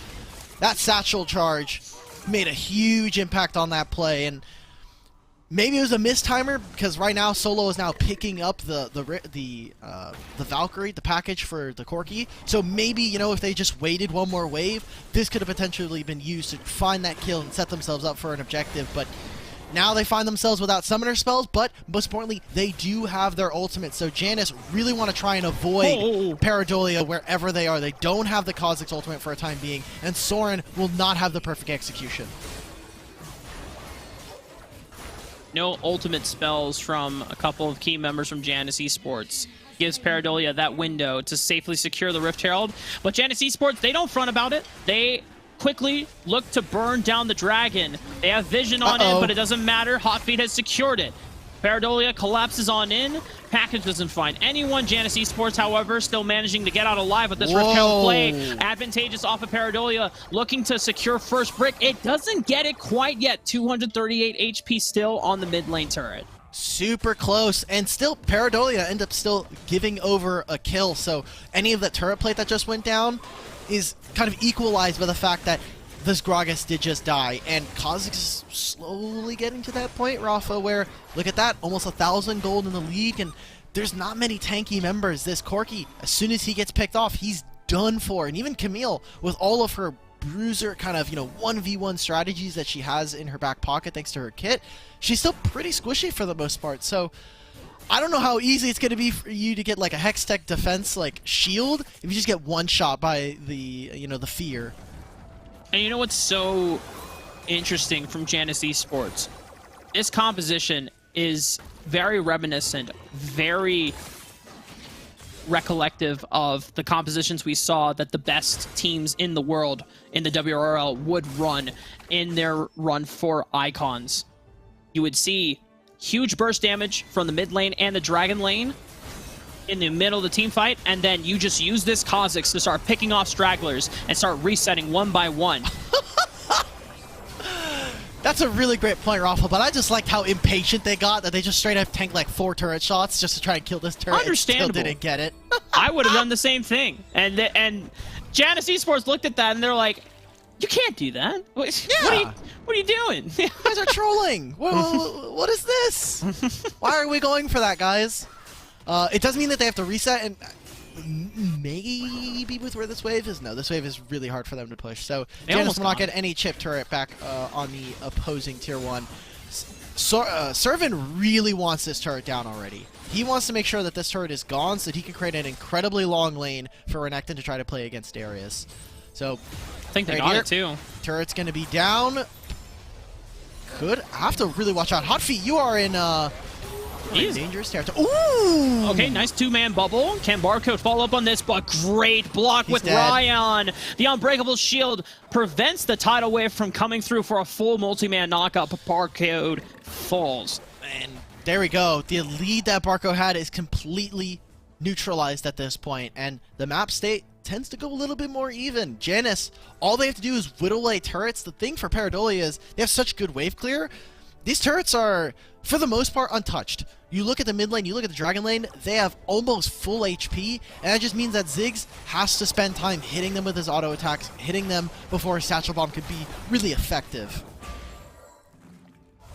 Janus Esports now find themselves 2,000 gold up ahead. The burst damage that is already coming through off of first item power spikes is a threat from Janus. Yeah. So for Paradolia, as you mentioned before, the scaling advantage that's going to come through. Paradolia, you are now looking at playing off of Rumi to find picks with the Hextech Ultimatum, to make picks with the package. Ooh, oh, Mark, you got to be so careful, I think, if you're a Paradolia right now. Because remember, Paradolia were the ones to get the first Rift Herald, and we're not able to break open that mid-tier 1. Yeah. And when you take the Rift Herald, you are trading permanent power on the game for a temporary increase in gold, and potentially even taking off a structure off of the map. Rumi has to be so careful here. If they can make a pick, then Janus, I think, blows open this game. Dragon is not going to be up for another minute and a half almost, and this Rift Herald is here and available. You see that Janus, they are posturing to try and take this.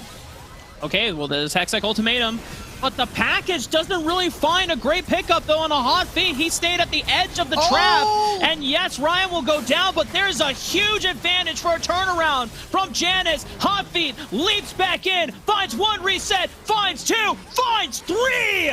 That's the triple for Janus Esports, and a Rift Herald to boot. And the unknown team is just taking names left and right. Janus Esports will get the Rift Herald. They'll get this tier 1 finally. And Rafa, I don't know if they really were pushing for it. They could send this Rift Herald mid and look to try and open up an inhibitor with their Ziggs. But death timers are just enough. They'll reset, get their items, come right back out onto the map 10 seconds before the dragon, and they'll be great in they'll be in a really strong position to start up this objective. Janus Esports are living up to the unknown mystery that they are just kind of coming into this quarterfinal matchup with. You know what they kind of feel like? They feel like that? every role-playing name that has like an arena in it. They have like the mysterious stranger is entering the arena, and they're just taking names. Like they're the main character in like an Oblivion or you know, something like that, in like a Skyrim-esque game, and they're just beating everybody, like left, right. They're like, okay, look, we're taking names. No one knows who we are. We're just coming out of nowhere, and we're getting kills. So yeah, and you have to remember that Paradolia, as you already noted, currently leading the leaderboard with the second highest amount of points. Paradolia, just off of the strength of their first 2 open qualifier weekends. If they were to drop this quarterfinal series against Janus Esports, yes, they still are going to be around, like, just for last chance qualifier, like for next week. Yeah, well, I mean, they would be in the 20-point range, but then that puts them at great risk to no longer be in the top 2, top 3 contention, at least for Paradolia. And Janus, as you said before, there's no chance for them to be in the top 2, top 3 seed, but they are making such a statement already. This is one way to break and get yourself ready for last chance qualifier. Now, I'm the worst at understanding and explaining tournament formats, so I'm going to take a chance here and say if Paradolia are unable to win this game, I think it is highly unlikely that they make top 3. They're obviously locked out of top 1. Top 2 is super difficult if you don't win this match. It's basically impossible. And they need this play to work. Okay, well, that's one way to start it. Great way to catch out Hexaton, who, even with Barrier, gets burned down with all 4 members there to facilitate the play. And the rest of Janus Esports try to collapse in one by one. But if you don't enter in as a unit, that's even easier job for Paradolia to start picking you off. Don't do it, Hot Feet. He doesn't have to. He just needs to cancel recalls. Look at the side lanes right now. Akali's hitting this turret. They cannot do anything. Dragon or Baron is respawning. Okay, Hot Feet, you don't got to do all this. My daughter's gonna look for one more. Oh, it's just a He burns. Okay, but that's a shutdown. And look, we saw the solo kill. Soren, you're out. You're out. Wait. Sure. Oh no, Hexa Ultimatum is still back. And Okay, there's the collapse from My Daughter. And now Paradolia, they have turned around this whole game off of the back of what looked like a very convincing team fight. Whoa, but you can't disrespect Ziggs damage like that. Hexaton comes back with vengeance and says, back off the Baron.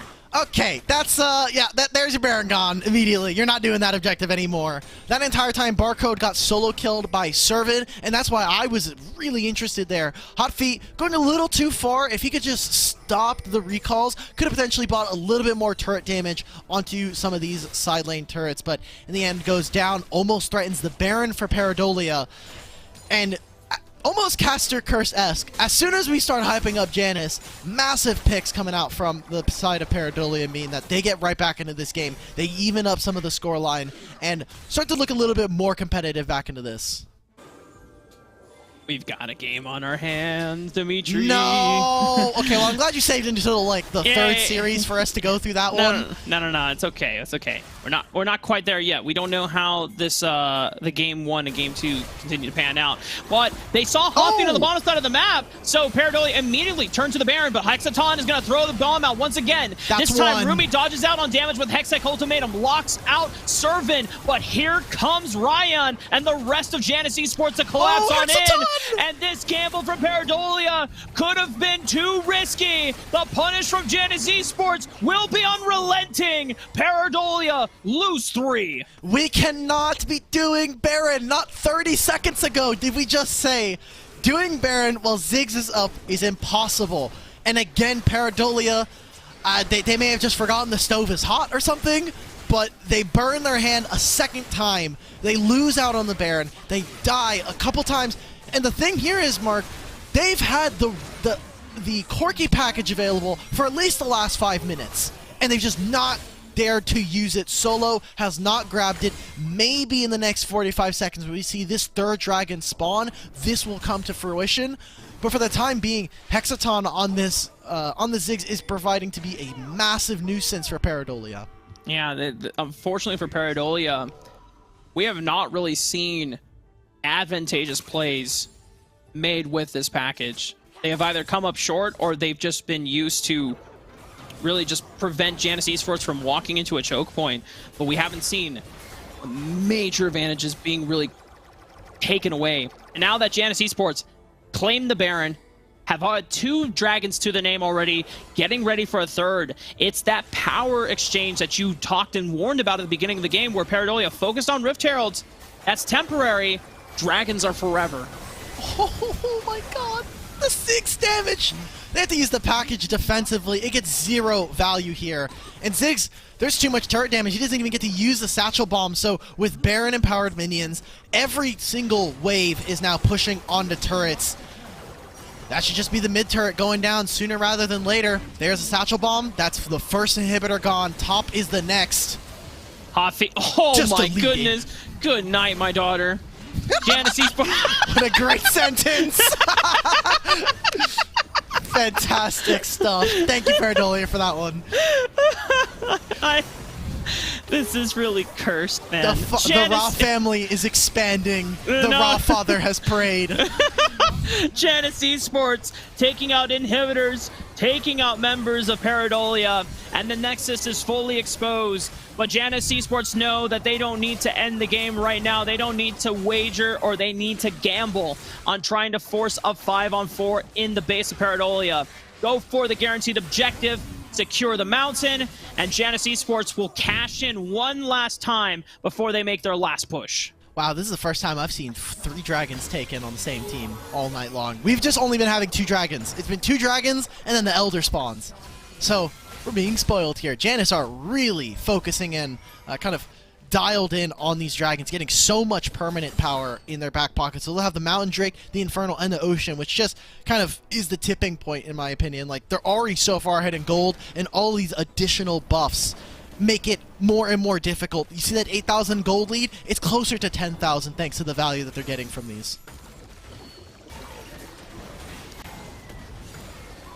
Oh, Father Rafa has prayed upon thee, my daughter. Be gone. Would you rather have a Corky son or a Gragas daughter? I'm gonna dodge that question. Okay. Janice Esports looking for the last siege, pushing in through these minion waves, and then allowing these minion waves to crash. The fight is forced upon them. Servant taking up as much damage as he can. Hot Feet leaping into the back line, forcing out Keo. Janice Esports on the cusp of claiming game 1, but Paradolia doing their damnedest to defend their base from falling, but Hot Feet finds 1, finds 2 resets, Mega Inferno Bomb lands the mark, and Nexus falls. Janice Esports take game 1. Paradolia, our first qualifier third place team, and a team that fell in if I'm remembering correctly, right before quarterfinals in Qualifier 2 last weekend. Paradolia, they started off really strong. They came out swinging in the RiftMasters events. But right now, they're being taken to task by a team that has not even competed yet until this week. Like, no information, Nothing. no knowledge. Janice Esports, to us, are ghosts, just because they have seemed to fade into existence as of today. And they are coming in with such ferocity. The first couple of minutes in the game, a little slow on both sides. Paradolia for Barcode found that first solo kill on the Servant, but afterwards, it seemed like Janice Esports had strong coordinated team play. It was really sick, and obviously, as you can see on your screen, that damage percentage coming out from Hexaton is exactly what we want to see from a Ziggs. Almost 40% right there. Yeah, pretty disgusting stuff coming out from him. They just completely smurfed it up this game. I think the introduction of a team that is, while it is not KFC level, and to the relative speed of some of the other strong contending teams, they don't play as fast as professional hot tub streamers or second place demons would. I mean, obviously KFC being the fastest playing team so far in the tournament. There was a certain style that was being played by Janice Esports in this opening match, where they were very macro and objective focused. They were very, and they had a very strong understanding of trading and avoiding power windows where Paradolia were going to outclass them. and made sure to say, hey, if we're going to lose the Rift Herald, we're going to defensively keep them there while making sure that we have as much time as possible to claim objectives on the other side of the map so that we're staying even, maybe not in goal, but relative power for the rest of the game. Yeah, and then we also saw just how powerful this Ziggs is for this composition. I think that first Baron that we saw was just a complete masterclass in what you're supposed to do here. You saw that the Kha'Zix and the Akali, the two very, very burst assassin champions, are working together in tandem. You find the kill onto one side lane, and Paradolia are like, oh, enemy jungle's on the bot side of the map. Let's just go for the Baron. Ziggs completely counters that strategy. Ziggs throws in the bomb. Darius can come in with the follow-up. Braum can sit there with him, and it is basically impossible, as we saw both times that they try to go for it. Ziggs just makes that an impossibility. So I loved how, you know, it just all mingled together. We took every single right flavor. We got a little bit here. The Ziggs comes in with a little bit of, you know, that umami flavor, and beautiful dish coming out from Janus Esports. I mean, as we called it out earlier in the game, the composition that Janus Esports ran, very much an icon staple. You have strong burst and then reset champions in the Kha'Zix and the Darius that can clean up any stragglers that are sent floundering. Because as soon as you drop 3/4 of your HP, you suddenly don't want to be in the fight anymore. You want to get the hell out of there.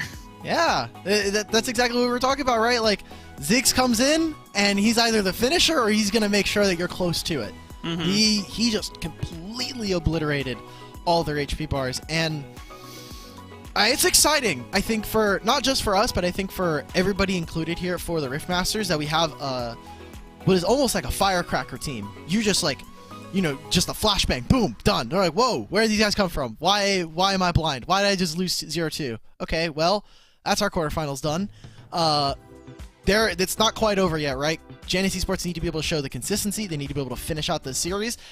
And Paradolia, after that, that's a strong first punch. How they get back up is going to be what we're looking at here at Game 2. I imagine that cluing in on what Janus Esports were so heavily prioritizing in this draft, immediately the Ziggs was the first thing that they wanted to secure for themselves. And then they said, we got to get rid of Draven. We got to get rid of Lucian.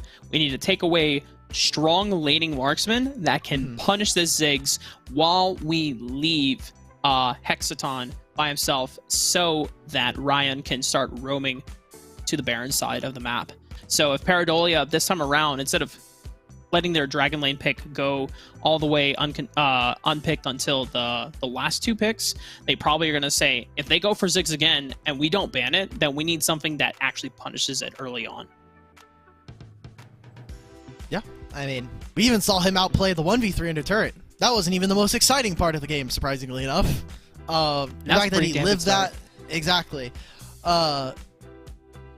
It's all about how they can be able to play away from the Dragon Lane. That is the only thing that we've seen, and has been part of the meta for such a long time, how to just play away from your Dragon Laner.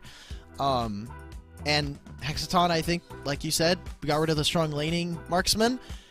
Corki's just not it anymore as well. Let's just be truthful about it, right? Like, Corki ain't the same beast he used to be. He's not got that dog in him. He's not the same little Yordle in a helicopter. It is pretty weak. I don't think I was impressed by the level of play that we saw from it. Like, missing out on Valkyrie plays that we saw with the package. Just didn't quite. It didn't do it. It didn't do it for me. So I do want to see a little bit more coming out from Paradolia's Dragon Lane. Yeah, definitely either misplay and execution of the champion, or is not the right champion for Solo in this game. We need to see if Solo's got something else in their pocket or sleeve, or maybe a second time run around, a little hype pep talk from the rest of his boys in Paradolia to see if they can step up to the plate. Janus Esports, match point, semifinals on the line. Paradolia, chances of maintaining a top second or third seed going into RiftMasters playoffs. That's what's on the line. Yeah, should be pretty interesting. We're already seeing adaptation here. Janus on blue side this time, banning out the Ziggs. They recognize, like, look, we're not going to first pick it, and we assume that Pareidolia are going to be the ones to take it. So let's just get it off the table first. And we're also seeing the Kazakhs gone as well. Lucian's still on the table here. The Varus and the Draven were second round bans, and we'll see if that kind of stays the same. Ooh. Okay. Darius banned away from Servant. So Pareidolia just trying to take away, apart from a power pick like Senna, just the comfort picks that made some of the key members of Janus Esports look so damn good. Thankfully for them, they didn't have to waste a ban on the Ziggs. Janus Esports are the ones forced to do that. Power picks like Gragas, Gwen also available. That is going to be the lock-in. Gwen was one of the bans, and the fact that she just made it through means we got a whole new series on our hands. We've got different champions already. For Pareidolia, I wonder what their answer is going to be. So far, we've seen the Fiora maybe as an answer into the Gwen. The Jace, I'm not a super big fan of, just because if they're on even footing, it takes a really, really experienced Jace to try to get away from her. She can just lock him down at any moment with the Thread the Needle and just chase him down. That miss is so hard to deal with if you're Jace. You're forced to always go in hammer stance, and that is exactly where Gwen loves to play around in melee range. You get to... Once you hit 2 items on this champion, she is so terrifying. Yeah. You've got tons of damage just constantly applied on hit, as well as the true damage that comes through from the center of your snips. And the thing is that this Gwen can be flexed either into the Baron lane or the jungle if Janus Esports are that confident. Pareidolia are not going to play around with early agency. All right, we'll see. Lucian now here for Janus. So another marksman, not quite in the Ziggs level tier, but definitely something that allows for a safer AD carry option. And with the Braum, you do have some kill threat there between the two of them. So interested to see what exactly is going to come of it. They let through the Varus, and I wonder what the support pick is going to be here. If they're going to try and go for another Enchanter, or maybe pick up a jungler here. Pareidolia, option and balls are in your court now.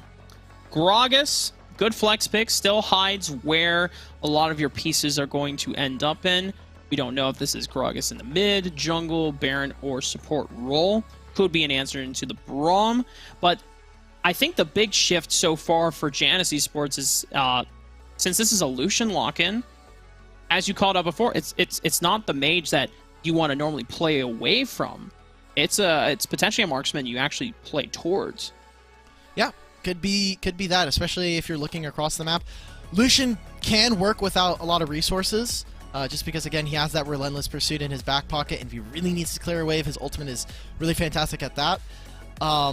Gwen, I think, is that champion that I'm looking at to say, like, if I put a lot of gold into this guy, do I get a win? Right? Like, can I exchange gold, experience, you know, a couple waves of minions, and, you know, if I hit the Gamba machine, I get, you know, pure 7s, I get my win. That's what I'm looking at for Gwen. Gwen is just so powerful, and not really many champions on Pareidolia deal with her well. Gragas, hit or miss. Varus is a Dragon Laner, so not happening. And like we were talking about earlier, we already talked about the Jace matchup, so.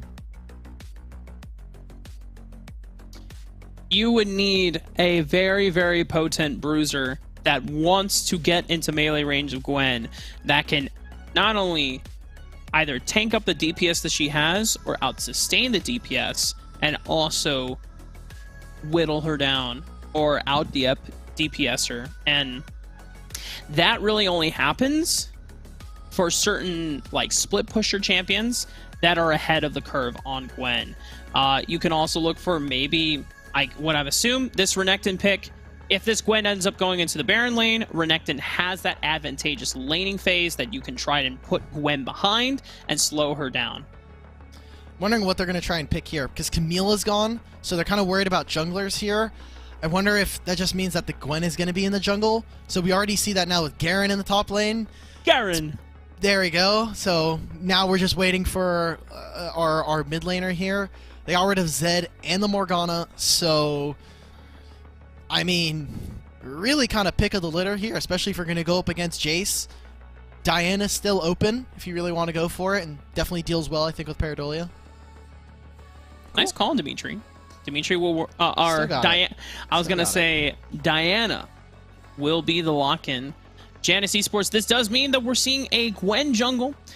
And this is a scaling pick as well. So Paradolia still haven't revealed whether this Gragas is going into the jungle or the support role. We'll find out after this pick, I imagine. But you either can take an option where you use the Gragas and you look for plays early on where the Gwen can't necessarily respond as aptly and try to snowball your way, which seems like the angle they want to take. All right. So, Nami, really good against melee compositions like this. Unfortunately, she's against Braum. And if I look at Paradolia, who is proccing Unbreakable? No one. Maybe Varus. Varus, you know, you throw up the shield versus like an arrow, a stray arrow that's coming through. But really, I'm looking at Braum. I'm looking at whether or not Janus Esports, if they can block that tidal wave, I think all of Paradolia's teamfight is gone at that point. You're looking at, can Varus get a little bit of poke off?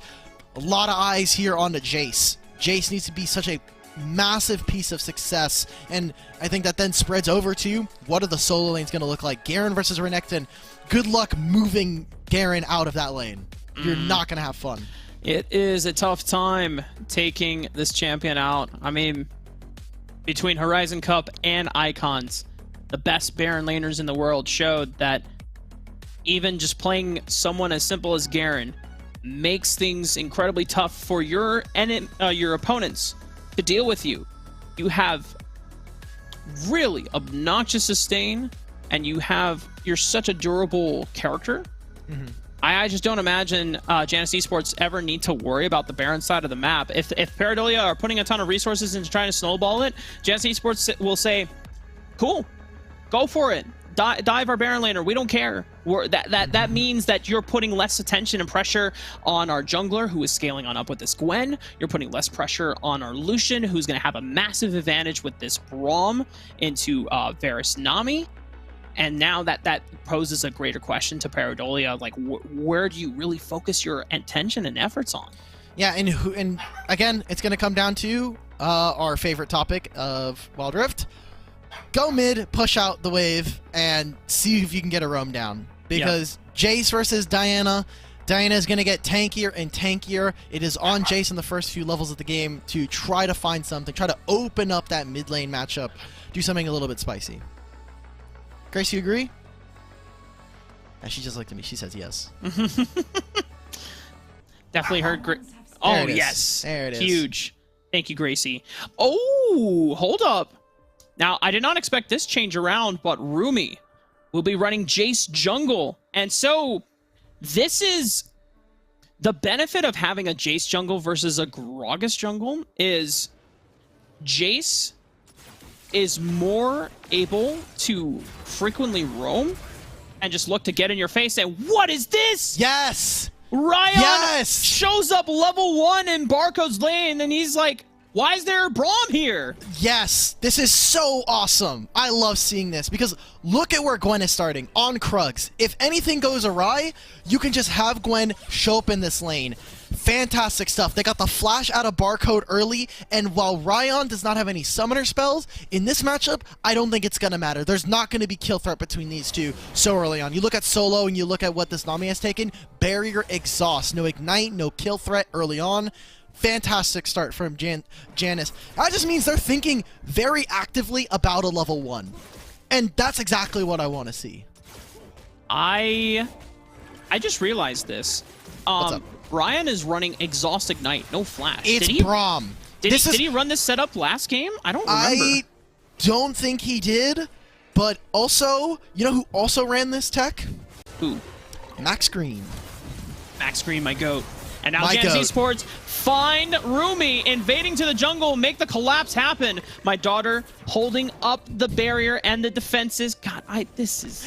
The name... You want to say save my babies? Whoa, my daughter going in under the tower! Get him! I can't believe cast. in you! I can't Finish the cast, Rafa! Oh, Stay strong! Here they go! Jace is here with I'm so sorry to everybody who got this skin because of the Wild Pass. Like, the Jace skin is so bad. Superhero Jace is not good. Oh, man. We are opening the floodgates for opinions on the Superhero Jace skin. Okay, what do you think of it? Because I think this skin is horrendous. I haven't played with it in game. This is my first time seeing it. All right, well, there you go. Solo kill. Oh! That's a solo bolo with the Garen. They're going to get demolished procs. They're going to get more plates. Dennis Esports, again, thinking about the level 1, thinking about the early game. Paradolia. Last time around, Barcode got the solo kill on the Servant. This time, it's Barcode that gets served. I don't know how Barcode would taste, though. Like, that just doesn't... Is it papery? Because it's like a little tag that goes over it? Well, I mean, you're serving up a Renekton, so I guess it's just like alligator, crocodile meat. Yeah. Again, tastes like chicken. I would know. It's good. Trust. Florida man, represent. All right, well... When people say Florida man, it's like Florida man derogatory, you know? Like, oh, wait, is it really? I thought... I mean, it's Florida man, dude. What do you mean? Wait, what's Florida man? I don't know the story of Florida man. Oh, well, when people just do like random hoodlum like just weird stuff, they're like, oh, Florida man, like local Florida man, right? Like, oh, okay, my bad. That was not my intention. It's fine. It's fine. I get it. You know, it's normal, but. How do you not know that? I've never heard of it Thank before. you. Thank you to our producer. How do you not know Florida man? Respect. I just... Rafa. I don't know it. You live in Utah, man. Come on. Yeah, I mean, why would I know about Florida man? Everybody knows about Florida. If I'm right, Twitch chat, get him. Get him. No, okay? man. Okay, well, my lack of knowledge on Florida man is going to cause reprimands for my social credit. It should. But for social Paradolia, credit. yeah, I want to see what kind of reprimands Paradolia are dealing with at the moment. They're taking a nice window to get some plates for Rumi and my daughter, but the moonfall on both of them clears out the wave. Wait, my daughter's... things a little... My daughter's not fine. My daughter's not fine. My daughter... Okay. My We got the Navi there. Okay. Good. this is... I hate this so much. Again, my daughter or save the babies. You have to make a choice here. You know what? At least it doesn't sound weird out of context when you say save the babies is going under tower, because it's just like, oh, that's a weird phrase to say, but like it's not like sus, you know? It's just save the babies. It's sus if you make it sus, bro. Oh my god. Okay. Well, oh, look, Hullbreaker first item, Garen. Cool. All right, well, this is not as explosive as a lead, but again, we said the early game was a little bit slow in Game 1, and while I think the action has changed up a little bit here in Game 2, we're still seeing more of the same. Janus Esports now kind of indexing towards this top lane because, again, they've won the Baron lane so hard thanks to Servern finding that solo kill on the Barcode. Hotfeet has found Rumi in the jungle. The all-in from Gwen should not be underestimated, and Rumi finally realizes that they've got to get the hell out of there. Flash. Oh, the flash from Hexaton showing he can serve it up on the Ziggs with the Mega Inferno Bomb, and he can throw it down with the Lucian. He's playing so aggressive, and that's exactly what I want to see from a Lucian. Someone who knows both ends of, you know, having to play safe and know when to push your limits there. Through the exhaust, lives almost under that turret, so they'll get the Rift Herald here. And look on the other side of the map. Save the babies and Rumi now are going to start up this dragon. It'll be a Mountain Drake for them, and so now they kind of try to explode the map. Since they don't have the Ziggs, you know, that guaranteed turret taker later on in the game, I do kind of like this trade, despite the fact that, again, like we were saying in Game 1, the permanent power of the dragons is so strong. And for Paradolia, the dragons on their side at least gives them a little bit of scaling reassurance, because for the rest of this game, the only two players that are going to get infinitely better are things like the Gragas and the Varus, where the Gragas, more ability power means huger burst combos, which allows for more reliable finishes from Paradolia. But the side of Janus Esports, I mean, you're dealing with a Gwen, man. It's not fun. You don't have much range either. Like, everybody's going to get shredded. Look at Rayon trying to find this play, killing the Nami. They know that Kyo doesn't have flash from the prior skirmish before. That's just great awareness and great time checking from Ryan and Hexaton, making use of that window. They're just trying to pressure this mid lane play right now, right? Like, they still have the Rift Herald. Do they want to try and crash this and summon it mid? Yes, they do. They just want to break it open. And regardless of where they're going to take it next, this is a fantastic play for Janus Esports as they open up the map for themselves. You see already that Barcode had to move because I think he may have gotten a little antsy, like, okay, they take the mid turret, they reset, and they can come back into my lane and then take my turret up into the Baron lane, and that just becomes super problematic. And it's the domino effect. You start off with the first one, and that usual first one is the mid turret, and that sets up for the other ones to fall much easily. So Paradolia, even though they're only finding themselves 1,000 gold down against Janus Esports, losing out on map coverage, on map control, just from this one turret, makes things so scary for them to regain. Dude, look at Barcode. Barcode's like, get here right now, Rumi. Please, I need to go for a reset. I need to be able to push this lane. Garen is making it so difficult for me to push out.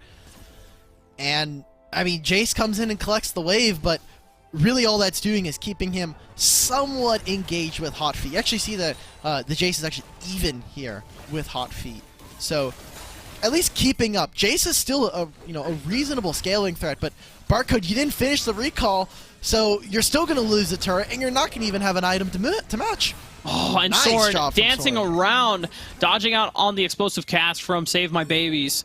Rumi's here for the collapse. Kyo is here. 4-man advantage against Soren. I don't know how you outplay this one. Okay, Stasis, that's one way to start it up. They're trying to burn down the turret. Flashing away. Soren, dare I say, is going to get out, but it's a flash from Rumi. My daughter should have the last bit of damage and explode Soren. But for that trade, Janus Esports have taken 2 turrets, maybe a third. 3?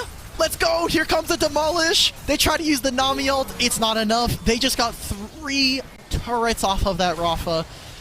And that is massive for everybody at home. I mean, you're just getting so much extra gold, and now the map pressure that they're going to have. Without these turrets, that entire top quadrant is not safe for them. You're going to be walking in the fog constantly. Look at Hot Feet. They even had Servan waiting in Fog of War. Jace thought he was safe. Well, not enough. We're even seeing now multiple kills on the other side. Ryan's gone down. They're going for this kill onto Hexaton. Oh, my daughter is able to find 2 picks. Hexaton or Ryan already fall. There's no turret here available on the bottom side of the map, and this could have been an overextension from Janus Esports. Yeah. A little too overconfident after what was a massive macro swing, but Paradolia able to even up the gold deficit just off the picks. And now, I mean, that just means that there's 2 games in a row where you've seen a pretty reasonable massive swing for Janus Esports turn into a throw. There's always one major misstep that they make that kind of makes the game a little bit more even. And now Paradolia are going to be feeling the strength of that, finishing more items. The Gragas with 2 items now. Jace finally finishing his Black Cleaver. They're going to get the Rift Herald as well. Tidal wave. This fight. Into the back line. Moonfall is huge, but can people follow up from Janus Esports? They weren't quite there yet to follow up on the damage. They just piled in one by one. Hot Feet finally arrives to the party, but it's too late. The damage has been done. Janus, why are we fighting on this power? Like, look at the time right now. Look at the items on your team. You do not have finished Black Cleaver on your Lucian, and he's still on the Manamune. Soren has not finished his second item. Hot Feet has not finished her second item. Just wait. Oh. You were already ahead. Rumi looking to put the pain train down on Janus Esports. Hot Feet is forced to give their life to make sure that the rest of their Dragon Lane duo gets out alive.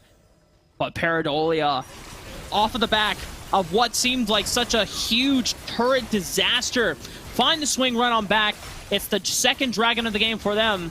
And as you brought up before, permanent power has been acquired by Paradolia in exchange for temporary power from Janus Esports. They got 3 turrets, but then lost 1 in trade, lost the second one, so we're now 2 for 3, and then got a Rift Herald and a Dragon. Paradolia, in a short span of time, have completely swung this game, and Janus Esports got to be feeling a little bit pressured. Now, yes, Hot Feet has finished the Riftmaker, so it's a huge spike for him. But it feels like Janus may have gotten a little bit ahead of themselves. They may try to start running before they could walk, and that's a really, really important thing for them. They need to be able to slow it down, calm down, say, look, we were ahead. We can still kind of come back into this game. We're getting more items here. But Soren's got to be careful as well. He has been constant focus of pressure. Oh, that's what that is. I've been so confused what that thing is, because it's not Redemption. That's Meteor. Yeah. I've been seeing everybody love Meteor so much. So last week, the sound on Meteor was so deafeningly loud, and the visual effect was so bright, I swore I was getting flashbanged on my stream. Because like the Meteor would go down, and you just hear this ping, ping, ping. I'm like, what is happening? I kind of wish I was there for Meteor. You know what? We can go back and review the stream, and you'll see like my first reaction, and Smack's trying to calm me down and say, "It's okay. It's okay. It's just Meteor. It's not gonna hurt you." The Meteor's hitting my house. Dude, I was getting flashbacks to the times where I got epileptic seizures as a kid, dude. I was just like, what is happening on my screen? I'm sorry, what? Oh no, I got those. Yeah, I had seizures as a kid. It was I don't know what caused it, but that was damn. Well, that got really dark all of a sudden.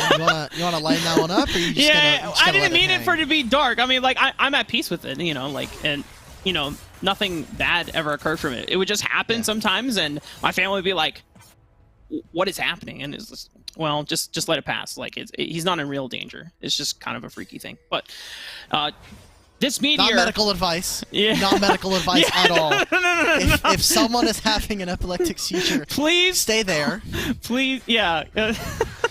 Do not just leave. Bad idea. The only advice I can give currently is Wild Rift advice. Yes. And right now, as we can see, Janus, despite losing or getting so much control on the top quadrant, it is Paradolia that is dictating the game to them right now. They have complete control of this topside river. They can't access this. And this Gragas matchup is proving to be super problematic. Oh, that's a lot of damage back from Soren. Looking for one more Crescent Blade. The damage. Rumi comes in, tags on in. Hot Feet is going to look to see if they can get vengeance for their fallen mid laner. And Meteor. Dude, did you see that? That was a flashbang. It didn't flashbang me. That's just you, bro. Dude, it's visually Okay, Barcode, we're going to review that on the stream, brother. Servant and Barcode really throwing hands at each other, but I don't know where the Renekton was going. Servant comes out on top, and if we're looking at a lopsided matchup right now, it seems like this Garen is being a little too difficult to take down. Garen is OP, but Gragas is just making Diana want to leave the game. She's like, I want to be meteored right now, please. Get me. I need this. I need them. I'm getting meteored right now, please. I can't deal with him anymore. This is now like 3 back-to-back duels where he cannot kill him in time, and then Jace just comes in and sweeps up. You know, Dimitri, I think in the presence of being on a Wild Rift broadcast, we found an alternative for you, a safe alternative. I want to get meteored right now. I need to get meteored right now. I'm getting meteored. There's meteors everywhere, man. Dude, this guy's got meteor watts. This guy's insane. Could you imagine if we had meteor in any other game? Arcane, it's just Arcane Comet the whole time, man. Just a giant Arcane Comet. Pew! It's a bit, well, we've already established that booting chains are just broken in this game. Yeah. And they could never exist in PC. And that's okay. You know, some things don't need to be, like, Wild Rift is allowed to have its own stuff, which, definitely unrelated. I remember reading a couple articles from some of the developers, and they're like, you know, we will import all the champions. We also do want some, like, Wild Rift exclusive ones. And that, I think, is the day that we, like, this game really is just, like, super takes off. Yeah. Then we just get all the haters, because there are so many haters online of, like, Wild Rift just because they don't understand mobile games. And my favorite is when they get mad that, like, there's exclusive Wild Rift skins, especially the Seraphine fans. Oh my god, the Seraphine fans are a different breed. They are so mad that Seraphine has a really sick skin in this game. I come play Wild Rift. What can I say? Yeah. This game is awesome. People are hesitant to play a mobile game for the first time, but honestly, like, the Wild Rift creators have done such a great job of integrating, like... Steal the dragon, Hot Feet. He can. Do it. He can leap over the wall. Oh, never mind. Not quick enough. Rumi secures the dragon. That is 3 dragons over to the side of Paradolia. Janus Esports have no real way of locking down stragglers, but you know what? Just like in our previous quarterfinal matchup, Servan with this Hullbreaker Garen is proving to be a giant thorn in Paradolia's side. And he's already taken out the inhibitor. Yes, he goes down, but the damage has been done. But look at how much space he is buying right now for Janus as they go for an engage onto Keo. That should just be the Meteor! He's dead. Wait, he lives! Oh, Hot Feet! Oh, can't get the last bit of damage, and the collapse from Janus Esports. They're cut off. Paradolia. This is a massive advantage they can gain right now. They can snowball this right into the Baron. They're already pinging for it, but Rumi wants to get his. They lay down the damage, and Soren, the only thing he can do is try and force Paradolia's hand to respond to him on the bottom side of the map, but we already saw how this matchup turned out. My daughter has a lot of burst damage to be able to fire back onto Soren. The body slap. My daughter is taking him down. There we go. They'll get the Baron for themselves. The only person that's winning is Servan. But if he just presses tab, Barcode's like, guys, not a great game for me, but I do not care. Win's a win. We take those. It's just not looking good for them. They're not finding wins. They're not playing, I think, cohesively around the rest of their team. And so it feels very dysfunctional. We're not seeing much from Ryan after that early game kill that they got in the top side. And Soren has just been completely removed from the game. Hot Feet, you got 3 items. We were expecting the 2-item power spike. It just wasn't enough. They're way too far ahead at this point. 6,000 gold here for Paradolia. They've gotten every single dragon. And right now, the only thing that matters, Rafa, is can they get the Elder? Who's going to be able to secure this massive objective?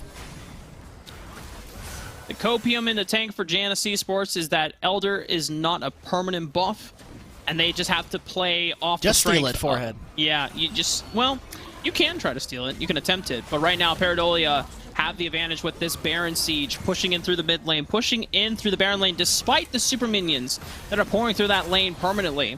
Servan has to go for the bottom side of the map so that they can look to open up the base even further. But while this Baron buff remains, it is so difficult for Janus.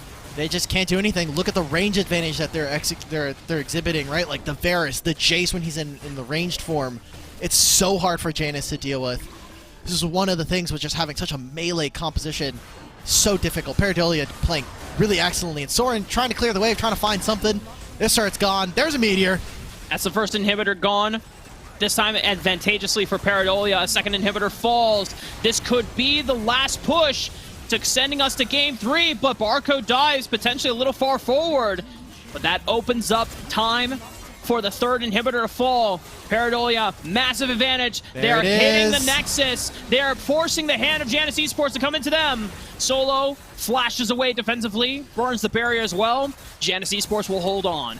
They're going to back now, and maybe there's a timer here. Barcode is down. It's 4v4, but a massive damage dealer is gone, and it's just the Braum taken away from Janus. I think what Janus want to do is try to stop some of the recalls, force them to be on a little bit of an awkward timer here so they can start to threaten this Herald, or this Elder Drake. We see that the Gragas is not going to be here, so this will be a numbers disadvantage. They're going to be able to take this. Yeah, you got to do it quick, though, and you can't. Meteor! The big thing that I'm scared about for Janus Esports is, can they get back to their base before Paradolia stops them? They've already dealt damage. Soren is taken out. Steals it! And if that's not the nail in the coffin for Janus Esports, I don't know what is. The Hail Mary is thwarted by Paradolia with the steal from Rumi. Elder Dragon secured, and the base is exposed, and there's only 2 people to defend it. We're going to game 3. Paradolia do not want to go quietly into the night. They're going to put up a game versus Janus. And I thought after what we saw in game 1, after the draft that we got here from Janus and the way that they executed a really awesome game 1, level 1 strategy, I was excited. They looked really, really good. But I think they got way too excited, man. I know we talked about it, but look at this. At that 10-minute mark, they're up 3,000 gold. and then they just fumble it. It was 3 turrets in quick succession, and then they overplay their hand, and the game's over. They could never get back in after that. The overconfidence, it didn't plague Janus Esports in the first game, but the second game, you immediately called it. It was that moment after taking 3 turrets. Instead of going to immediately reset, spend all your gold that you just got from taking down 3 structures. They greed, they overextend, they're split in trying to invade into the blue buff quadrant and look for a cheeky steal. The other half of the members are waiting in the red buff, and that's when Paradolia just find a moment to pounce and catch them split apart, because they know that Janus Esports, their strength has been when they're playing together, when a 4-man or 5-man core is all there making the plays and synergizing on what the same objective is going to be. But when they're split apart, that is where Paradolia found the advantage. And this Jace actually came back in the game, because Jace was kind of keeping neck and neck with the Gwen. We never really saw the Gwen take off at any moment. So I want to congratulate Paradolia, because I think odds were, and I think at least the sentiment for myself was that Janus just looked better prepared on the day. But Paradolia definitely did, I think, have a strong idea as to what they wanted to do. And good job, Barcode. You got the win. I'm happy for you. I will also say a massive step up from Save the Babies, aka the gamer that is running the tag, my daughter, who played the Gragas. Proved to be almost unplayable for Soren towards the later stages of the game in the 1v1 split push. And when Janus Esports are not able to leverage their split push pressure, the game becomes so incredibly difficult in terms of their strategy and the playstyle that they feel so comfortable playing. I think that Janus Esports are going to attempt to force a run back of what was such a comfortable playstyle for them in game 1. Hextaton, I mean, he showed aggressive moves on the Lucian, and it was great, but you more than anyone knows, the later the game goes, the harder it gets to play a Lucian. Yeah, it's hard to make plays like that, especially at that point in the game. I think the fact that we just saw Soren completely decimated is just continuing to kind of hammer home the fact that that mid lane matchup is so important. It doesn't matter what team we're looking at, really. The Gragas is supposed to be there to try to shut down any defensive play. And if you're going to play Gragas into Diana, well, good luck then, because Diana can never go for that kill threat. And I think that's one of the strong points of this champion is she's resolute in the laning phase and can be tanky enough that she can kill a lot of the other assassins in her suite in the mid lane, but does lack a little bit of damage if we go further on in fights. If fights go farther and farther and she just doesn't have the resistances, she just has a lot of HP and shielding. The resistances are not there at all. So, and obviously she's just a great team fighter with her ultimate, but that mid lane matchup is just more and more important. That my eyes are drawing closer on that matchup, because that is what's broken every single game that we've seen tonight. Turns out mid lane is actually OP. Who would have thought? Who would have thought? I wonder if the angle for Janus Esports, since they get to elect which side to play on, if they will want to take red side this time around and force Paradolia to ban the Ziggs, because Paradolia were already forced to change up their bans. I think they took... my memory is failing me. They took away the... For Paradolia, the draft? For game 2? Yeah. I'm trying to think of bans. I know Senna was a ban, but then they also... I'm trying to think of what happened in game... Darius. Yes. Game Oh, 2, Darius and Kha'Zix. Darius and Kha'Zix. Yeah. That's right. So, if you're on blue side as Paradolia, and then you don't want to change up your bans, and you have to give up Darius, you have to give up Senna, you have to give up Kha'Zix, because I feel like you cannot let the Ziggs go over to Janus again. Nope, and we just got word that Paradolia has gone for the blue side, or Janus has ended up picking the red side, so we will end up seeing that. They will have the counter pick available to them in whatever lane they want, and I think that maybe kind of opens up a few things, just because of the fact that, hey, look, if you're looking at Janus, they do really well with that counter pick, at least from what we've seen so far. And blue side, there are so many good champions, I think, that red side, it just becomes like, hey, you pick one, we can get two. And you can get Ziggs really early on in the draft, because I don't think Ziggs is first pick worthy, but definitely something that you are looking forward to ban. Yeah, and I think it was very integral for what Janus wanted to play in terms of their composition and play style. Paradolia, on the other hand, I mean, I don't think they care as much or need the Ziggs as much, so Janus wouldn't be the ones.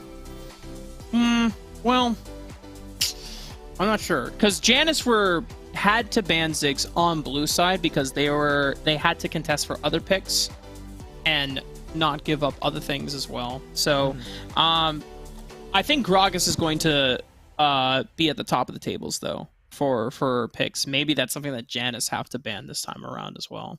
I think if you have to ban Gragas, you feel really bad, right? There's only so many slots with the champions that you can ban.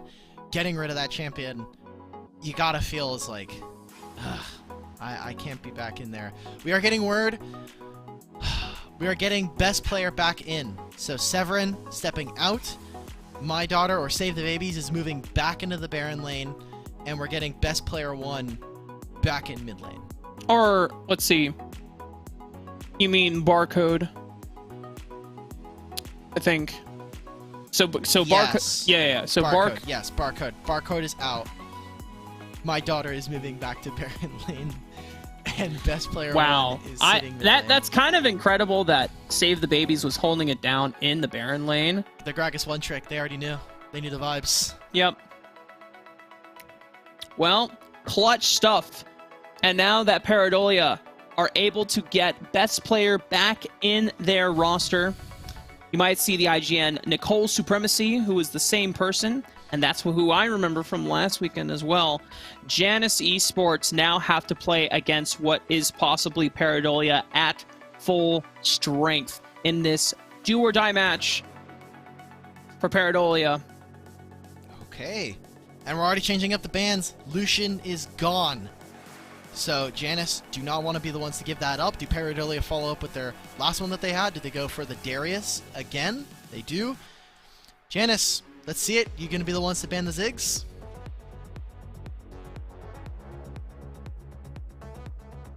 Good music, good music. It's like, it's a vibe, but it's also tense as well. The music selection is quite immaculate. Love. Ooh. When? Okay. Oh. Alright. Well, Yone's still up. Scion's still up. We haven't seen either of these teams really index towards it. We're going to see Karma here.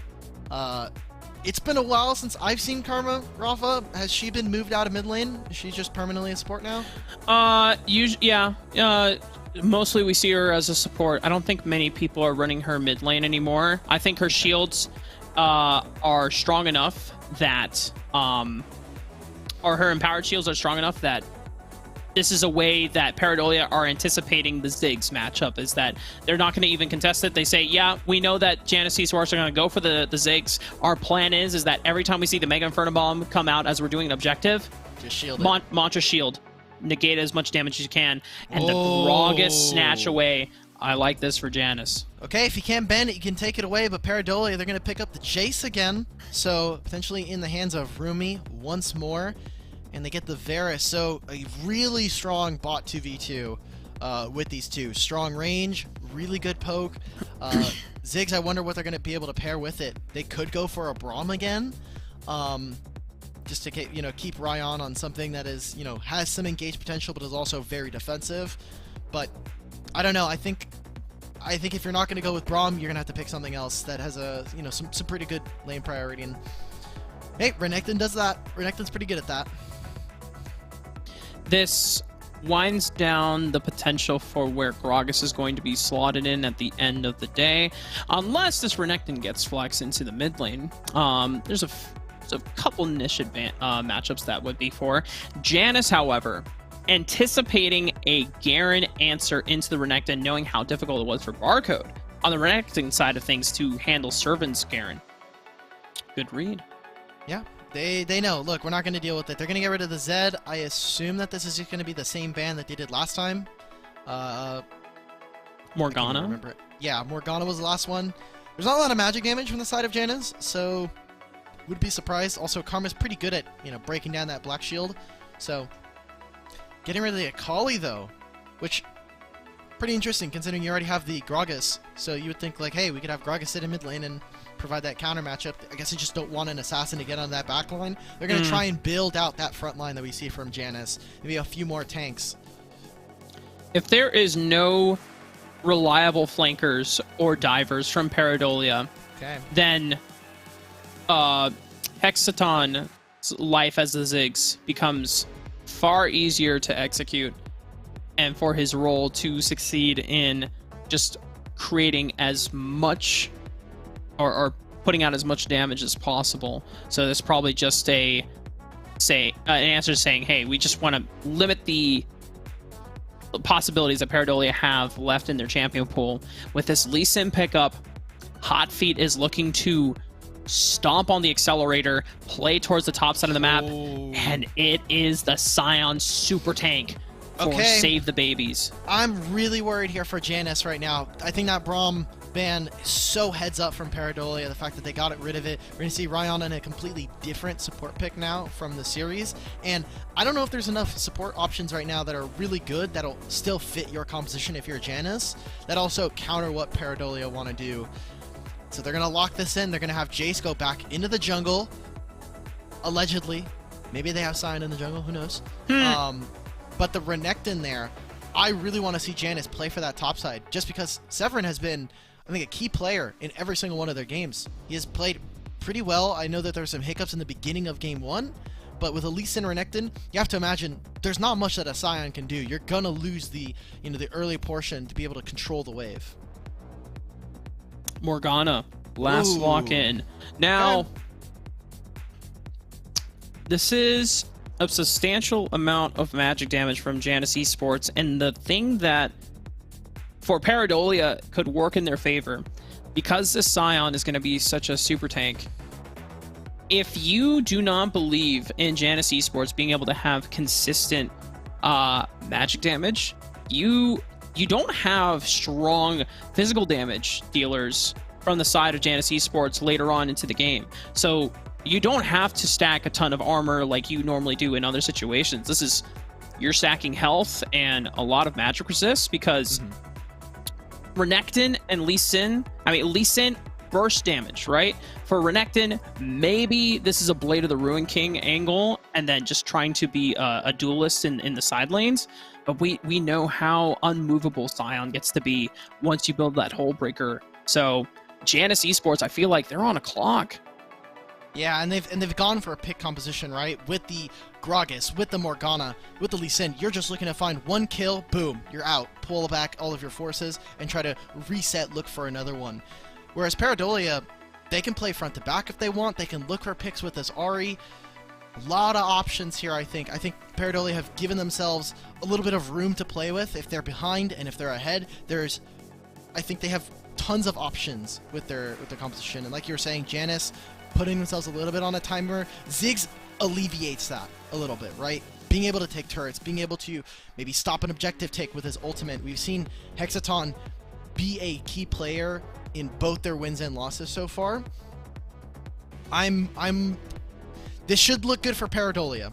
Maybe it was just game 1 jitters against playing against a team we haven't seen, but Janus, if they want to make a run, if they want to try and, play upset dog, maybe they're there. Paradolia, on the other hand, get to play with the long range and the siege that made their second game work out so beautifully in the mid game. Once they found the advantage and then they had the waves on their side, it was so difficult for Janus to deal with the waves coming in. They're just running it back. And for best player, aka Nicole Supremacy, to make a return in Paradolia's most important game yet. I'm back. What'd I miss? Oh, we're 1-1. Cool. We have to win this last game. No pressure. At least for the day. At least for the day. Yeah, exactly. Yeah.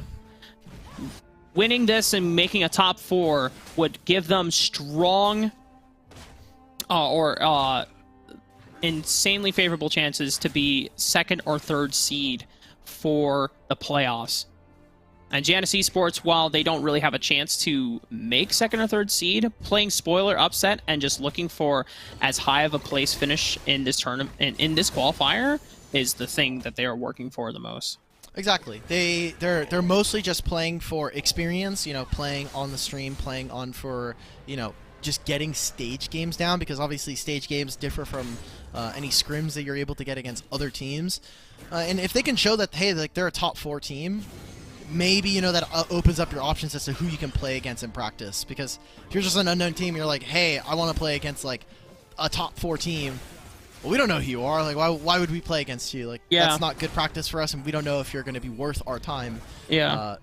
This is, you know, there's a lot to prove here, I think, if you're Janus, even though the points are not going to matter in a week's time, even in 24 hours, I would say. Yeah, well, I mean, I would even argue that when you get to the last chance qualifier, the more points you have, the higher seeded you are in that bracket. That is true. And it gives you less of a opportunity to play into a stronger team in a best-of-1 setting. So that... How much copium do you want? Because technically, they're on the other side of the bracket from KFC, so they really don't have to play them until basically grand finals. I mean, if Janus Esports are able to acquire as many points as possible, which, you know, is either between, like, what is it, 12 or 15? It's 12. They would never get top 3. They would get, like, 4th or 5th, essentially. Mm-hmm. That would put them in a favorable seeding spot for last chance qualifier bracket. Not having to play up against the other team. Oh, and the first move from Janus Esports. Not quite the... Oh, it is! The last stick of Ignite! I didn't believe it! But Nicole's Supremacy goes down! Soren reigns supreme. I don't think Nicole's Supremacy thought that either. So we're all in the same boat. All 3 of us just got caught off guard.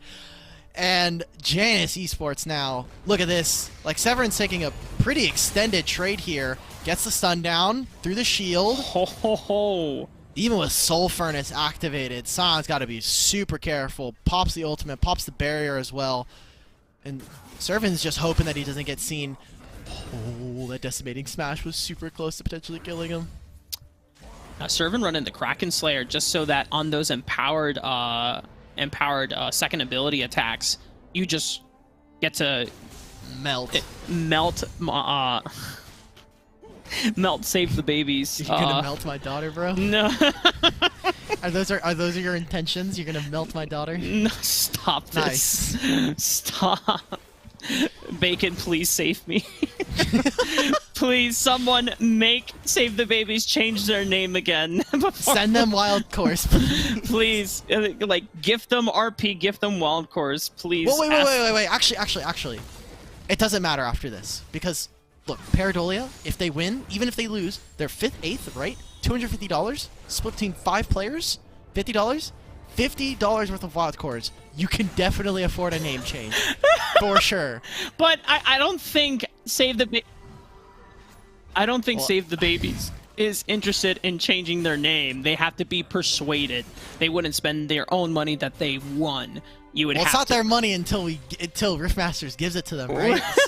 so you know. What are you insinuating? Maybe we engage in some espionage. Well, Hot Feet is engaging some kick-ass-ionage right now, as my daughter gets. Oh man, Janus Esports had to prevent some certain phrases coming out. Slayed. The Kraken being my daughter. This guy's name is just too much free content. I'm sorry. Jace is here. I don't know if Rumi's going to be able to do anything but cancel the back of Hot Feet. But in the meantime, right, like both of the junglers are on pretty even footing. I thought I just saw a meteor strike. That's not. It was just an Airy going down as the Ziggs bomb coming up. But they're taking complete control of this top side. I wonder if they're going to use this to either kind of bully this top lane matchup in the Baron lane and go for a Rift Herald. Looks like they are. Rift Herald started up by Paradolia, as you called out. This. Do it. Hot Feet is not there. Do the roar, Servin. Do the roar. Man. Well, Servin nor Soren can get in range, but Janus Esports, like they did in Game 1, do not contest at the same objective. They just merely trade permanent power versus temporary power. Rumi's looking to leverage this ASAP. Get Save the Babies online and rolling. Yeah, clear the wave. Okay, both Explosive Cask and Mega Inferno Bomb clears the wave, but it does not stop from first brick being acquired by Paradolia. They got the gold, right? Like, they opened up this top lane. Now, I'm gonna be honest, I don't really know what you need all that gold on a Scion for. It does make him exceptionally tanky, and you look on the opposite side from... Well, right now he's got Sunfire, so we're still waiting on the Hullbreaker spike. It does make Scion more powerful, but you have to see on Janus, will that mean anything? Will this turn into a meaningful objective now that we've opened up this lane? Because now Scion is going to be matching Sorin, so that just means that Scion will have a pretty okay time, especially that he's already kind of opted into the Mercury Treads. And you look on the other side from Janus, and if I'm Paradolia, I'm maybe a little bit happy about that trade, just because no one on Janus can kill him except the Renekton, and I'm constantly playing away from this champion. Sorin forced to answer against Scion at the moment. It just means that Janus Esports, Until Servan gets to the point where Blade of the Ruin King is not going to be enough, you're going to also need that Black Cleaver as well, so you get the permanent, you get the Armor Shred on top of it. You're getting as much HP percentage damage as possible, plus the constant procs of the Kraken Slayer. Right now, it's just not possible. So Paradolia have this advantage where they can take turrets super easily, and they're forcing the hand. Dead. Ryan, I mean, Black Shield is available, but still forced to flash because the damage from this Scion cannot be slept on. Oh! Shockwave from over the wall. That's it. I mean, my daughter now, they're slamming every single lane. They're going in top lane. They get the Rift Herald. They slam that turret. And now they're going to try and go for this with their Demolish procs, with no turret plates up anymore. They're going to double demolish the turret, get rid of that, get themselves something to answer.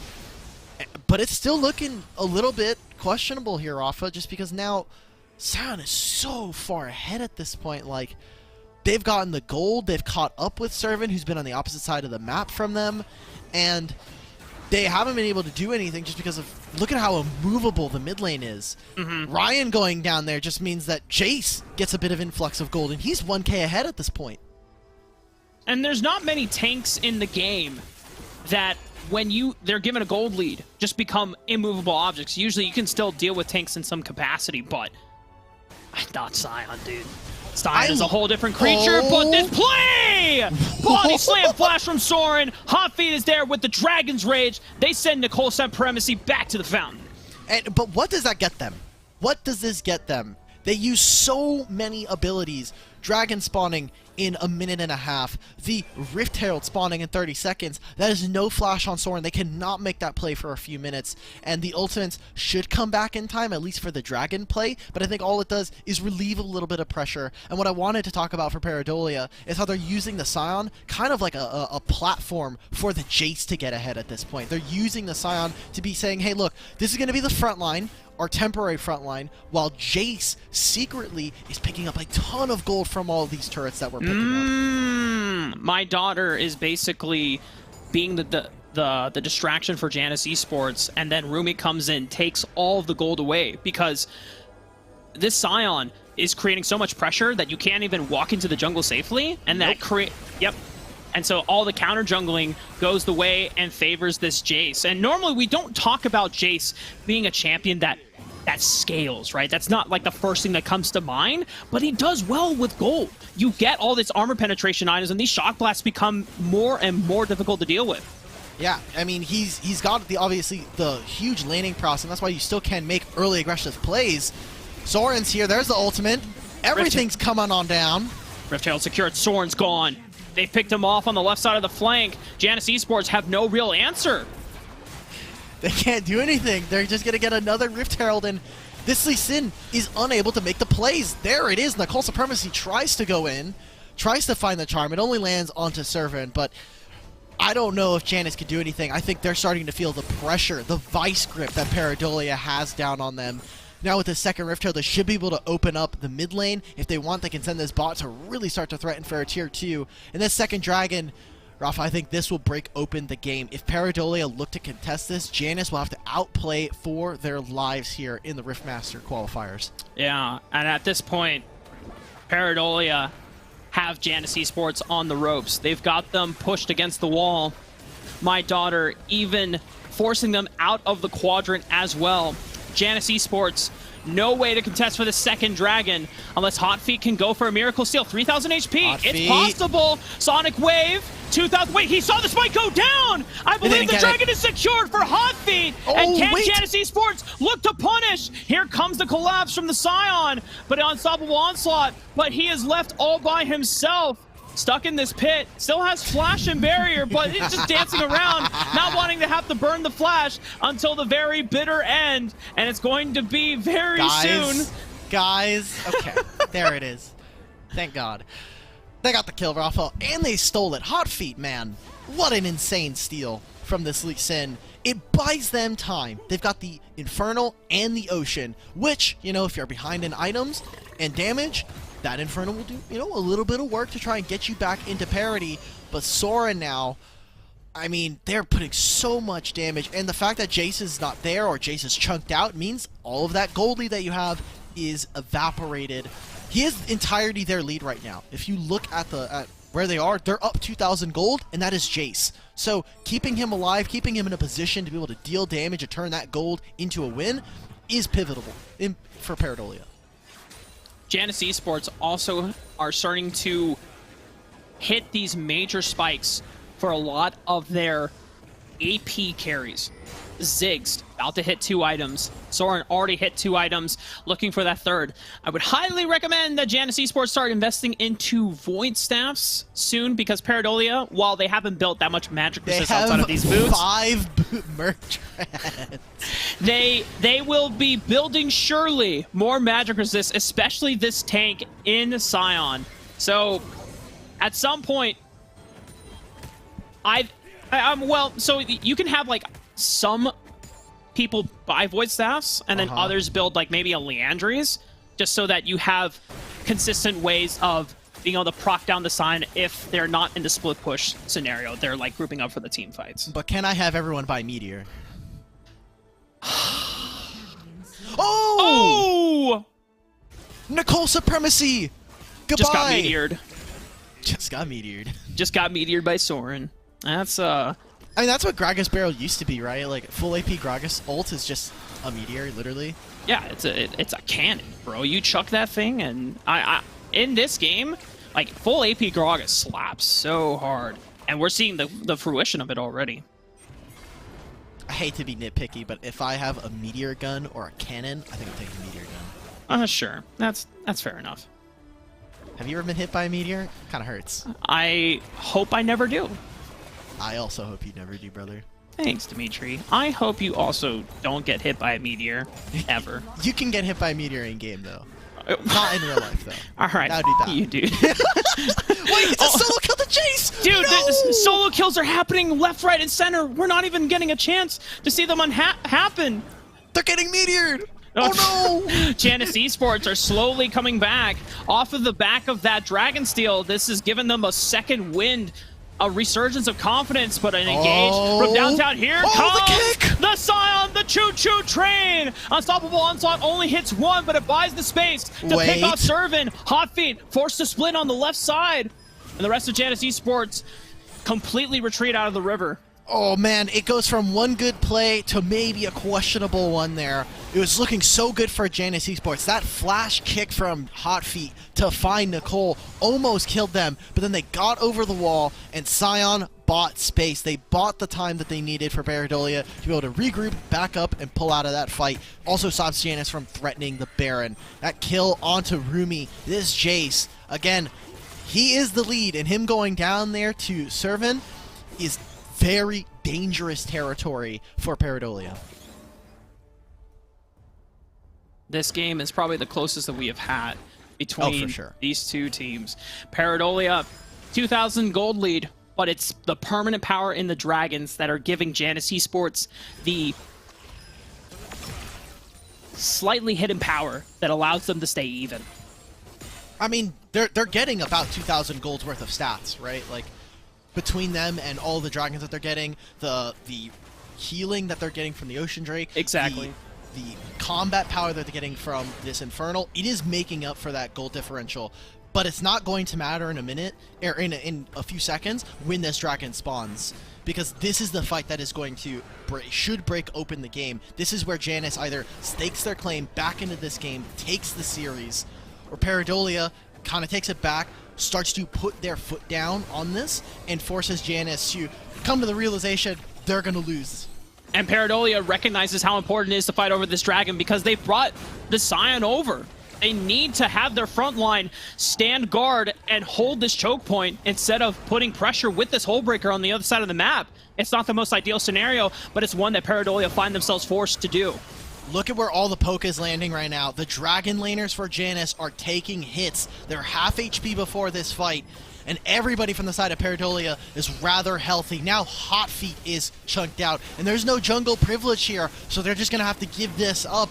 I don't know if Hot Feet's going to be able to make another steal. He doesn't quite have his flash up. Yeah, vision is not cleared out through the river, so it would have to be the long way around. My daughter holds the front line, and Ryan is the first one to fall, but the dragon isn't anywhere close to burning down yet. Hot Feet is still alive, looks for the flash into a kill, but it's the stasis from Solo, keeps them alive, flashing away, keeping distance. Wait, still 3,000 HP. Hot Feet's still alive, 2,000 HP. Rumi, it's gonna be taken out. A flash from Nicole Supremacy, and Janus Esports with Hot Feet steals the dragon, and I don't even think he's going down. He gets out. He gets straight out, and they grab that. How does he steal two different objectives back to back? They can't even go for they can't go for the Baron. Ziggs kills the Jace. And the advantage that Janus had, they're losing more minions on the opposite side of that, but they don't care. They're getting all of these standing gold objectives. I don't think they can, force for the Baron. Paradolia, it starts to get into your head. Can we even smite against this guy? We have to make sure that Lee Sin is dead. Yeah, Nicole Supremacy even flashed in to stop the Lee Sin, but I don't know if they had the charm of ready and available because they just threw out an orb. Oh, man. Hot Feet, too quick with the moves. And that's 3 dragons apiece, and now they're the ones feeling confident saying, you need to come face check us at Baron, but I don't know if that's the right call. Ryan Kroc is going to fall for their startup, but Black Shield, no. Ryan Kroc lives, and my daughter is found overextended, forced to flash away, still lives thanks for the soul furnace shield, but Hexaton almost taking them out onto the backside. Paradolia, this is getting so close. It's getting tense, Rafa, but the thing that it matters most is that Scion lived, and it stopped them from doing the Baron. So my daughter gets my seal of approval for that play right there. Didn't go down, oh my God, and is able to prevent a massive objective going over to Janus Esports. We're heading into the 20th minute here. We're getting long games in our third series. We still have another one, second place Demons, coming up next after this match, but it would be so important for Paradolia to try and continue their run, continue being the potential second seed going into playoffs here. But Janus are playing so well, potentially playing spoiler, potentially looking to kill the enemy dragon laner. Solo still doesn't have flash. Great satchel charge. My goodness, 50 seconds down on this Varus. Substantial amount of wave clear gone. Janus Esports, I don't know if they can take the Baron, but they can look to an attempt to take out this mid turret, game mid prio, bleed that into control of this bottom quadrant. They want to auto attack this turret so badly. One Ziggs auto and a satchel bomb gets rid of it. Solo will be respawning as this Elder Drake is coming out of the map, and that is where it is so pivotal for Janus Esports. Can they make it? Can they get this objective? And Paradolia, it's sitting in the back of your mind, Rafa. After you've been smite stolen twice in a row, it's like that little nagging feeling like, will he steal it again? Can I smite on time? They're just losing it constantly. And let's see how Janus and Paradolia, these two teams, set up for this objective. It is a fight for mid supremacy to be able to get into the river, prevent Vision, and maybe even look for a flank. My eyes right now are on Soren. He has been so key in getting Janus Esports access to the river and access to these fights, and right now it is on him to find a pick. Yeah, it's a 3.5 item Gragas, a 4 item Ziggs. You cannot walk into this river if he throws down the minefield. A bit early. Oh, Blast Cone over. They didn't have vision of the Dragon's Pit, so they felt pressed to get into the pit. But Janus Esports, they can play this slow. They're playing off the mid-wave control. They've already taken out one turret in the mid lane. Yeah, they got the turret, which is huge for them. They're now able to kind of keep control of the mid lane. You see how they're keeping control of the entrance to the river as well. Jace cannot step up, and Varus, he took a little bit of poke, which meant he had to reset. And so now even Sion's leaving this. As soon as they see Sion in the Baron lane, they should just go for this. That should be their play. Janus Esports taking their time, slipping back into darkness, seeing if they can play off a vision where the rest of Paradolia are going to be. Sion has shown on the Baron side of the map, I imagine, as well, that this should be the call to start up the Dragon. They're starting it. Sion They quickly, don't know that they have vision. Oh, that's the ultimate down. He just used it to get back into mid lane. Sion is just going to force their way into it, and Janus Esports, great patience from them. They know that they don't have to just immediately start up the Dragon. They got the Sion ultimate. They forced the Sion to come on over to the pit. So now this is going to give Janus Esports, they're desyncing their respawns, making sure that not everyone is away and maintains control of the river. And this allows Servant to get control back of the top lane. I think the problem there for Janus, and this may come back to bite them, the fact that they didn't have perfect information as to where Paradolia was. They didn't invest vision into this bottom side quadrant, which means they don't know that, hey, the Sion is by himself. No one can get to him. They can't say, oh, they have vision of the dragon. Because if they know, hey, they don't have vision on this dragon, they could very easily go for that play. Now that that ward is there, Paradolia, I think, bought themselves and may have accidentally saved themselves a potential loss condition here. I feel like we're starting to bleed into a stalemate of some sort. Yeah. Where both Janus and Paradolia are too timid to go and pull the trigger on this dragon right now. They're waiting on wave states to be ideal for them. Servant had already corrected Baron side. They're just waiting for that one to crash, and that will force the hand of Paradolia to respond. But the wave states will almost never be perfect without someone dying. Someone needs to get caught out, and they're making this engage. Here comes a Sion ult. I don't know how much they're going to be able to get done with it, but they just want to be able to say, look, we're pushing out the mid lane, and we're going to go right back in. That amount of damage could be what Janus needs to start up this. You saw already Servant pushing out the bottom wave, and there's recalls coming in. They can start this, but there's still a ward in the pit. Stone Plate forced from Save the Babies. Janus Esports are going to pull this Elder Dragon, try to pull it away from Vision. Solo was forced to recall. That Mega Inferno Bomb took 2/3 of their Soren's HP. not going to be here for this fight. Meteor! Okay, Janus Esports pulling off the Dragon, but now it is up to Paradolia to force the opposition to come back in. Because they see, it might be a base race. Look at this, Soren has the huge wave that they stacked up, and now Janus Esports, they don't care who gets the Elder Dragon. They just need to make sure that they stop the ports, that they stop the recalls from coming in, because Soren is going to go for the end of the game. Nicole's Supremacy goes, no way! Elder Dragon is secured, it doesn't even matter, Janus Esports, through superior macro, find the backdoor angle and will upset Paradolia. Oh, Nicole did not get back in time, and even finding the pick onto Hexaton, it didn't matter.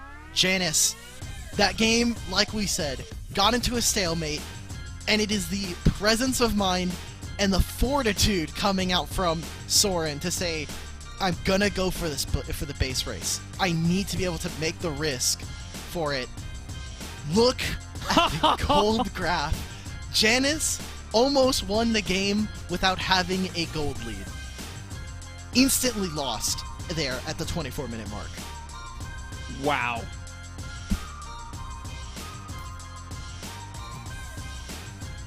Flabbergasted. I mean, completely winded if you're Paradolia, right? You're saying, we lost that game.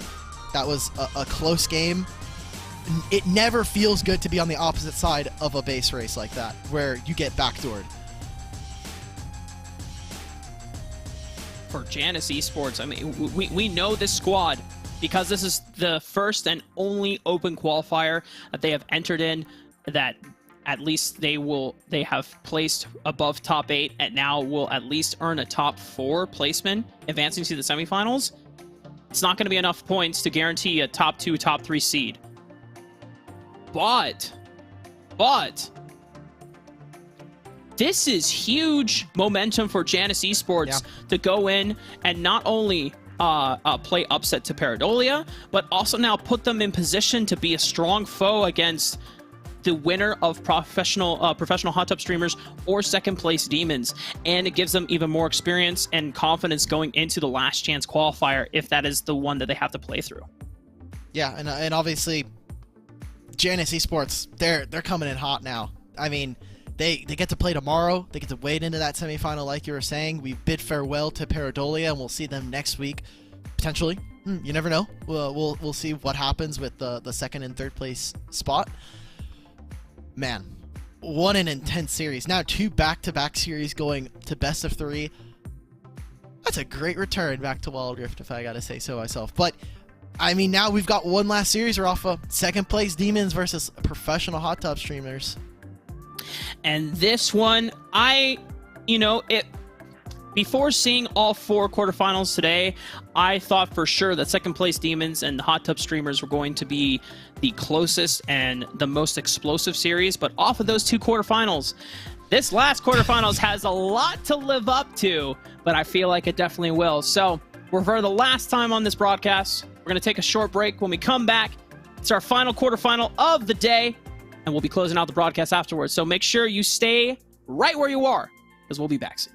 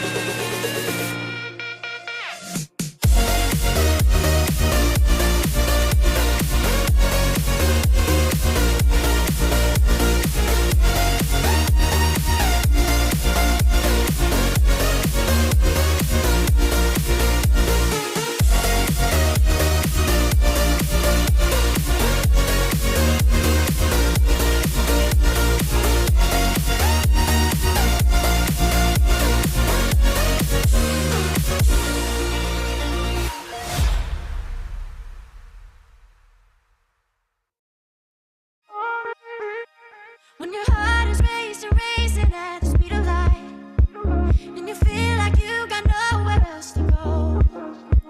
No, I'll hold you till the sun comes in the morning light. Yeah, I'll keep you safe, I'll never let you go.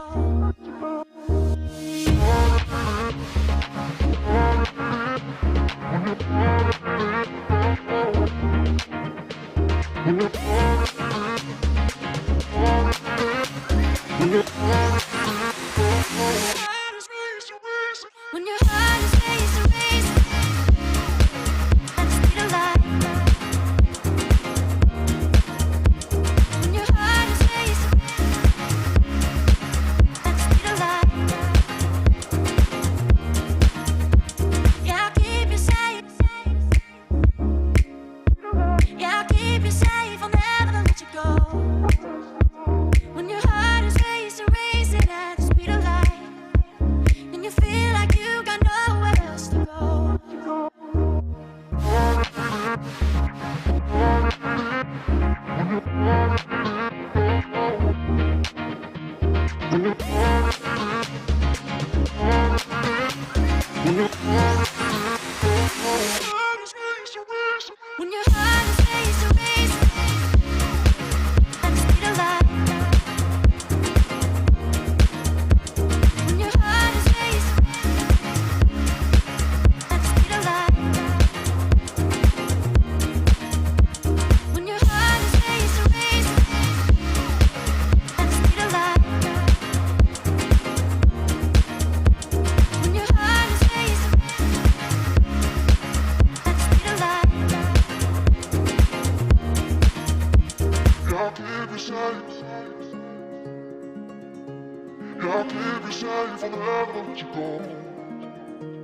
When your heart is raised to race it,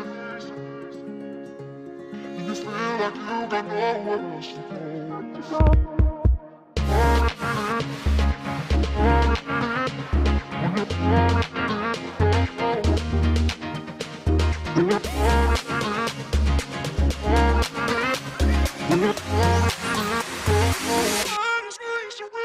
When your heart is raised to race at the speed of light. When your heart is raised at the speed of light. When your heart is raised to race at the speed of light. When your heart is raised at the speed of light.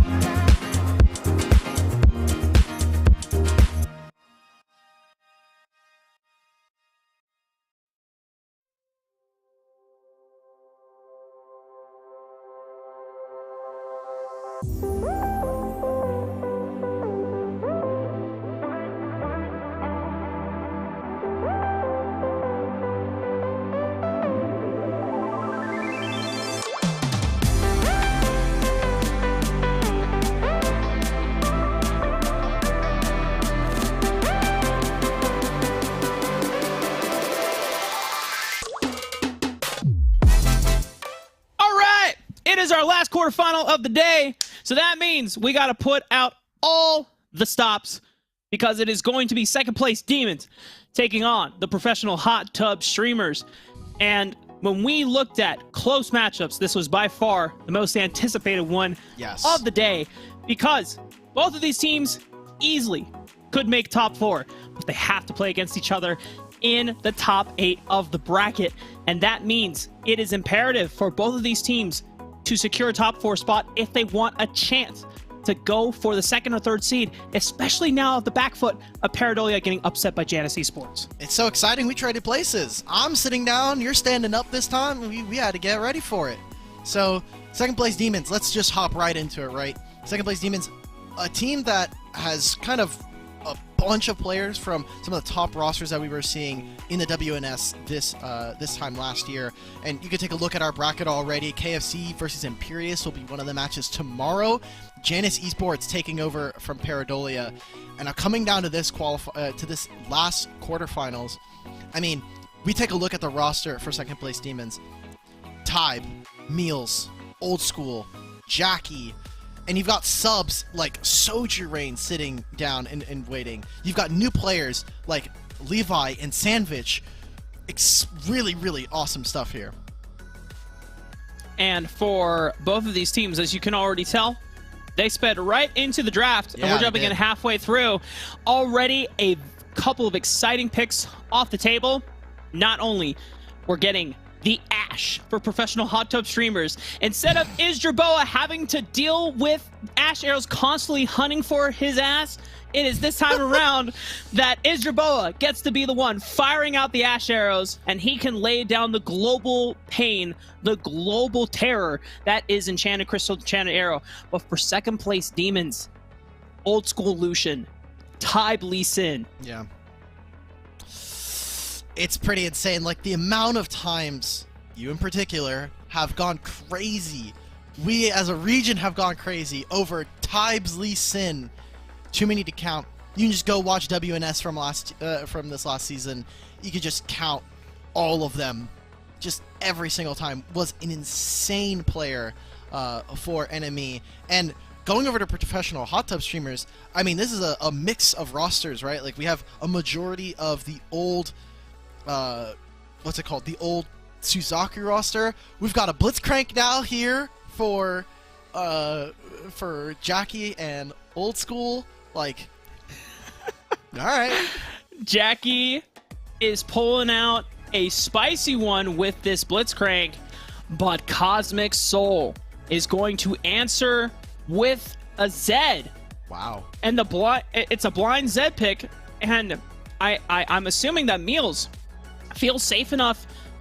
Well, okay, so there's a couple things here. Sure. This could be Lucian for Old School with Blitzcrank, or this could be Lux in the Dragon lane, and you Wow. send the Lucian into the mid lane against the Zed. Nah, Meals is too much of a dog player. He's gonna play Lux. Whoa! You and Meals Look. gotta settle some beef now. Okay, look. After the Team Liquid Summer Showdown, you know, after seeing him do that awesome play on Akali to save his team the game, and then like they end up like winning. That's okay. He gets to play a dog champ now. Like it's a give and take. Like some days you get to be the play. Sometimes you don't have to be the play. Sometimes you're leading the dance. You gotta give and take. Meals understands. You know, Alk is just making sure that Meals keeps his ego in check. We trade off from, you know, hyping up players and then making sure they're not getting too overconfident. You know, That's what Kimmy does a great job at that. Kimmy's True. great at making sure that Meals' ego's not out. So it's good. If they ever need to like drop have a no ego player, Soji Rain is great for that. All you have to do is just drop the core Kenshin looking for team tweet and you're good. oh my God. We're pulling out all the stops. Come on, man. It's the last game of the day. We got it. Everybody in Twitch chat who knows what I'm talking about knows what I'm talking about, and they're gonna just post it in the C9 server. Oh It's man. Well, actually, Dimitri, What's up? you're behind the times. We got a new server. There's another server. Man. Yeah, the enemy server. Well, now. yeah, because Kimmy went and like she has their team now, so. Oh man.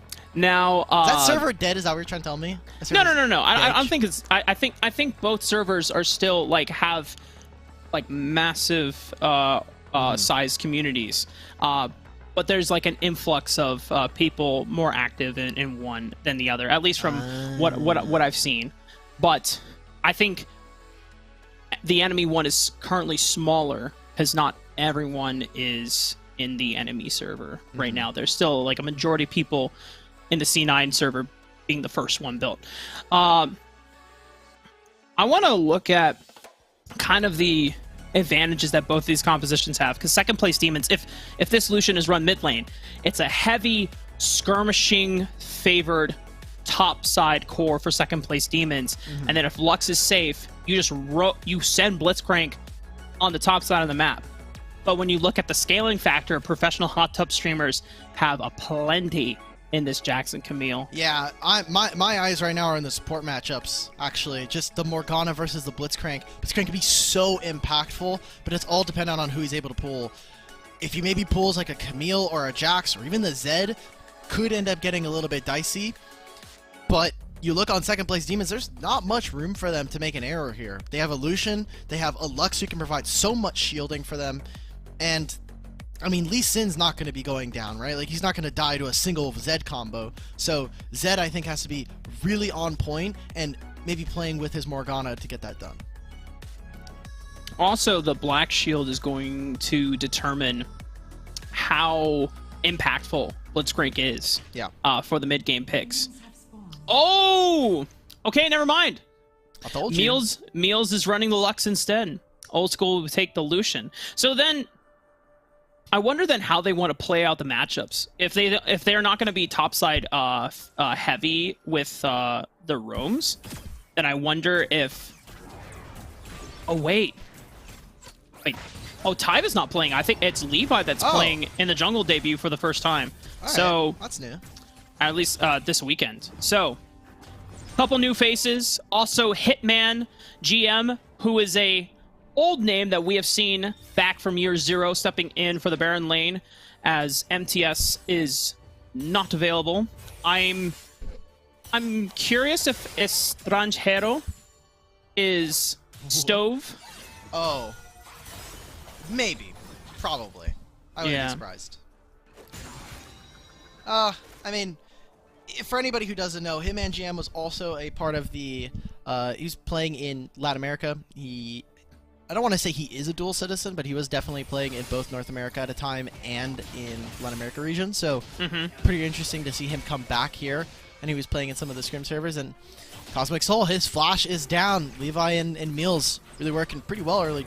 There's just so much pick potential between these two. As soon as she lands a light binding, you're done for. Damn, Levi is playing both in League of Legends Worlds and in our I know, Wild right? Rift Masters. That's crazy. There was a player in here named Chovy in this tournament too earlier. Everybody wants to be Chovy. Everyone wants to be Chovy, man. Second place Demons. They want to dive this bottom tower, but Demon King and the rest of the hot tub streamers hold on for dear life, not having to burn that many summoner spells, only a flash from Isjerboa. A couple summoner spells coming off of cooldown from Estrange Hero. Oh my god, we have to identify this man. I'm going to hope and assume that it is Stove. Stove. Do you know what Stovey's like actual like full name is? We found out last week. I don't know.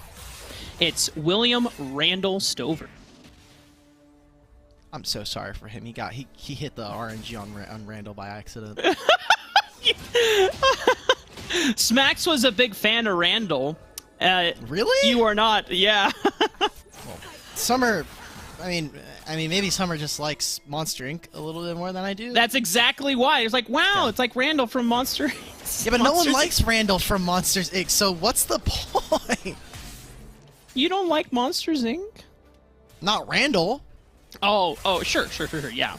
Randall's the bad guy. Yeah, Randall's a little lizard chameleon dude, so... The lizard. He's a snake. Alright, we're getting word from production. It's not actually Stove.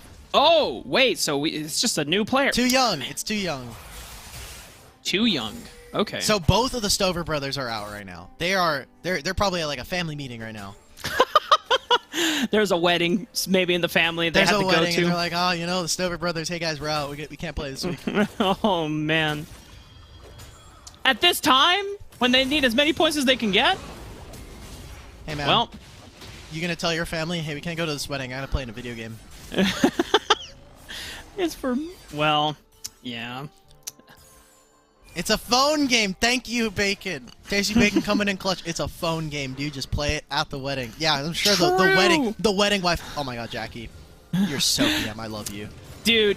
Jackie was doing this last week too, and they have 4 people all ready for the dive, the kick, but the play around and the mobility. Hitman doing everything they can to survive, and Jackie is going to be the sacrificial lamb that offers himself up to Cosmic, but pulls them away from the rest of the team. I was gonna say, no sacrificial lamb ever is like, yeah, I'm good. Time me down, brother. Go ahead. Okay, wait. Is that just dead here, potentially? Oh, nice play from Cosmic. Oh, and Demon King flash into Hextech Ultimatum. Should be enough damage. One more auto attack. Oh, he's slow. Oh! The smite. Demon King throws everything to make sure the kill is secured on Emils, but falls. Okay, and this entire time, Jax is just bot lane. Jax is in the Dragon lane, just farming up a storm, making sure to try to get back after that play that happened up in the top lane. And despite all of the efforts, despite all the shenanigans, it should be another plate. I don't know if it's the whole turret. The Ashe ult is up again for some reason. Oh, Isjerboa giving them the Ashe special and making second place Demons respect the power of this Ashe. It ends up to being a trade. Sandwich making sure that both he and Cosmic both go down. I think that's just second place Demons playing a little too far up and a little too long on this play. The play was over after that first time they went up there to grab that kill onto the Jax. I think Jackie just hit Grace with that blitz hook. My God.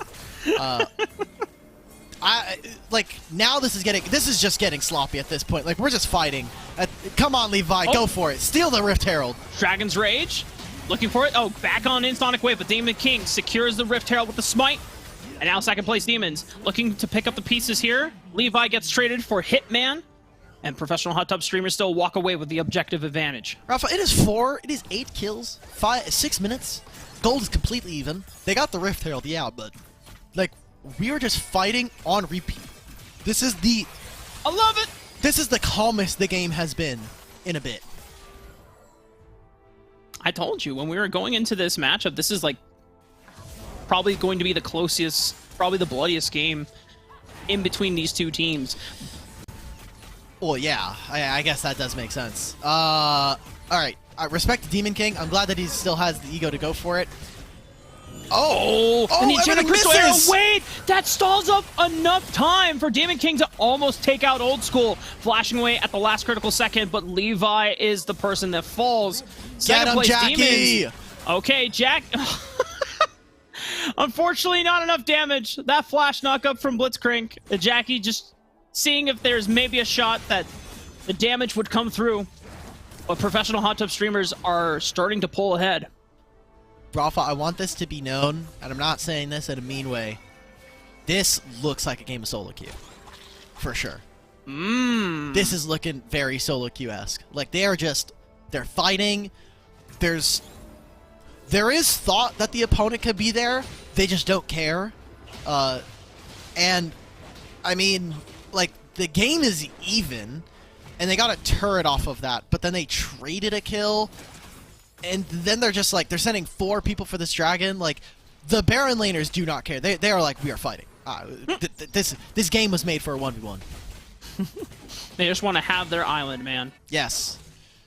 It's more like a peninsula, right? Because it's still connected to the mainland, but like, True. they are just... if it was an island, they'd have to like swim all the way over, and it's just not, it's not good. I don't see Jax as a good swimmer. Yeah, you probably lose to the Renekton in that front. But here comes second place Demons.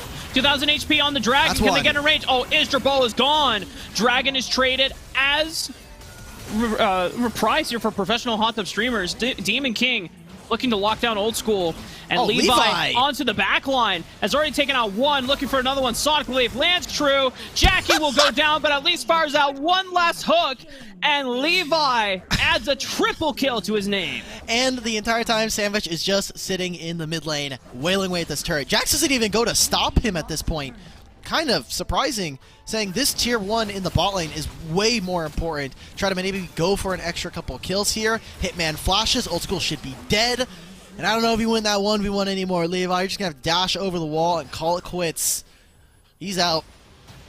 Oh, wait. He's back in? Okay, but, I mean, there's a Lux ult for some reason. There's just things happening, Rafa. I don't know how useful I'm going to be here, but... You know what? You get to at least enjoy the spectacle that is between these two teams. That is true. The spectacle of it all is definitely significantly more interesting. I'm glad that Meals has this Lux skin. I remember it coming out, and I was like, the Crystal Rose skins are just too good in Wild Rift. Yeah, that's another thing. Going back to our conversation about how Wild Rift has a ton of OP exclusive stuff. Crystal Rose skins, not even available on the PC counterpart. Well, they are, but it's different champions, right? It's Swain and Zyra. You're right. Syndra. You're right. I don't think it's Lissandra. It's definitely Syndra, and it's Talon. Yeah. They're just Second not place as team. high quality. You just don't have like... Also, the Crystal Rose Ezreal just looks like a replacement for the King of Hearts Ezreal, or like the Debonair. Oh, definitely a better one. Oh! But for second place Demons, they're getting picked off. Old School forced to use Flash once again away from Demon King's ultimate. Now the rest of hot tub streamers trying to kite away from this one. And Sandwich, after all that time farming mid turret and top turret, an incredibly strong Crocodile right now. But the death mark from Cosmic Soul takes him out. What can professional hot tub streamers do on the back end? Cosmic Soul is the backline, wailing away, willing to give their life to make that double kill happen. And professional hot tub streamers are starting to pull this fight around. Fight or die. That's all that matters in this game. We just kept fighting around the turret. They were playing really well on turret range until Jackie maybe landed a few hooks. Okay, Levi. I mean, Levi can still technically contest Meals for the can steal this as well. Oh, wow. Okay, you see what I mean, though? Wait, Demon King with the Hexagon, but Wheels is there, but the tactical sweep is still enough damage to get out, and Demon King floats on over, gets out safely. Cosmic Soul, Deathmark into the back line. Not enough damage onto Meals. You see what I mean? They just respawn and fight. There's no elegance. They're just throwing their bodies at war. I do wonder if it's because both of these teams are operating with subs, essentially. Maybe. Because last weekend, as far as I know, this is the first time we're seeing Levi play with second place Demons on stage. This is the first time that we're seeing Hitman GM and Estranged Hero play with professional hot tub streamers. Meals might be in trouble. Look at this. But just as I say that, Jackie is here to support. Oh, Cosmic Soul! Okay! What was that? Get him! Is he gonna get it? And he dodges the hook! Oh my god, Cosmic Soul! I love how slow Blitzcrank ends up being after he's done using his second ability. He just becomes turbo slow. And there it is, Hitman GM goes down on the side lanes, and the entire time professional hot tub streamers are just going to pick up the Rift Herald, slam it down mid. They don't even need it for the first charge. They're going to wait till the second one. Just get a little bit of chip damage, 45 seconds before this dragon spawns. This, you know what this is, Mark? I've identified it finally. This is a deathmatch game. Oh, yeah. The most amount of kills. They are trying to go for the record of most amount of kills. And I love that. I can buy that. Second place Demons and professional hot tub streamers just looking to answer blow for blow. But I think that the dangerous thing for second place Demons, though, is that the constantly fighting doesn't give them an overall advantage. No, it doesn't. Especially if they're not gaining these objectives. For professional hot tub streamers, they scale better and better into the later the game goes. So for them, they're like, oh, they just want to continuously trade? We're down. Yes. Like, you looked at the prep document for this draft, and they're like, we need to fight early game to win. Then they took it to the logical extreme of, we need to fight every time we're alive to win the game. And here's Levi going in. That's a kick. Demon King now just deletes Meals. Professional hot tub streamers, massive advantage now going into this Dragon Pit. Numbers-wise, they have more. 2 members down from second place Demons, and no one can respond to Hitman GM at the moment. It forces Sandwich to retreat and recall. So it's now a 4-on-2 into this Dragon Pit. Old School and Levi, what can they reasonably do? Yes, it's on Vision, but they should be able to keep away Levi, right? Cosmic Soul goes into the back line, forces Levi and Old School to retreat. Cosmic Soul, yes, he doesn't get a kill, but the damage has been done, and his job making sure that no contest for the Dragon becomes available. Oh, I think Cosmic Soul is dead, though. The flash comes out. Cosmic is going to go down, whether it's to the Luxalt or to the Lee Sin. Oh, man. This is just getting funnier and funnier. This is... I've just now received word, by the way.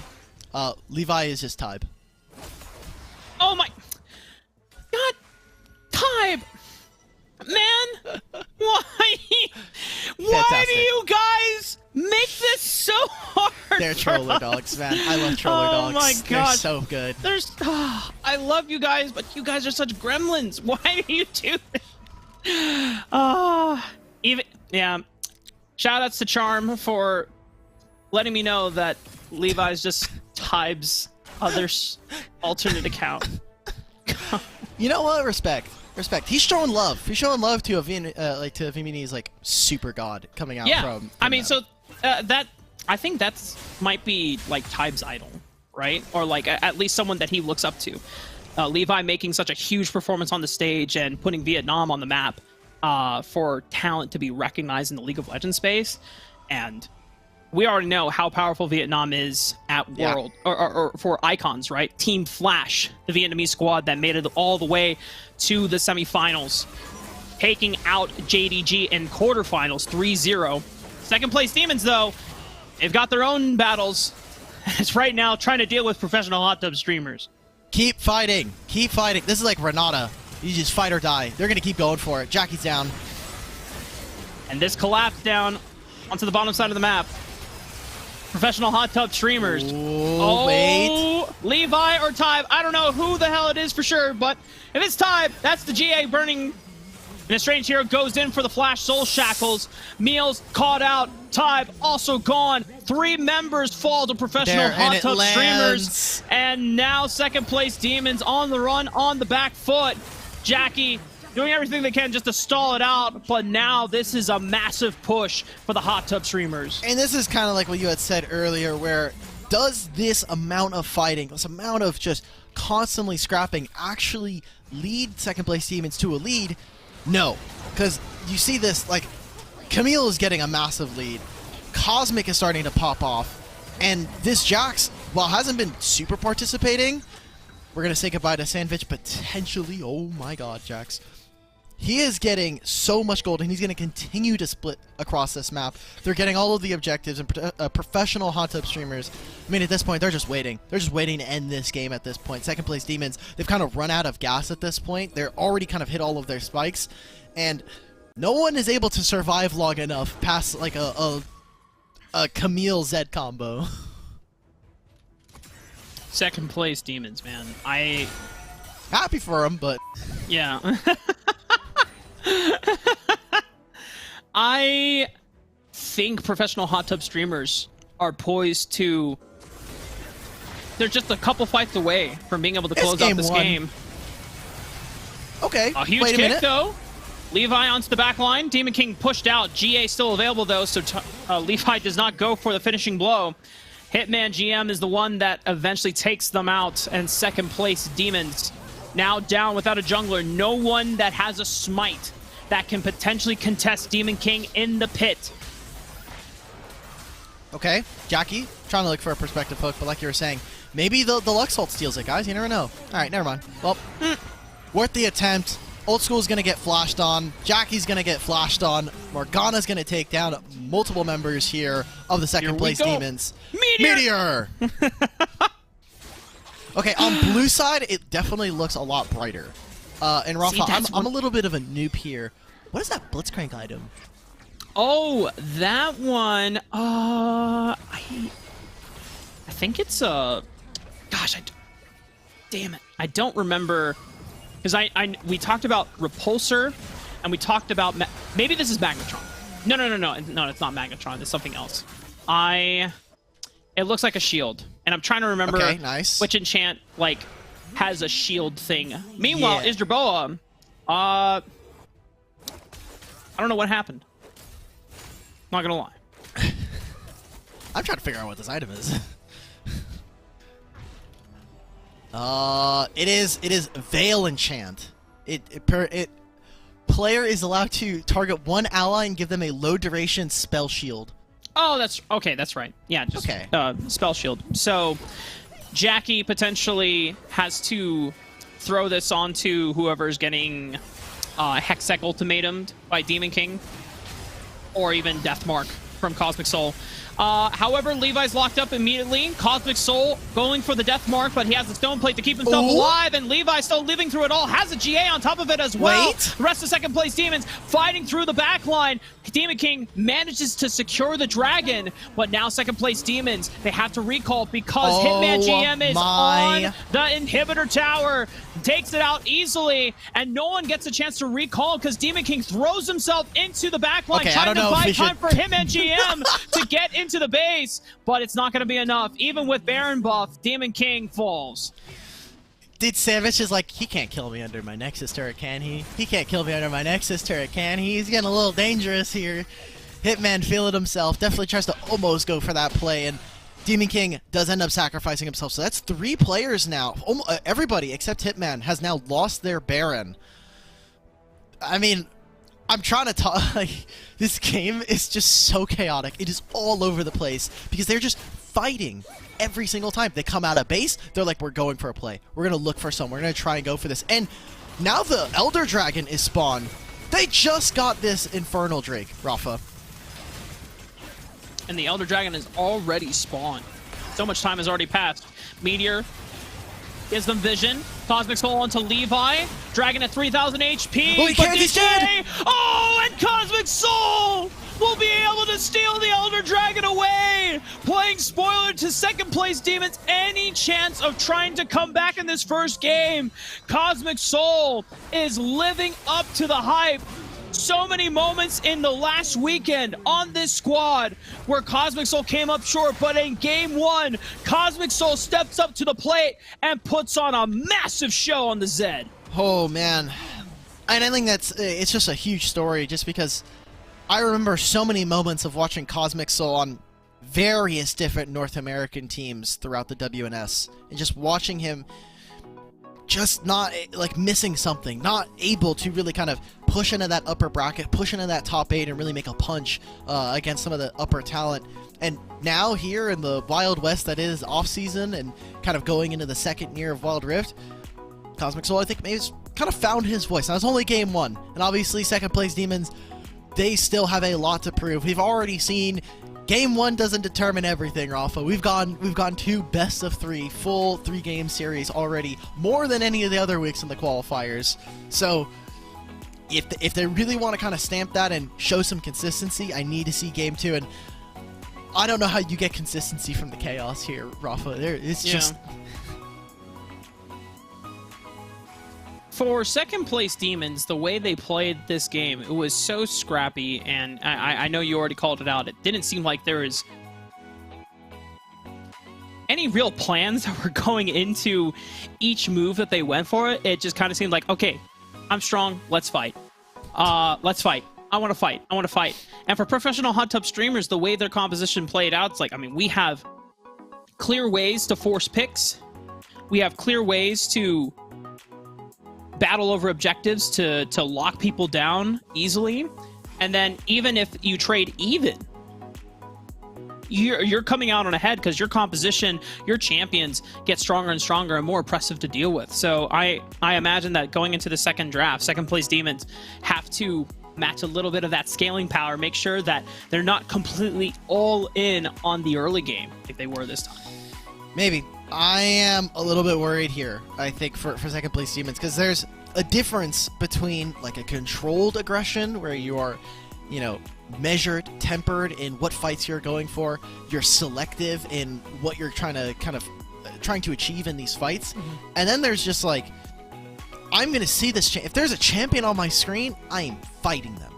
I do not care. I'm gonna go for it. They contested every dragon, but then they just found themselves in this really big pit, and you know, we kind of keep coming back to it, but we go back to the leaderboards right now in terms of the standings for points. And second place Demons have 12, which means Imperious also are kind of fighting for that second and third place spot. Hot Tub Streamers are at 10. So really the gap is pretty small, and obviously if you win here, you are just going to obviously overtake whatever, you know, whoever's in front of you because they're playing up against each other. So I think, you know, playing for that top 3, not having to play in last chance qualifier is really important for both of these guys. And I kind of want to see second place Demons shape up a little bit. Yes, you know, like we're playing in an open qualifier tournament, you're getting a little bit of pocket change as well, but like think about the names on this team. These are top 4, top 3 players just this time last year for North America that I at least, and I hope a lot of people in the scene, have a little bit of a higher expectation for. I think for this team, second place Demons, who we have just gotten word that they are going to be playing on blue side, now have some options to play around with. Champion priority. I'm trying to think in my head, like, what is their priority going into this game, and like what champions do they want to grab before that was a problem pick for them? Because professional hot tub streamers being on blue side, they immediately locked in the Ashe. That was their top to go to. And it is just a flexible pick, right? Like you can go for multiple different stuff. You know, like if the Ashe, you can play it in support if you really want to. Giving it over to the side of Isriboa, he's a more than capable marksman that we've seen time and time again perform at the higher level. But you know, the Ashe was pretty nice, but there was just so many other things. I think Demon King having his Camille just gave him a lot of pressure, and I know that we've talked about this player time and time again on the broadcast. He is someone that is super confident in his own play, is a massive vocal leader for any team that he's on. So giving him something like the Camille just means he's in charge of the go button. He's in charge of, guys, we're playing on this timer. We're playing for this kill. Follow my lead. I will lead you to success. And having someone like Demon King also can be one of those moments where if Demon King is feeling confident, he's feeling good, he is so motivating. Like when you have someone like Demon King on your team popping off in comms, you feel like a surge of confidence. You feel like, oh yeah, like, and that momentum is so powerful in a series because that carries you forward. So now it's up to second place Demons to overcome that momentum that professional hot hot tub streamers are currently riding on. I found the perfect copy pasta to enable this game. Okay. When second place Demons is 3k behind in gold, second place Demons thinks that Oh they my are at a God. small advantage, and so they have to start a team fight to secure their lead. When second place Demons is 7k behind in gold, they think that their team is at a disadvantage, so they must look for a team fight to regain control of the game. And when they're behind 10,000 gold, second place Demons think that their team has reached a desperate situation, and they're only waiting passively for their death if they do not start a team fight this instant. That's not bad. It's a definitely- long copy pasta for sure, and Yeah. definitely replacing MLXG and RNG for second place Demons is a bit of a mouthful. I don't know if you're going to hit the character limit on the Twitch chat, but it exists, and it's true. That is, I mean, this is practically enemy, right? Like they're calling them second place Demons, but it is like enemy 2.0, right? So maybe you can just say if enemy, rest the copy pasta plays out. We're just waiting on draft phase to get started by both of these teams and loading on up. But the last thing that's on our mind as well is the playoff scenario that can occur depending on the outcome of these two teams. Because with the leaderboard, we already know, just to... Actually, I wonder, are we able to look at the leaderboard standings? It may not be updated. It won't be updated, I know, and that's fine. I just need to see the numbers right away so that I can, and I'll just write them. Okay.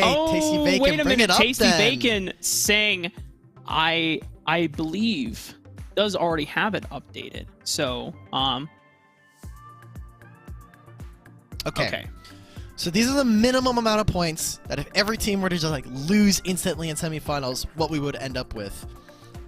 The fact that NLXG gets bumped out of being in the top 8. Now they're tied. They're tied at 8 points. So we'll see what ends up happening. You see right here, professional hot tub streamers at 16, second place Demons at 18. They still have that 2-point lead. If they can win, that's potentially breaking into top 4. And then Paradolia, right? 22 points. Imperius, they play up against each other. There's going to be problems. So, from my understanding, so finishing a top 8 gives you 6 points no matter what. So, second place Demons and professional hot tub streamers, if we haven't illustrated it before, being able to advance to semifinals gives you, I think 8 points. It's 8 points instead of 6. So it's similar to the prize pool where 5 through 8 gets 6 points and 4 is 8. So that's a 2-point difference that you can make up there. And then second place is 12 points. Yes. And so it's 15, 12, and 10. And then 8, 6. Right. So yeah, the only way that second place Demons can break into the top 3 at this point is to get not only through professional hot tub streamers, but then also past their semifinal against Janus Esports. Mm-hmm. So, I mean, they could do with third place. We're getting word. Production is just doing all the live math. Yeah. If Imperius gets 4th. Oh, that's right. Okay. Would we... Oh, how would that even happen? I wonder what the tiebreaker scenarios are like. That's for Kangas. Kangas and probably Tasty Bacon as well. There you go. That's for next week's problem. Not our problem right now. There you go. Second place Demons and professional hot tub streamers, though. Game 1 going over to Isdraboa, Demon King, and crew. These guys, match point, whereas second place Demons, it's the hill they have to overcome. And now that second place Demons are on the blue side, Isdraboa already knows, guys, get rid of the Ash. So you need to tell me what exactly happened, because I haven't gone back and seen that one in depth, and so I'm like, I feel like I missed something. I mean, Isdraboa just got absolutely like nailed by almost every single Ash arrow, and it was I felt bad because it was just like, man, every single Ash arrow was like finding a Jerboa, and he was even playing on Ezreal. It's like, even with arcane shift, sometimes the arrows were too difficult to dodge. That's his fault then. I'm be honest. No, honest. man. If you have arcane shift and you get hit still, that's a skill difference. No. That's a skill difference. You you and Danny need to have a talk about that, and just go back and watch the match, and then you and Danny can like banter about it more, because I will both of just you are tell him he's a dog. That's not fair. That's not happening. both of really. you are dragon laners. Both. I'll just call him a dog. I don't have to explain myself to him. Both of you call each other dogs. I think Perfect. yeah. You guys were I remember you guys talked a lot at Mall of America after Yeah. the events of the regional championships. It was so fun to chill with everyone after the end of the season. But Nautilus has been locked in, so I think this is your first Nautilus game that you get to witness. I haven't seen Nautilus. I saw he got banned last game. I didn't get to see it though. So we're bringing in some new with some of the old, right? We got the Senna Nasus that professional hot tub streamers are going to be bringing out. We have got to find a better name for, like, the name is good. We got to shorten it somehow though. This is 4 words. Can we like call them like? We got to figure something out. Nope. I wish, but I already tried PHTS and that just does not hit. So No, it doesn't. I mean, we can just call him Hot Tub. Yeah. I think the thing that's tripping me up is the professional part. Yeah. It's just like hot tub streamers, okay, it hits. And it's like Yeah. professional hot tub streamer, like the fact that it has to be a It's modifier. a word. It's a mouthful. Yeah. Yeah. This is a lesson in esports branding, guys. Like we're just giving out tips for free. Yeah. I mean, like, the funny thing in grassroots esports, and when, you know, there's not many orgs to really lay stakes down, people can name themselves whatever they want, right? But then Yeah. it does become a problem when, for consistency's sake, and if people want to scout and, like, figure out, okay, well, who's this? Oh, what's this team? And then they're a different team name from this time. And yeah, it gets... It's just a problem for us. The people who are scouting probably already know these players and can like track their IDs. But we're getting Akshan. Okay. Oh. Second place Demons, we're just going for it. And we are getting the Kazakhs. Assuming this Levi is the alternate for Tybe, then this is Tybe on the Kazakhs. And for anyone that knows, on this champion, Tybe pulled off alongside the rest of Sentinels the massive upset that gave North America its first international series win. Just period, flat. And so this is a massive comfort pick for Tybe. Hot tub streamers now, their last lock-in is going to be Akali. Okay. I'm worried. I'm so worried for this second place Demons composition. Like, the Akshan is great. I don't know if Meals is going to be playing it or if it's going to be Hitman GM. I assume it's going to be Hitman just because he is the resident carry player in my mind. No offense to Meals, but Meals has almost always exclusively played like second fiddle on the teams that he's been on and the teams that he's played. You got your team swapped up, bro. Because Meals is probably playing Akshan at this point. Is he? You think Yeah, 'cause Hitman's going to be playing? So Hitman is on Hot Tub Streamers. Oh, that's right. That's right. And Oh. Sandwich is on second place Sandwich. Demons.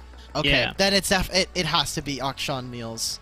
Yeah. Okay. And then we have Renekton for Hitman and Akali Camille again. for Yeah, Cosmic Soul.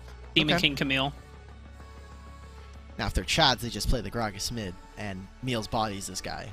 Insta. Okay. Again, with this Nautilus, completely new to me. He does everything the same. Right? Please tell me there's nothing different with this champion. Yeah, for the most part. I think the kit essentially works the same.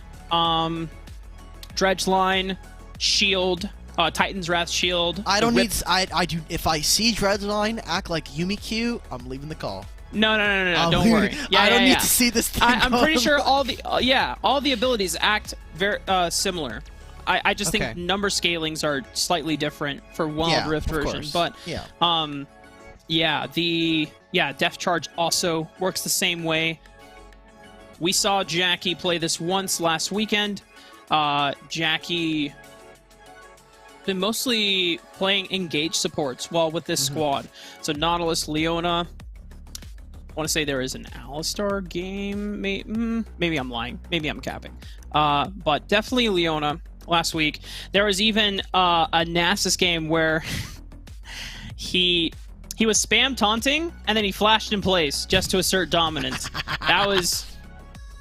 He just walked up to someone who was under towered, 10 HP, throws down an E, and then, like, spam taunts with the cane. Yeah. And it just flashed away. And it's just like... Respect. Nah, that's why I love Jackie. Jackie, you haven't ever been to a Jackie stream, you're missing out. You're missing out on some quality Wild Rift content.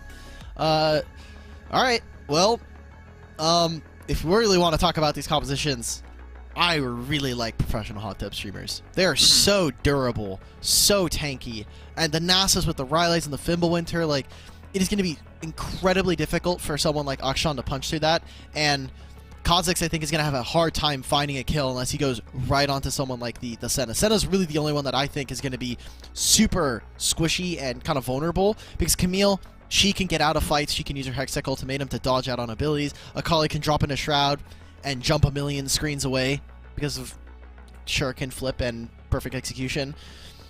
Kha'Zix, I think, is going to... Kha'Zix, if he's super far ahead, and if second place Demons can kind of snowball a lead, then their team is going to look unstoppable. But from behind, Akshan does. Akshan looks like a meteor, man. I don't know, man. Like, he's so useless. You definitely need to snowball with this champion and get ahead of the curve, because your damage is really all in about how much attack speed, how many times you're proccing your passive mark for additional damage. But you don't have, unlike the Vayne that gets, percentage max HP true damage, it's just flat. It's just flat damage against targets, and so that is not going to pan out. The longer the game goes, the beefier the Senna gets, the Nasus gets, the Renekton gets. All 5 of these champions are going to become harder and more difficult to kill for someone like an Akshan. But for second place Demons, if they really, really want to lean into the skirmish and reset identity that they've built for themselves, Kha'Zix and Akshan are 2 of the best champions you can do that with. And Tempo Gaming, we might be shouting it a couple times throughout the broadcast, but it's going to be very real, because then it gives you windows that hot tub streamers will not be as prepared for. I just want to see Nautilus, man. I have the physical disconnect of like watching a Nautilus, and his splash art looks so much cooler in this game. That's it. Oh, yeah. He just looks huge. In the actual game, he just looks like a little figurine. Like, here, I'll just pull this down real quick. Like, he just looks like a little Sivir. Like, this is what Nautilus looks like in PC. Oh, it's just like a little bobblehead, right? Yeah, yeah. He's like, but like in this, he's like imposing. He's got like a big boy chest. He looks like he's wearing some real ass armor. Looks like a Chad, honestly. I'm gonna put that back without breaking this. Beware the depths. You get all We got rumbly. that in the first game. Now we're getting in the last game of the day. I'm glad we're getting some more awful voice lines. You just gotta expand the voice every now and then. Versatility. My dog is also howling, and I wanna make sure that it's nothing serious. You need me to solo cast for a little bit, brother?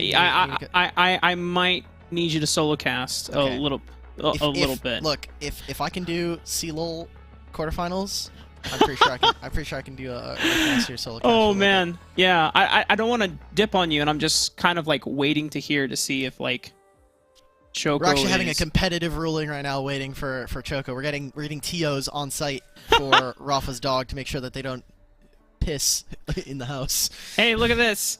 Whether Levi was an alternate account for Tybe or not, Tybe has swapped on over. Good. To Good. Thank you, Tide. Thank you, Tybe. It just helps for clarity. Yeah. that's It doesn't all help we want. anybody but us, really. I'm gonna be honest. It doesn't help anybody but broadcast. So. Well, I mean, broadcast being audience, if they don't know who the player is. Sure. But yeah. Because then also, like, if you go back in match history and you look up, oh, well, they had a player named Levi in, and then they had another player named Tybe in. Wow. Then you don't know who's who. So. That's true. Well, This game, so far, is not as bloody. I say that, Jackie's already used his Ignite on Istroboa, so... Get burned. Oh my god, look, they're fighting for mid-priority. Hell yeah. This game's looking more normal by the second, Rafa. I think Game 1 was an anomaly. Game 1 was a scrim. Both teams just said, all right, let's just fight. Let's just see what happens. And now, stakes are a little bit higher. Now that Hot Tub Streamers 1 game away from being able to clinch semifinals, second place Demons 1 game away from being forced to play through the last chance qualifier. Okay, well, definitely a lot slower this game so far, and I like this. We're seeing, remnants of that. I like how Hitman GM, he already knows that this dive is happening. I'm leaving. Goodbye. This is exactly the prescription that we gave other teams. If you know you're going to get dived around the 1:30 to the 2-minute mark, just leave. You just don't need to be there. You can just go chill out. Jackie, I don't know if you... Oh, Isproa. Walk together? Homies? Alright, well... I don't know if you left me, Mark. I was a little afraid there for my life. No, it's okay. I would at least announce, is like, hey, I'll be right back as soon as possible. But wait, Rafa, guess what? Look what time it is. It's 2:27? 2:28? Yeah. No, I meant in real life. My bad. Oh. It's 10 o'clock. Okay. It's midnight. For you. What day is it? It is October 9th. For you? Getting there. Yeah. What happened? Wait. All right, I'm replacing my caster after this game. No. I'm replacing my caster It's after your this game. birthday. Oh It's my your birthday. God. Oh my god. Guys, hang on. As for all the East Coasters, it is officially October 9th, which means it is Dimitri's birthday. And for his birthday, we're going to see a banger of a game. I'm hoping. Yes, I need Meals. I think we needed to tell Meals before this game that it was my birthday, so I know he would have gone crazy. I think they were playing and they thought like, oh, it must be his birthday. So that's how Game 1 was the way it was, and it's okay. We're hanging out. We're vibing. Hell yeah.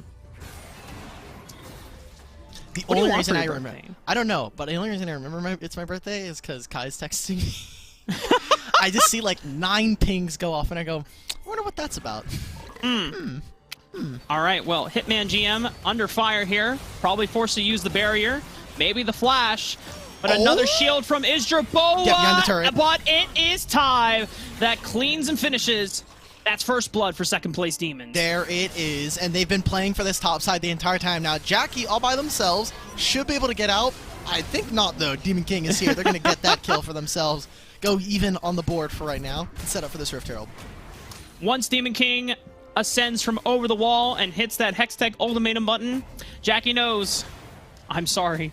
I have strayed too close to the sun. I have gotten a little close to the game. Well, look, we've gotten first items. Rafa, do you see what's happening? It's 4.5 minutes and there's only 2 kills. This is... Everyone has calmed down. Everyone is not just blindly skirmishing anymore. Yes, but this now at least gives us some time to talk about the game. It's not just constant bloodbath, 1v1, 5-on-5 skirmishes. I say that Demon King is sitting here, still 20 to 15 seconds before this Rift Herald, and they were just playing for Scuttle. They ended up giving it over to second place Demons. I just like how aggressive. The difference here, I think, for Jackie, the fact that he's playing the Blitzcrank instead, is that you can't just hook over walls. You can't just like play really aggressively. Thankfully, Nautilus does have to play around terrain. It seems like it's happening. It's gonna happen. They're gonna fight for this. Hot Tub Streamers at least want to get into range, but Demon King not going to contest blindly. They just used a strange hero to see if they can get vision into the wall, but man, second place Demons punishing heavily, and this looks like an absolute slaughter from second place Demons. They want to swing into the wall. The Ignite ticking down. Demon King survives, and now here comes Hitman. Jackie a little too far forward. The dredge line carries him way deep into enemy territory. And that's a trade over for Hot Tub Streamers. They got the turret plates, and Sandwich, again, he just ignores his team. He's like, I am just going to play on the opposite side of the map. I'm playing Baron Lane. This is an island. And really good moves, yet again, coming out from Cosmic Soul. He doesn't get the kills, but it's just in his back pocket. Cosmic Soul's playing a really, really tight series right now. I'm actually really impressed by him and his growth, I think, coming out from, you know, his previous performances in North America to now. Cosmic Soul has at least grown in my eyes, so doing really well. We'll see what he can do further into this game, as he's experiencing a small gold deficit, and I think a lot of that is just coming from the top side of the map, right? Like, you look at the between the Baron or the junglers right now, and it's pretty insane. Tybe definitely having a much better game this time around. Demon King was absolutely taking over in game 1 on the Camille. But this time around, Tybe back on a staple, on a signature pick throughout Icons, throughout year 0 of the Wild Rift Summoner Series back in the day. This leads them into First Dragon. No turret has fallen on either side yet. Okay. Hey, it's happening. We're getting some gameplay, and the thing is, for the side of professional hot tub streamers, they're more than happy with this game going later. Now, losing the first Drake, do they want that? No, and losing the first Herald as well. You want to try and mitigate the amount of gold that second place Demons are going to have to kind of scale up, but even that, they had a 2,000 gold lead, and it's completely evaporated at this point. Uh-oh, Hitman, you got baited. Uh-oh. See you later. Those are not friendly people. Those are not friends. That is 3-man squad. And second place Demons, we talked about how this composition needs to get ahead. And if you can get ahead and you can get the resets rolling in and put yourselves at a wallet gap by the time you hit the 5-in-5s or the 4-on-4s, Kha'Zix and Akshan can just run amok in these fights. Yeah. For right now, though, like, Nasus is picking up gold, he's getting his items, Senna's going to be picking up his stacks, and so I'm looking at the next, you know, 4 to 5 minutes for second place Demons. What kind of damage can they do? Because in that time, Isserbo will have probably finished his Mirror Mana. You'll see the Too Young on this Nasus finish the Fimbulwinter as well. I'm going to assume Cosmic Soul will have already finished his Lichbane as well, so the next coming minutes are going to put a lot of pressure on them, especially with Rift Herald spawning in a minute and a half being the second dragon as well. They really need to explode this gold lead for me to be pretty convinced with them taking the lead this game. Oh. Jackie waiting. Doesn't get Cosmic Soul quite Clean yet. The flash. stuff. I don't even think Cosmic Soul used the perfect execution to get out. Nope. The comeuppance will hit the turret instead, but they block the last few shots to make sure that no turret falls in favor of second place Demons. And despite a lot of kills in initially going over to second place Demons, Hot Tub Streamer still keeping things somewhat relatively even in gold. Yeah, that comeuppance does a ton of damage. That turret was at 900 and it's now down to about 216. Like, that is nothing to mess with. And also, all these tier 1s from Baron to Dragon Lane are very, very low. They're going to make this play immediately. Demon King looking for Tybe. All right. Hot Tub Streamers pushing them away, and Cosmic Soul easily deals with both Tybe and Jackie. And second place Demons, even after all the gold that they had expended into their jungler, Cosmic Soul is able to answer back tenfold. Oh, Meal's got he's so sad right now.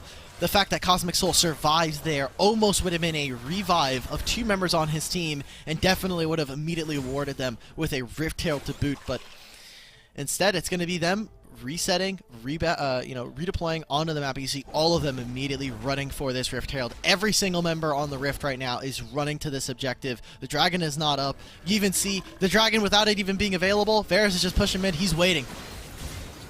Demon King over the wall. 2,000 HP goes down. Tybe secures the Rift Herald. But what will come after this fight? Cosmic Soul is into the backline. It forces Old School Meals to retreat. Cosmic Soul assassinating the backliners. The marksmen are falling to Cosmic Soul. The Shadow Assassin makes their mark as Cosmic Soul runs amok and comes in for the cleanup. A triple for Cosmic, looking for the Quadra. Give it to him. One more shuriken backflip. Cosmic going huge with the Quadra. You see the pings. They want to go for this. They might even try to die for this. Cosmic, I don't think you're going to get this. Penta, though. Sandwich is going to make you work for it. His team is going to make him work for it. Come on. We're going to see you guys going to dive into turret? No. Cosmic, 4 is enough. He's a humble boy at that. Cosmic just popping off now on this Akali. You know, understandable. Most of the teams would lose sight of the objective at hand, of the game state, and just throw everything to just go under the tower and lose tempo. But Cosmic says, we must stay focused, brothers. We must stay focused onto the game, giving up the potential for a Penta to add to their name in Rift Masters. He's looking for a win right now, and he is so far ahead right now, right? He's just now finished his Zonia's Hourglass. He's now also gotten his Lichbane like we were talking about. The Mirror Mana is ready. Isherboa just got a massive spike with finishing his Mirror Mana as well as the Divine Sunderer. So it's been 3 minutes from that time that I called for second place Demons to come out ahead, and they just gave over a quadra kill to this Akali, someone that they can't really lock down without Jackie, and Jackie kind of has to play blind in that case. So Dragon being started up here, looking for the mid tower. They're going to summon the Rift Herald here. It's a split call between second place Demons. They're going to get this tier 2. Demon King going in. Okay, and now professional hot tub streamers, they've lost out on their jungler. Second place Demons have taken out the heart of the team, but you still have to deal with Cosmic Soul, and I think Cosmic Soul is just as apt at taking down foes by himself with his team. Meals in the 1v1, the stasis goes golden, Cosmic looks for it, but he still stays alive! No way! Assassinating Meals! Finally, Old School finds the damage to get the shutdown, taking out the assassin, and because Tybe was busy taking out a turret, still stays alive to secure this dragon on the back end. Demon King just went in way too early, and Isherboa gets hunted down by Tybe. He can't get over the wall, he doesn't have flash, so multiple members of second place Demons going to be picking up multiple kills. And a small unfortunate, optimization is that Meals is not able to grab the kill, so there's no revives. People are not getting back out on the map earlier than they possibly could, but I think Meals is not too upset with the result of that fight, getting more kills and getting another dragon in their back pocket. They'll grab the Ocean and the Infernal, so feeling pretty good about that. Again, it's all about that permanent power that they'll have that'll kind of assuage some of that scaling that we've been talking about. For hot tub streamers as well, this is getting to a point where they can eclipse the power of second place Demons. But it's still on them to dodge out on all these picks, potentials. Hitman, Stone Blade in the shield, even the ulti from Isherboa, not enough to keep himself alive, but that 5-man root. Can Isherboa and Demon King clean up the pieces, but they're falling. All 5 members from second place Demons comes Cosmic. clean up, but here comes Cosmic. Shuriken backflip does not connect, and I imagine that would have been the angle to go for that perfect execution. Oh, they're just not playing around their power spikes. Their Baron and Jungler for hot tub streamers is just not strong enough. They're 3 to 2,000 gold behind. They're gonna find them now. Isherboa kind of just have to wait and watch his fellow Dragon Laner fall in front of his eyes. Demon King and Hitman are not tanky enough. They're not ahead enough really to make any of these plays happen, and they need to be able to play around Cosmic. I thought maybe with Isherboa landing a 5-man route that maybe this is playable, but Akali was nowhere in the area, and that's Isherboa having to flash away from Jackie. You're just not there yet, and now Isherboa just caught out. Cosmic Soul, no perfect execution quite yet, finally goes for it, looking for the first cast, goes golden. It's going to immediately pop the first execution, but goes for the flash, looking for the backline. Perfect execution available at the ready, but it's already burned out, so there's no more damage in the tank for Cosmic Soul. The flash from Jackie, and second place Demons find the second win, the resurgence to find themselves back in this game, and we got tempo gaming because Meals revives Tybe off the back end of the fight. They're going to come right back into this. Nasus is trying to look for something, but he knows he can't contest this Baron. It's going over to second place Demons, and Rafa, we are going to get 3 back-to-back best-of-3 series going to Game 3. Confident in the call, second place Demons now have themselves in a prime position to close out this game, but hot tub streamers not quite down yet. Cosmic Soul still has a lot of damage that he can look to completely annihilate the members of second place Demons with, but they are the ones that are favored with the gold advantage, with the objective advantage, poised over this third dragon coming on up, setting up the waves. The tanky frontliners are just not enough right now. Like, Hitman is in such a rough spot in terms of his itemization right now. Like, he finally has the stone. He's had the stone plate, but until he gets the Sterix, he's just not going to be tanky enough. And this Camille is still kind of waiting. We're still waiting on the Camille to kind of come into this game. Jackie on this Nautilus is just so dangerous, providing so much crowd control against a pretty low-range composition. It's just Senna, yet again, who's providing all of that range, and even under their inhibitor turrets, they can't do much. They've lost out on the outer turrets through the mid lane and the bottom lane. Demon King, though, forcing the pick onto Jackie. That's a Nautilus gone. Hot Tub Streamers, 5-on-4 now. Cosmic Soul finds the backline. Oh, Meal explodes Cosmic Soul. And they are punching in through the bottom side of the map. The flash forward from Old School. Chain of Corruptions. Tide. Those are 2 members gone. But Tide overextended deep into the fountain. But that gives second place Demons an advantageous trade to take out the inhibitor tower in the mid lane. All right, well, they're breaking open the bases now. Rafa, it's 7,000 gold. They just used their Baron pretty effectively, I would say. And with being able to kill Cosmic like that, you have to imagine that this game is looking in their favor. They're really trying to make sure that they can get into that top 3 spot for playoffs. They do not want to go quietly into the night. Professional Hot Tub Streamers just kind of feels lost. They're not able to make these plays happen with Demon King not in a pretty good position, in a position where he can kind of carry and call the shots. It's hard to find their voice in this part of the game. This is now a window for Hot Tub Streamers to not have to play into Baron lane minions. Supers are pouring in through mid lane and Dragon lane, but maybe they can find an advantageous pick here. Demon King trying to pick his targets wisely. Was looking for Old School with the Hexic Ultimatum. Jackie comes in from the right flank. Death Charge lands onto the front line. Tybe has arrived, but waiting for members to get low before he goes in for the assassinations. Waiting for the resets to pour on in. The rest of Hot Tub Streamers just back on now. Oh, wait, Tybe! Flash over, saw Cosmic Soul! Wait a minute. On 2! He saw him on a ward, and now he has the time to look for resets. Look at them in the backline, though. Hits to the backline, finds Demon King. Is going to leap over. Time, once again, just like on Icons, finds the resets necessary to carry on the fight. And it's now second place Demons. That will bring us to a game 3. Oh, the fact that Tybe finds that pick onto Cosmic. I mean, just fantastic stuff. It's kind of the reason why we know Tybe to be such a massive player for his team.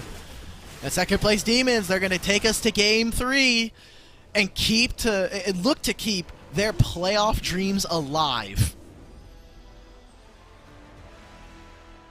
We're going to the very last game. And Dimitri, it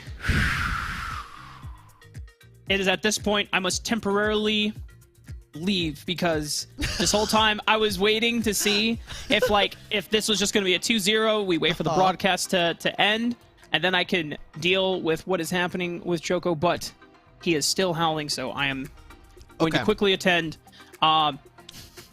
Just go. Just go. All right, everybody. I'll be back. Welcome to the Alec Battery solo stream. It's basically just content provided to us by Tribe and Riftmasters. If you haven't already followed them on Twitter, go ahead. They're running some of the best Wild Rift tournaments. Some of the only Wild Rift tournaments going on right now. Especially with the prize pool. Pretty insane. We're seeing the graphs here. I mean, Cosmic Soul was trying to put in that work, but it just wasn't enough. Really good stuff coming out from second place Demons. I want to take a look, when we get out of this screen, at the bracket that we have for the day. Because I kind of just want... We have a breakdown of the playoffs picture scenario, and considering this is now a best of 1 to get into the top 4, I think it's pretty relevant to go through that now. So depending on who wins this next game, we have most of our playoffs already locked. The only way that Hot Tub make it into top 3 is if they play second. Obviously, if they make first, they're there with KFC, and the third spot is all based on Imperius. A lot of the placement of these two teams is based on how well Imperius is able to play. Second place, even if they win right here and then they lose to Janus, they will not make playoffs. If they get third, they will tie with Paradelia, and potentially they will have to play a tiebreaker. So for both of these teams, a third/second place placement is so important. Making it to tomorrow means that you do not, in a lot of scenarios, have to play in the last chance qualifier next week. Very, very important. So Yeah, we've got, I mean, fantastic games already. As you can see, we've gone from top to bottom here in the bracket. We started off with Kansui Fan Club, Stamina 2-0. Thinking, okay, this is going to be an easy day. It's going to be a fast day. Wild Rift, I mean, you look at the other qualifiers, and it's been like that the entire time. Imperius, however, they had to play 3 games up against Unplayable matchup. Unplayable took game 1, and then Imperius were able to... They cleaned up house. They got their act together. Janus Esports, an unknown team. A team that has not played in any of the other qualifiers. Take Paradilia, your 3rd place team for the first qualifier, to 3 games and win through a backdoor. A backdoor with AP Gragas. Get themselves into semifinals tomorrow to play against the winner of this match right here. 2nd place Demons versus Hot Tip Streamers. Insane stuff. Really, honestly. For either of these teams, I think it would mean so much, obviously, to make it into semifinals and continue that playoff run that we had just that we were just now talking about. Let's rehash on some of the player stories because, again, we have so many players that were in top 8 of North America in the WNS when we saw them playing for the #1 seed to go on to go play in Icons in Singapore. Isserboa and Isserboa, Stove, Demon King, these guys all played on Suzaku, and unfortunately that we don't have Suzaku anymore. Rest in peace, the boys. I'm sad that this team was disbanded. Obviously, we've seen remnants of the rest of their team kind of going on. It makes me sad. But to see them here now and potentially still kind of showing up other teams, making top 8, is just a testament to their skill. Even as free agents, they're continuing to put up impressive results.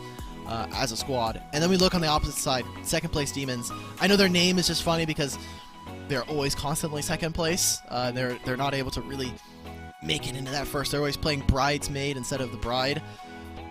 You've got fantastic players. I mean, Ty, we've talked about it already, the legendary Baron steals that we've seen from him in the WNS. Meals coming over from Cloud9. He was just such a staple member, been one of the founding members of that roster alongside Zello. Old school Jackie, players who were also on Cloud9 but were eventually moved on and kind of shifted into different roles, now playing bot lane together. Jackie, I think his return is super interesting to me just because he was a top 80 carry and then swapped to support. Has been kind of had a mixed bag in terms of performance coming off of that split. And this is just cool. You know, we're now coming off of, you know, the most explosive first year for Wild Rift, seeing all of the talent just dispersed onto different rosters. It's been really fun for me to watch. I know that Rafa and Smacks have been kind of holding it down, Kangas as well, but to join and kind of see like where we are from then to now, pretty impressive stuff. I'm trying to think of some other fun stuff. I don't know if Twitch chat's got any suggestions, but I want to shout out Charm. Me too. I'm definitely... Oh, thank God you're back. Okay, I got through all of the narrative stuff that we had to go through. So, please talk about something else that isn't a narrative. Did you go through the... I went through the playoff scenarios. Okay. I talked about the pedigree of these players again. I said that we're down to a best of 1. We hit everything. We hit all the usual stops. We hit all the fundamentals in the playbook. Yes. That's right. Well... And I'm on a solo cam right now, so if you want to say anything... There we go, we're bringing him back, and we got the hat. Yeah! Yes! Let me make sure that I'm up. There we go. I'm going to be right here. We're going to chill.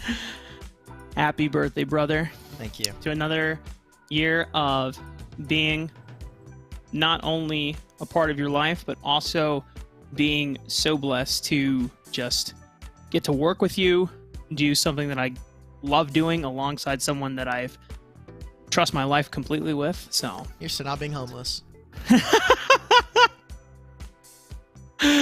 Amen. Well, I'm trying to from that point on, usually we get to see like some chirps and we get to talk about like how this changes momentum up in a series. Because when you lead, if you're ever in a best of 3 and it goes to all 3 games, usually you favor being the team that just won the second game. Yeah, of course. The emotional momentum, you know, like I just won. I'm coming off the high. Like I got that winner's mentality in me. Yeah. And this is also I want to look at how Cosmic Soul will rise to the occasion, because this is the player that we have the most questions about. Someone that from year zero had a lot to prove, and I don't think ever got a chance to at least not qualify for top 4 finishes in most. Yeah, he most was not able qualifiers. to qualify for most of the WNS events. Like, maybe had a few 7th, 8th spots, but never really kind of punched above that weight. Yeah, and especially in the landscape that we had in mid lane, we had Hoon, Molly, Starting, Meals, Johto, Truth, Boba Tea or Bubble Tea at one point. Trying to think of other mid laners during year 1 that were just like insanely good. Even the Ailish mid laner, I'm trying not Dolph, that was the jungler, but Trying to remember the Ailish roster? yeah, because Ailish had Zenith, Dolph, someone mid. I don't remember. Tyrant. Oh, that's right. Tyrant! Yes! Tyrant, solo kill king, brother. Solo kills. You already That's know. right. Yeah. So like, And then they had Justin, or what was his name? It was like Real Gamer or something. Like, just a mobile gamer. Just a Mobile Gamer. There we go. That's a support. I don't remember what the 80 carry is. I just remember the 80 carry just kept calling him dog. And then Justin was just like, all right, man, I'll just play for you. Well, yeah, it's hard to make a stamp on the map for yourself in that landscape, but Cosmic Soul grinding the ladder and just putting in the work. I mean, we had a massive performance on the Zed in game 1, and despite the loss, still in some moments very incredible performance on the Akali. Yeah. So this is where you have to look up, you have to work with Demon King, because Demon King can find you the leads in the early game, but it's all about the synergy. It's all about how well they can work in tandem. And now we get the draft, right? We're talking about like all this stuff. It seems like for Hot Tub streamers, they've gotten rid of the Varus, noticing that, hey, look, like old school's a fantastic dragon laner. We just got to take it away from them. We're not going to let that happen. Ashe as well is gone. So with this for second place Demons, with their opener going for the Renekton, getting a strong topside matchup in the Baron lane. You got Senna, definitely flexible. You have to imagine that they're going to be seeing yet another Nasus. I think it's a pretty good. That's a good scare tactic if I'm up against them. If I'm on second place Demons, because that Wither, the attack speed cripple that's going to be inflicted. I mean, Gwen doesn't really do much. You take away a lot of her ability to do anything by getting rid of her movement speed. It just shows how confident and how well, or at least prepared they are for the Gwen first pick from Hot Tub. Other two answers that could be open. No Ashe available, of course, so you're going down the line of, okay, what do we want to give for Isdraboa? Do we want to give Isdraboa a little bit more agency? Do you attempt to go for something like a Lucian to get a little bit more early lane control, look for the snowball, or do you play for the late game once again? Do you look to put Isdraboa on a mage, perhaps? Oh, wow.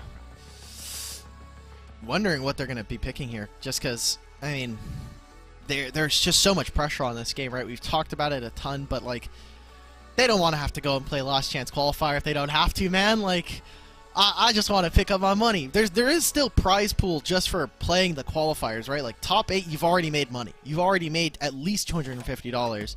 And so, for them, what are their options? Like, the mages are still available. I don't know if you want to go Diana quite so early on, but into Renekton...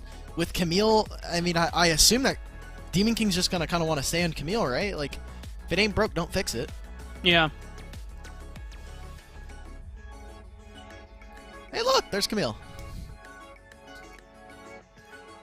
Running it back one last time in this series. And, of course, the inevitable Nasus comes through for second place Demons. And Hot Tub answer the question for Isdraboa. late game scaling. We saw how well Janus Esports with Hextaton? Oh my goodness. I'm gonna butcher the name.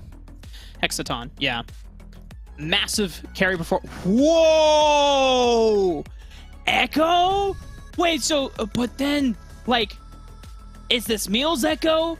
Is this Tybe Echo? I think it might be. I think it might be Meals. Meals is the guy like that. I know he is. He's got that dog in him. I respect that. He's gonna do it.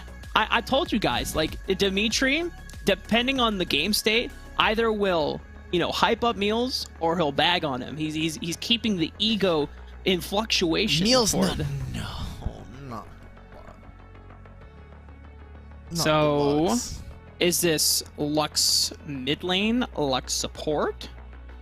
I want it to be Lux support just because you're gonna make the bot lane matchup unplayable. And there it is. We finally get Yone in the last game of the day. He's gonna be here, and I mean, this is, I think, a pretty good matchup for Yone. Like, Echo gets on top of him, and Yone's like, good. I just shielded all of your damage. I'm gonna hit you now. Yeah. If there's anyone that wants to play a melee range, Yone favors it extremely. So now, but there it is, the shift over, the flex option. Echo. It's always Meals. If you ever see Akshan and Meals is on that team, it's his champion. There's just no way. Echo shifted on over to the jungle. This is Tybe's first ever recorded stage game on Echo Jungle. How you feeling about the Echo Jungle? You're more of an Echo player than I am. Yeah, I mean, Echo Jungle for a long time was extremely powerful. When he first came out, you were really relying on 2-item spike.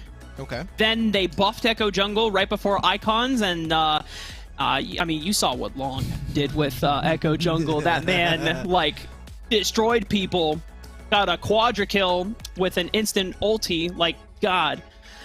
And I think recently they did tone down Echo's numbers in the jungle. They just made it so that his bonus damage to monsters is reduced. So Echo, inherently as a champion versus champions, is not nerfed. But in terms of jungle clear speed, it's slower. But I think the logic here is that you're playing against Gwen, or maybe Gwen jungle, maybe it's Camille jungle still, but either way, both junglers have somewhat slower clear speeds, and so Echo can take advantage of that. You're going to be matching relatively same timers on the map against your jungle opponent, so and your skirmishing power once you hit level 3 is pretty potent. Yep, should be pretty fun. Nasus feels so bad this game right now. Like, the way that the rest of hot tub streamers tended to kind of play out the rest of their draft, I think is really, really smart. Now, Nasus still has some effect. There are 3 champions on the side of hot tub streamers that really hate Nasus, just because he counters their entire kit. And the attack, and just the movement speed slow from Wither is still really important. Personally, I really like Nasus when you have a lot of physical damage, just because he does have that armor, the armor shred on his Spirit Fire, but even without it, he can play really, really well with someone like the Echo. Echo has a lot of great interactions, I think, with Nasus and with Senna. So this is, I think, more eggs into the Tybe basket. But professional hot tub streamers, like, they have such good range. If this Gwen can link up with a Camille, or, you know, you play to your side lanes here, you just have, like, Lux and Ziggs sit in mid lane, you have your 2 side laners in the Camille and the Yone. Gwen can kind of play in between those because she has so much movement speed. And then both of the globals from this bot lane are going to be insane. Like, anytime you go for a 1v1, there's a Ziggs bomb and a Lux ult firing your way. Hot tub streamers have more access to counter attack and response this time around. I mean, the pick tool is still the main pick tool is still the same in this Hextech Ultimatum, but the ability to skirmish in the mid game is going to be amplified. And I think for hot tub streamers, they know that once they see Senna Nasus early on into the draft, once they see Echo being locked in, This is no longer a second place Demons that is banking only on early game. They also are going to be playing for scaling a late game. So it might be similar to game 2 where both teams are taking it slow in the early game, start skirmishing more for objectives in the mid game. But I think for second place Demons, they're in a better pocket for taking the game slower if they want to. Like Akshan doesn't necessarily enjoy that, but Senanasis, infinite scaling, Echo also just becomes a more potent threat every single power spike he gets. Yeah, agreed. Like every item that adds on to him, with every champion, I guess, every item makes you a little bit stronger, but definitely looking to see what exactly comes of it. They are really burst reliant, right? Like you can land the Renekton stun, Echo comes in and stuns 5 members. Senna's gonna whittle away at that, so I think that there's a little bit of a, like a dissonance in between how these two teams really want to fight. Echo can draw out fights if he wants, but I think it's just not exactly his playstyle. He's like a hit and run, right? Like he goes in, he chunks off a little bit of your HP by using his passive, then backs off, waits in the fog. Senna wants really long, extended fights so she can get her healing down, get her shielding down, root multiple members. Look at hot tub streamers. I think they, yet again, have another pick comp. You can slow people down. You can go for these fights. Personally, if I were to pick one of these two teams, I'm really favoring hot tub streamers as the game goes on. They cannot fall behind early, and if that mid lane turret does go down, I think it becomes very problematic for them. The Ziggs and the Camille need to be able to link up, need to be able to deal relevant damage to turrets so that they just blow up with the Hextech Satchel. The wave clear that they have allows them a little bit more stalling time, but you definitely cannot play insanely passive in the early game.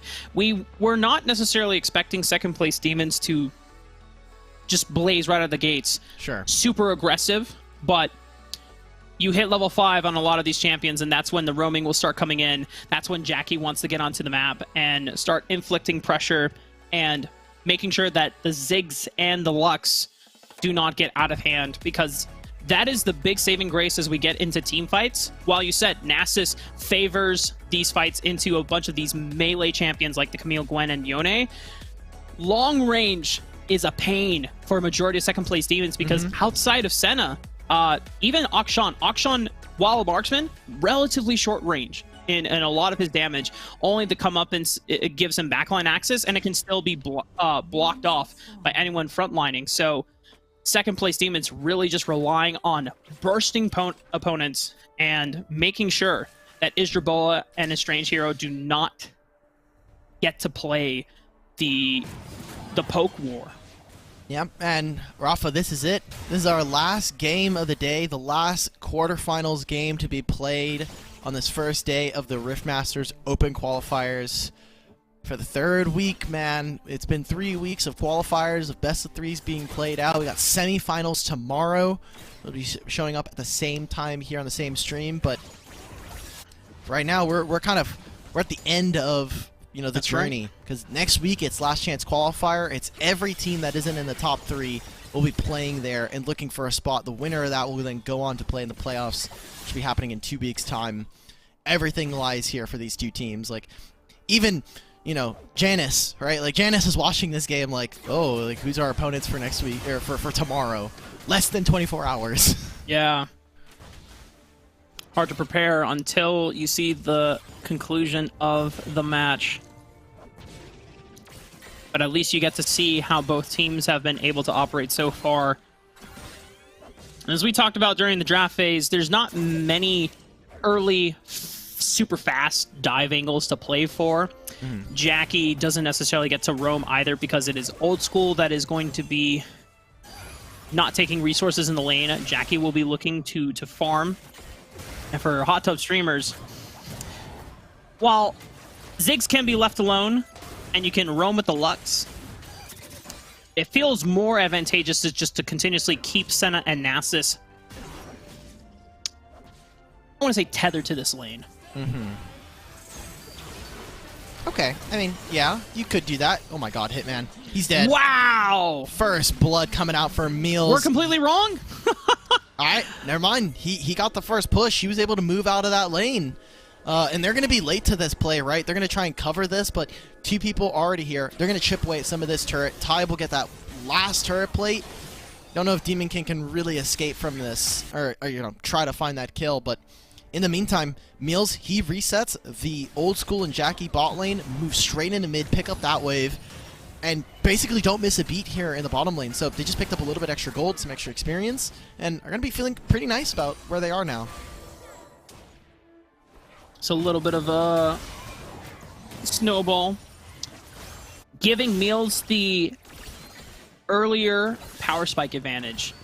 Blade of the Ruin King will be at the ready for completion. Cosmic Soul looking for the all-in. Doesn't quite find enough damage to force Meals out of lane. Yeah, the fact that he doesn't have an Ignite or something like that is really dangerous, problematic. Hitman GM could be going down here. Sandwich does have the flash. Remember, Hitman does not have any of those summoner spells. And in the bot lane, Istraboa.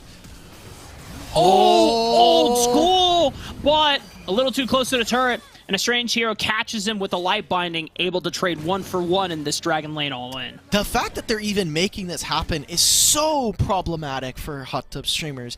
They have a Ziggs Lux. The point of this is that you, at range, you hit them with all your skill shots, and even though Jackie, you know, this Nasus does have a little bit of lifesteal in his kit thanks to his passive, you have the healing because of Senna, it shouldn't be enough. You should be looking to chunk them out and keep them out of the lane, but they're going even slightly ahead at this point, and Istraboa is behind, so gotta be careful. Even Meals now winning this matchup. He's about a quarter of a level up on Cosmic Soul, and it's gotta be feeling so good if you're second place Demons. The confidence that's radiating from this team. Again, talking about, you know, one of those players, Demon King, not able to have that same say-so in a game, so important for them. And Meals wants to get a chance to finally recall. I wonder if Cosmic Soul is going to look for the slow and bound and keep him in lane, but not going to take the advantage. First item completions are in for mid laners right now. Wits End Rush from Cosmic, Blade of the Ruin King from Meals. That's interesting. Like, because Meals is physical damage marksman. I guess the passive does. Is it on-hit magic damage? For some reason, I thought it was on-hit true damage, the passive. The passive is bonus physical damage. The 3-hit passive? Yeah, the 3-hit passive. That is physical damage. Yeah. Huh. Oh? Here, I can check for you, though. Yeah. That is physical damage. The Q is physical damage. Okay, so it is the shielding, or the 3-hit passive, it is magic damage. Okay. You gain a shield from AD? Oh, Old School's just dead, though. Oh, huge pickup. Cosmic Soul and Demon King being able to annihilate Old School while his flash timer was down. Meals swings on in, looking for damage onto Istraboa. And Ignite, and the comeuppance! But a Strange Hero walks back into sight, able to block the damage away from Istraboa. Tybe flashing in, looking for that stun. See the pings, though. All they wanted to do is just whittle away at the HP bars so that hot tub streamers had to go for a recall. Second place Demons are going to be starting up this Herald, and it feels like every single play, there's just bated breath from both teams. They don't want to make the first mistake. They do not want to be, you know, making a game-losing mistake. They just want to try and get their advantages. And right now, second place Demons are feeling more than confident to be making these plays, especially with the advantage they have in mid lane. Demon King. No Hextech Ultimatum available for a few more seconds, and Tybe. Beautiful stun from Tybe. Finds a Strange Hero, cleans up another with Meals. Cosmic Soul on the run, no flash available, no Fate Sealed available, and Tybe able to dive in, reset with the Chrono Break, giving Meals all the room necessary to go under the tower, picks up the triple. And that feels like it should be game from this point. A massive gold swing from them. They're going to get first turret at 6.5 minutes, be able to reset and potentially start up this dragon. You look at Hitman, he's so low. Doesn't even have the ultimate. These Baron laners are just constantly trading.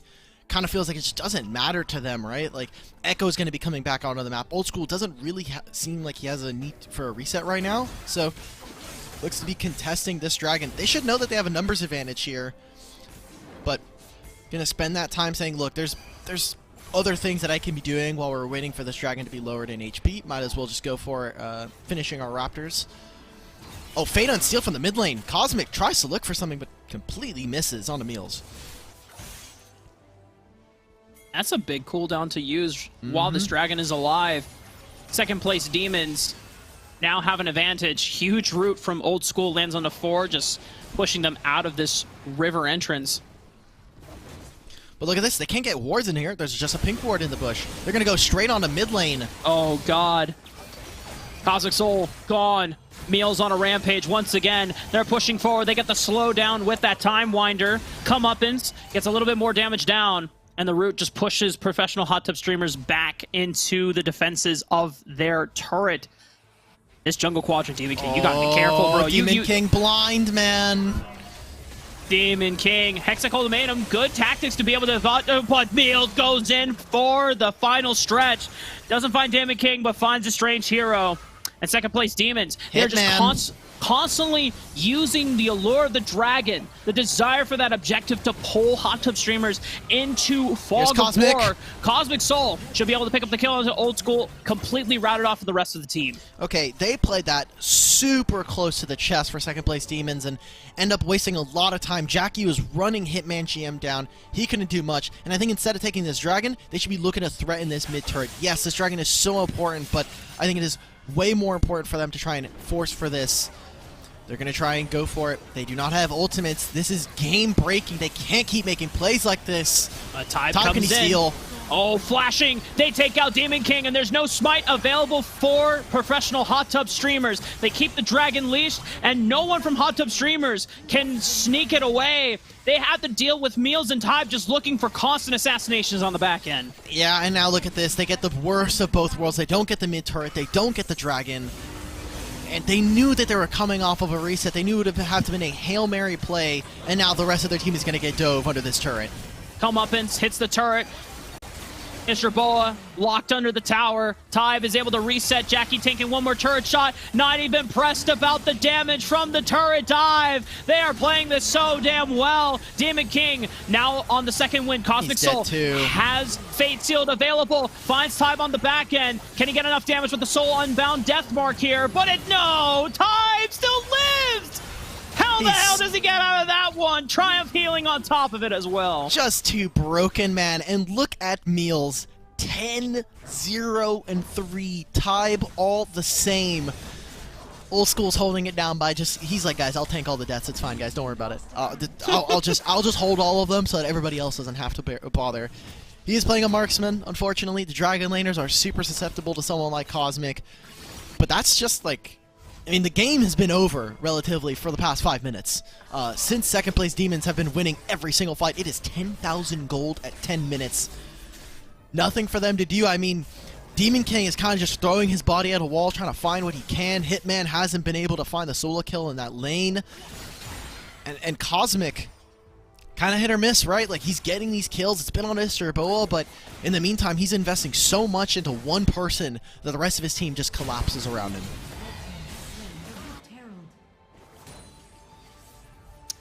This is a damned state to be for the side of hot tub streamers. Massive gold deficit, massive wall gap. Second place Demons have full control of the entire map.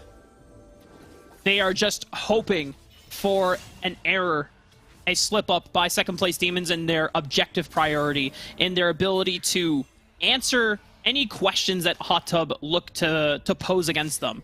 And that is going to be just on the split push end. Maybe this catch-up. No. Oh, Old School just get the flash back, and now Demon King sheepishly has to walk away. Goodbye, Cosmic. Meals has already picked off the Baron lane in the pickoff. Tybe is able to reset with that Chrono Break. Sandwich pushing on forward, looking for one more kill. The exhaust slows him in his tracks. Did they kill anybody here? A strange hero. He's able to get out. Somehow, hot tub streamers all walk out, barely limping, but they are still alive. Hitman GM goes down in the interim.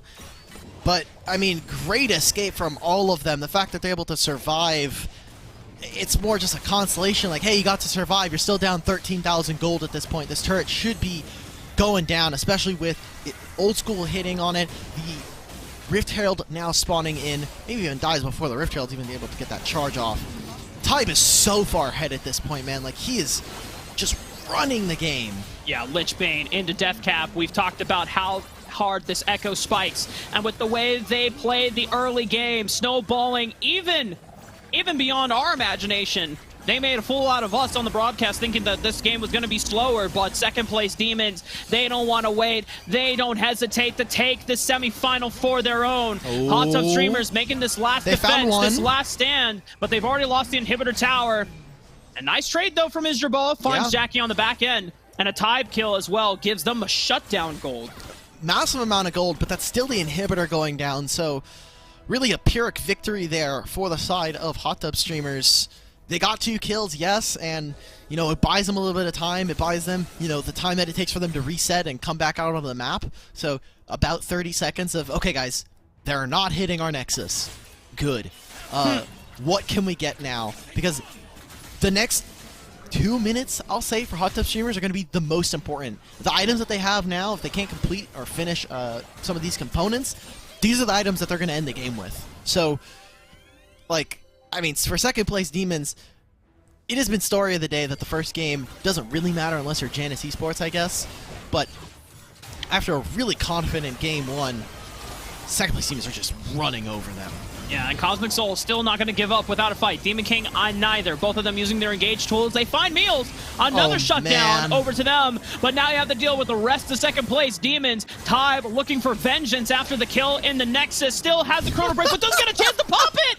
Hot Tub Streamers still able to take down 2 with them. And that does slow their roll for a bit. Second place Demons don't get to end the game quite yet. Nope. Yeah, like you were saying, you see Jackie, he's just constantly walking at the opponent and then wither. They cannot get away. They have to blow all their flashes. They're spam pinging. Both of these teams want to try and start this up. And I think the big difference here is look at the desync and timers here. Tybe up in 10 seconds. Demon King is just now spawning. This should be their dragon. And a little bit of a throw. I don't think the game is quite back in their favor. They're going to have to pray for a few more miracles past this. And if Sandwich steals this, I mean, personally, just get out of the game. We're just not playing this one. Demon King has also arrived, so he is here to secure with the smite. Comeuppance is here, looking for damage. Hitman blocks it, and now Demon King is in the pit. The smite secures it. Tybe finally arrives to the party. Let's see what the cleanup situation looks like here. Demon King and Cosmic Soul left to the wolves. Hitman also falls. Meals chasing down Isdrabal. Gets to swing on through, and yes, Hot Tub Streamers managed to secure the dragon. But second place Demons are given the window to take down all 5, and they will march into the base, securing their ticket to the semifinals. And there it is. Second place Demons. They said game 1 doesn't matter. We are not letting that affect us. That was a mess of a game, and we're going to keep it on moving. Second place Demons are going to move on to semifinals. They're going to be playing up against Janus Esports tomorrow. And from here on out, if they finish 4th, they will not make the playoffs. In at least in the top 3 seeding. They'll have to play in last chance qualifier. They need to beat Janus tomorrow for a second place tie with Paradelia. If they can do that, then they can make it into 3rd place. However, if Imperius lose tomorrow, if Imperius lose to KFC, which is definitely possible, there will be a tie break with Paradelia.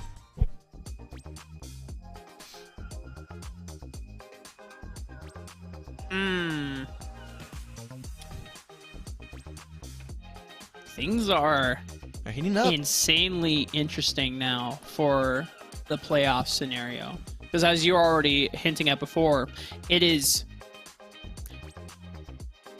for second place Demons at this point, it is not enough to just make it into semifinals now. They making it into the semifinals, they can now the dream to make it in as the top 3 and not having to play in through last chance qualifier is still alive. They, with the updated bracket graphic that we have for you, will show that tomorrow their semifinal matchup will be against Janus Esports. However that plays out, they need to win just one of their best of 3s tomorrow. Yes. One. Just win. If you win the matchup versus Janus, you will end at least 2nd, and that means that you end in the 2nd place spot. That is what matters the most. So, insane stuff. Janus, if you're going to look up to put up a fantastic storyline, you got to be able to beat second place Demons. And on the other side of that bracket, we have KFC versus Imperius. Not the first time that we've seen this matchup, but if it goes anything like it did last time, KFC are going to continue their run. It feels so long ago that we were talking about KFC being the best team in North America by a long shot, but we're here now. We're here at the end of the show. Well, you know, it even cements it further since Kansui Fan Club was the only series that did not go to 3 games. They stomped their competition in 2 games. But we have the updated leaderboard for you, totaling all of the point values as well. This is what currently it looks like right now before the results of semifinals, third place matchup, and our finals matchup tomorrow. So this would be minimum point standings. And because second place Demons and Imperius are now automatically tied up,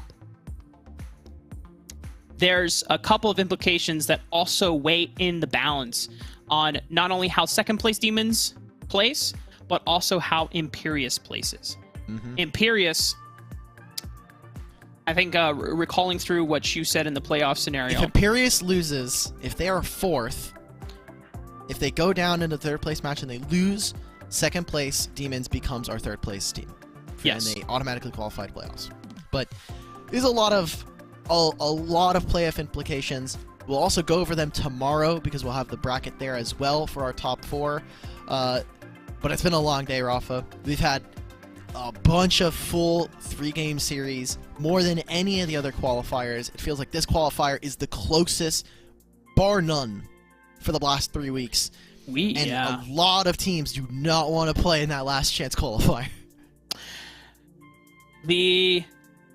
Even though that you at least get to play in playoffs, your first opponent is against Kansui Fan Club at the end of the day. So, and we already said before, if you want to win the whole thing, if you have ambitions to win the whole thing, you have to face Kansui Fan Club at some point. But having to face them in the first, as your first team, I don't remember if playoffs is single elimination or double elimination, but we'll clarify that information for you tomorrow. For us, that is the end of the broadcast, and it was a long one. It was by far our longest broadcast. 3 back-to-back best of 3s. I think most of our other broadcasts we've usually ended around 11 EST. Yep. This one gave us the full distance. We're creeping up at that 1 a.m. EST. So, but Dimitri, thank you so much for joining me. Before I let you go and start off your birthday in wonderful fashion, any words for the fans? Any words for or shout-outs? I'm so happy to be back. I love Wild Rift so much. The broadcast has given me so much, and to give back to this community is the least that I can do. So, I will see you guys tomorrow, and hopefully we get a couple of banger series coming out. I had to use the word. Yes, sir. I hope we get something that is worthy of a birthday celebration. You heard him, everyone. Wild Rift tomorrow. Let's make that final semi-finals day into third place matchup, into finals matchup, a hell of a one to remember. Until then, see you on the flip side. Good night. Stay safe. Something along the